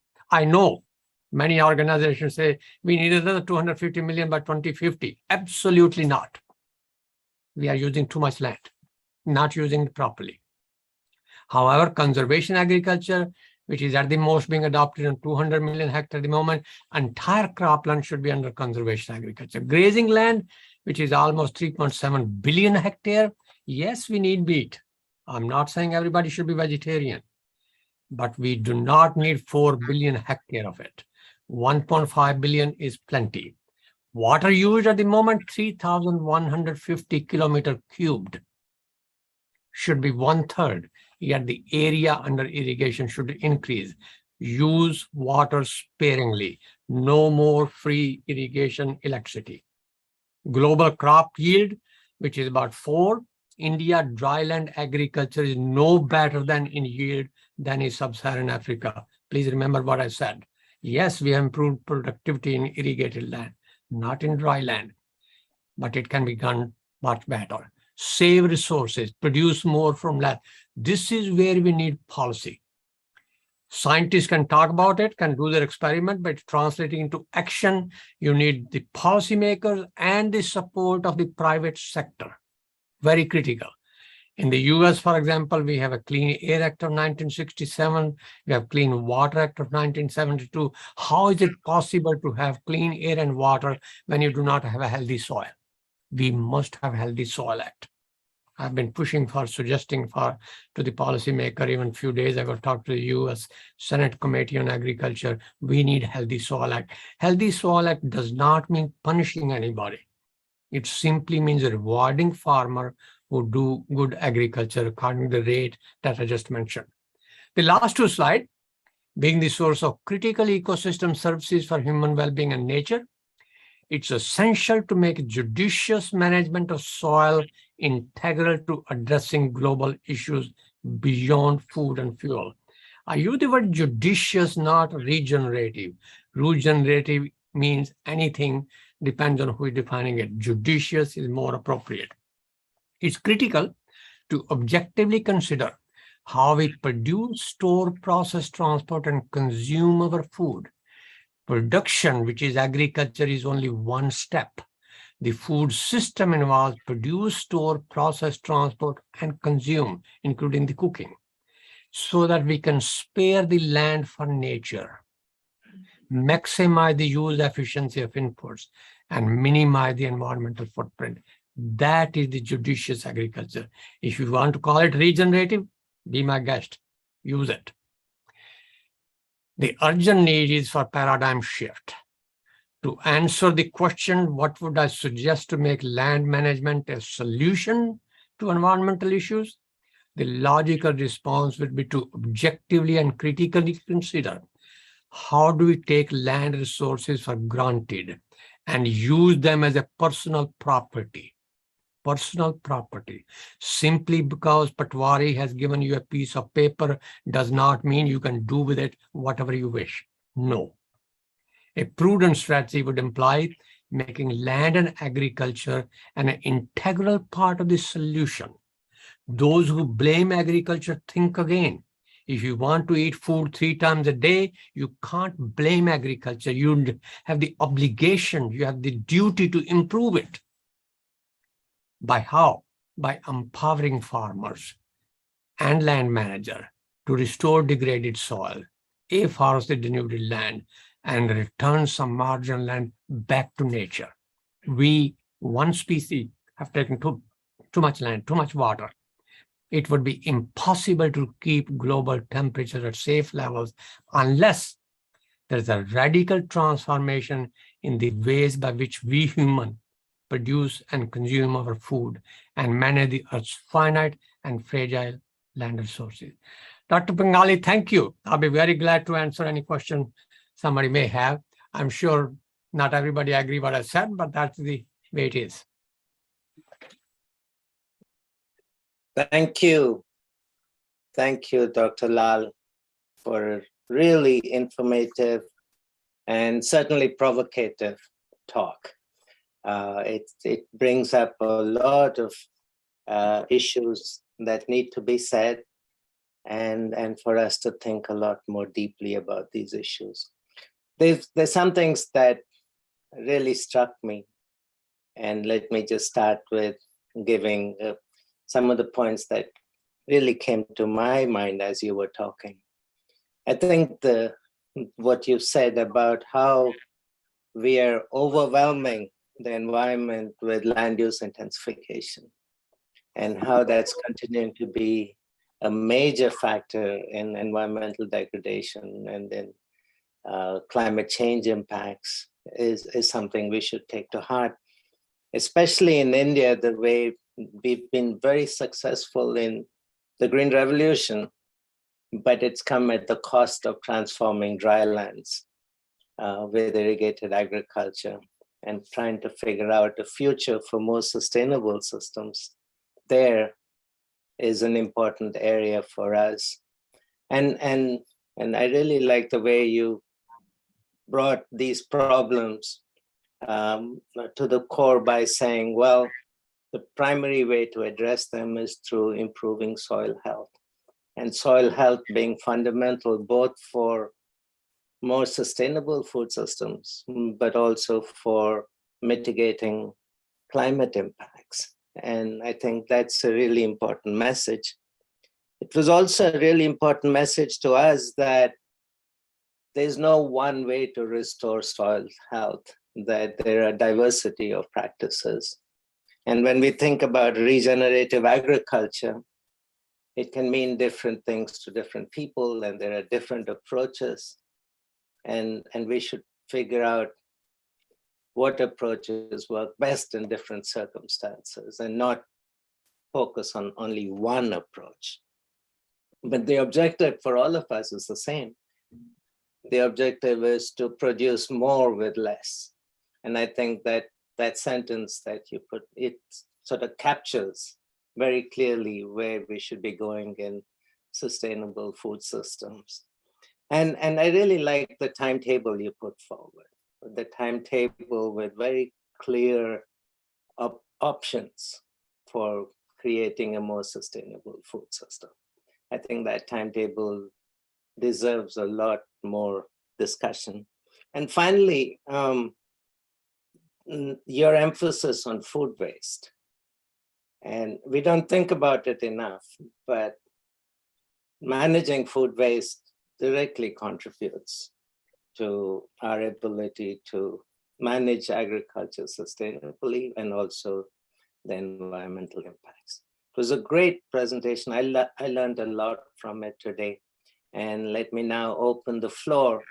Unfortunately, I won't be able to see who's asking the question, so maybe someone in the room can help moderate the question answer. I am here, Dr. Prabhu. I promised you I will help you. So I'm Great, here. thank you. Thank you. Questions? Any question? Can we have mic here?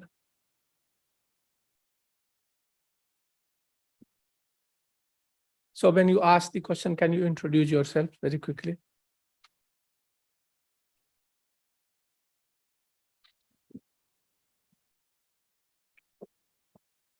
Thank you, Dr. Lal, for an outstanding presentation. I'm Abhishek Jain. I work with the policy think tank in New Delhi. It's called Council on Energy, Environment and Water. I think certainly there is a significant potential out there in the soil for sequestration of carbon. I think one thing which researchers often worry about is the permanence of that carbon stored in the soil. Like what if 3 or 5 years down the line, a farmer chooses to replace the practice? Would that soil carbon remain in the soil or would it go back to the atmosphere? So how sticky is the soil carbon in the soil? And if the lags are long enough, then maybe 1 year change may not affect as much if they again go back. But if the lags are short, then what happens to the permanence of that carbon? If you can elaborate on that, please. Thank you. That's a very common question, and most commonly asked is soil carbon permanent? No, soil carbon is dependent very strongly on land use and management. So remember I showed what are the practices: keep the ground covered, do not plow, return the crop residue, do not burn.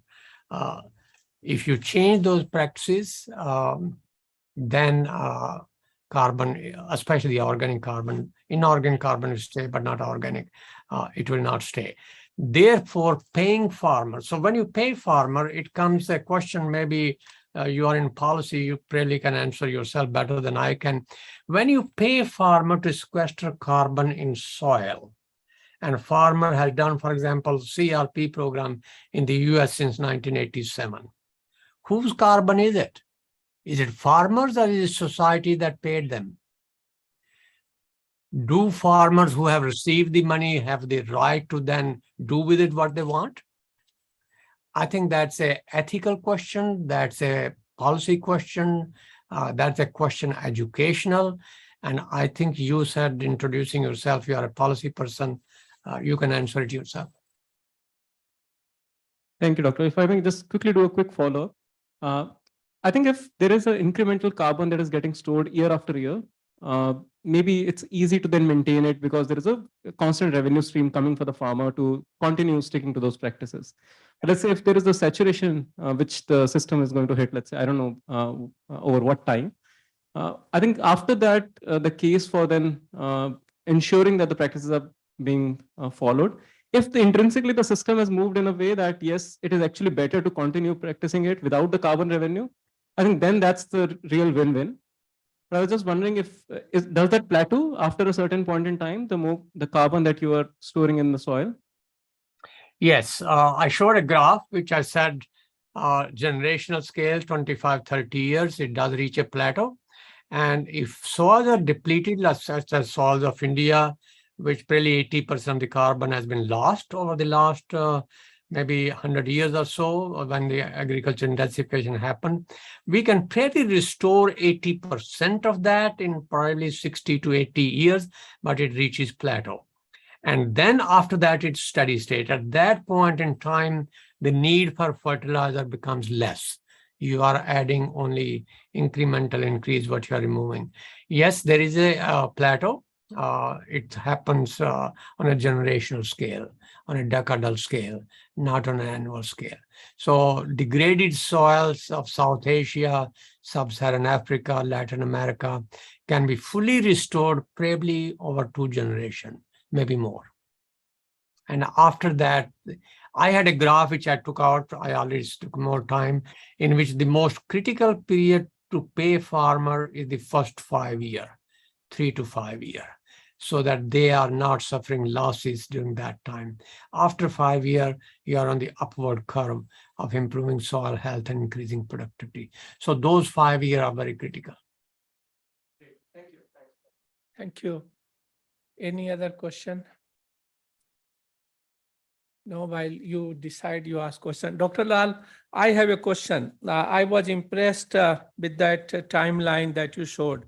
And I believe a lot of research and thinking must have gone to that, reducing the agriculture area from to half, also reducing the grazing land.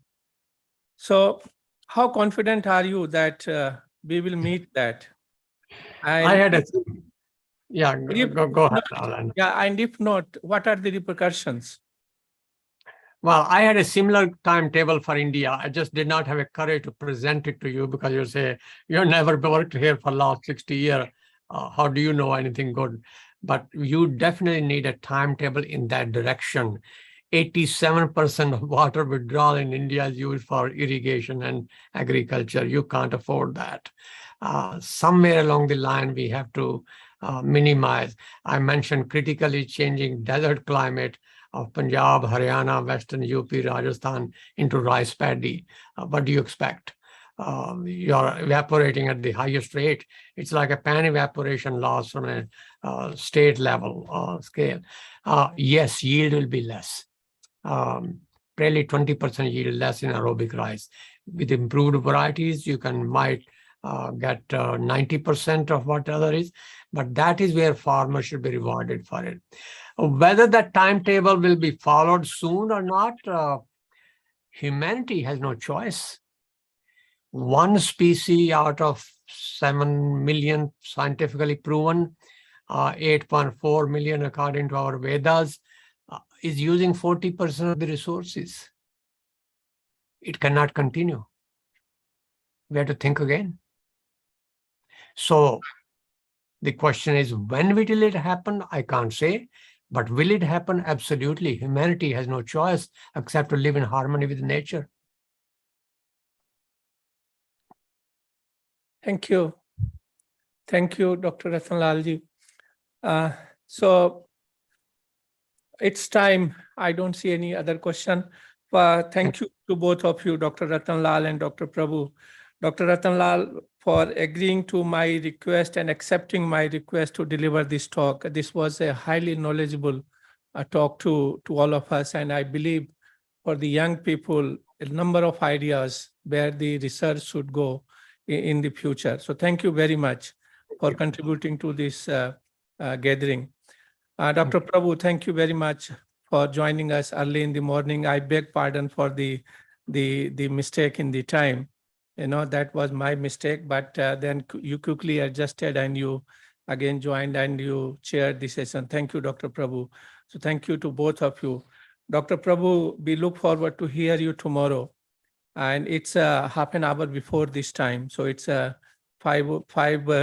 p.m. India time. So that's 7:30 your time. Thank you very much, both of you. Thank you. Bye.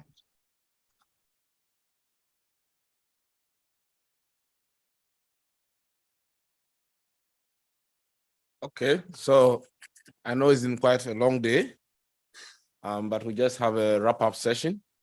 So I'll this juncture call Mamta to come and wrap up with input from Nedu. Yeah.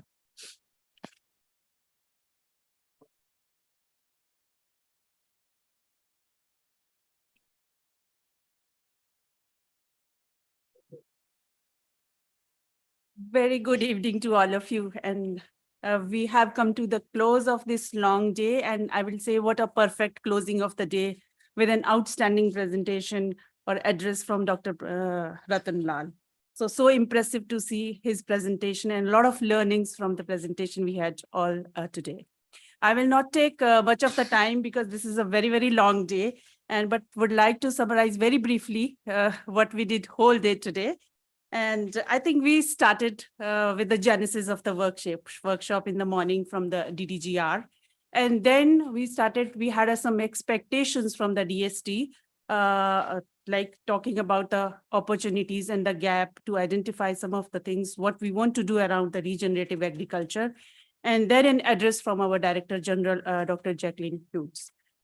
And probably if we summarize, we had 3 sessions today, which covered around 10 presentations and 3 panel discussions. And all the presentations, we had a lot to learn from them. And I think if we say take-home messages, probably all of us has learned or several messages from all these presentations. And we will continue to deliberate on these discussions in tomorrow as well as day after tomorrow. And at the end of the 3rd day, I think we will have some concrete suggestions and the feedback and the brainstorming from all of these discussions, what we have learned today whole day. I think all the sessions what we had today are very, very closely linked with each other. We started with the setting of the tone by raising some concepts around the regenerative agriculture and the natural farming. And then some thought-provoking panel discussions around those areas. And we heard around the definitions and the concept of the regenerative agriculture. And in the last presentation also, we had that it's just a strategy and the technology, what the regenerative agriculture is. And then the theme 2, we had a lot of learnings from the on ground from the farmers, like that dealt with the what we are doing on the farm level, and some panel discussions also in that area, and some interesting feedback and the suggestions from the panelists. Theme 3 was more about the linkages with the nutrition, with the value additions and livelihoods, income, etc., which link whole technology with the nutritional aspect and etc.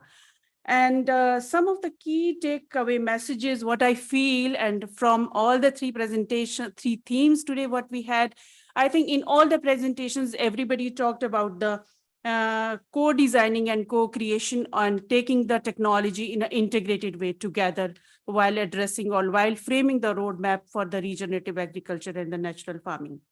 Another thing, what was discussed since morning was that how to supplement the innovations and the technologies with the local innovation systems. So that's another thing when we talk about any technologies, then how to link it with the local innovation system and work in an ecosystem together, and taking into consideration the natural farming and the regenerative agriculture. Then I think another important point what caught my attention was that all of this framework should be addressed through the scientific approach. There should be some scientific backing around all the technologies what we are talking today, and take it ahead with the strong basis of the scientific evidences and the areas around that. Another important takeaway message is probably what we should keep in mind is how to create an awareness and the capacity building around this area. So how to build those kind of the technologies and the market and the consumers and the investment, all those directions, and then awareness among the farmers around this important technology.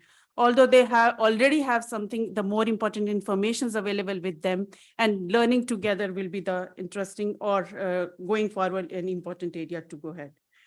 Then I think we had some disagreements around various definitions, one crop health concept, the farm mechanization, etc.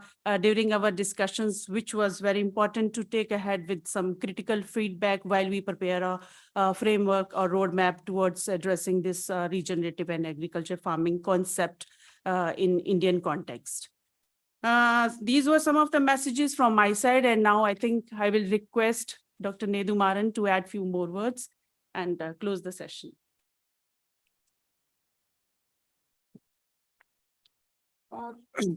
Thank you, Mamta. It's wonderfully you summarized some of the key points, already the take-home points for today to think around those points overnight, and then we will come up with some good discussions tomorrow and then day after tomorrow. In addition to what Dr. Mamta summarized, I want to emphasize on 2 points where our DST representative, Dr. Datta, and also the FAO colleague also emphasized is the current agriculture practices, what we are doing is having a systemic problems. And then we need to set up and come up with systemic solutions. So these are some of the key messages which I thought that we need to take. We have systemic problems. We can't address a solution through one solutions. We have to work systemically and then come up with the system solutions, not with piecemeal solutions for addressing this regenerative agriculture, or what we are trying to do through the regenerative agriculture. Another important point what I thought is even the presenters like Deborah from IRMA and also our farmer representation from Nandi Farms, Vikas was emphasizing on how to, there is a need for science, policy, and people interface, and also to create co-creation of knowledges, especially to take this regenerative agriculture to the next, or scaling up the regenerative agriculture. So this is one of the thing which comes across all the presentations and then the panel discussion. So these are one of the, in addition to what Mamta said, that this, I thought that this is one of the important key messages.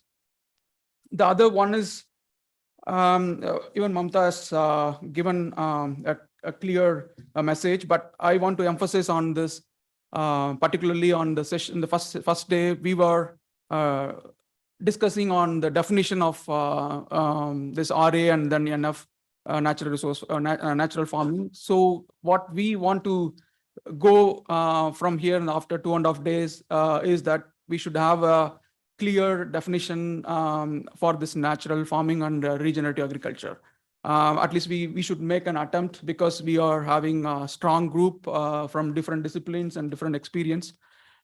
We should have at least a clear definition for, or at least consensus on the definition of natural farming, which is also emphasized by our managed colleague, that it's very important to communicate with the extension practitioner, extension and the field level practitioners about this definition for regenerative agriculture, natural farming.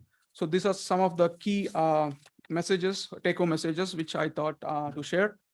With this, I thank each and every one for this wonderful session, and then good learning for so many of us who are very new to this natural farming and regenerative agriculture. Thank you.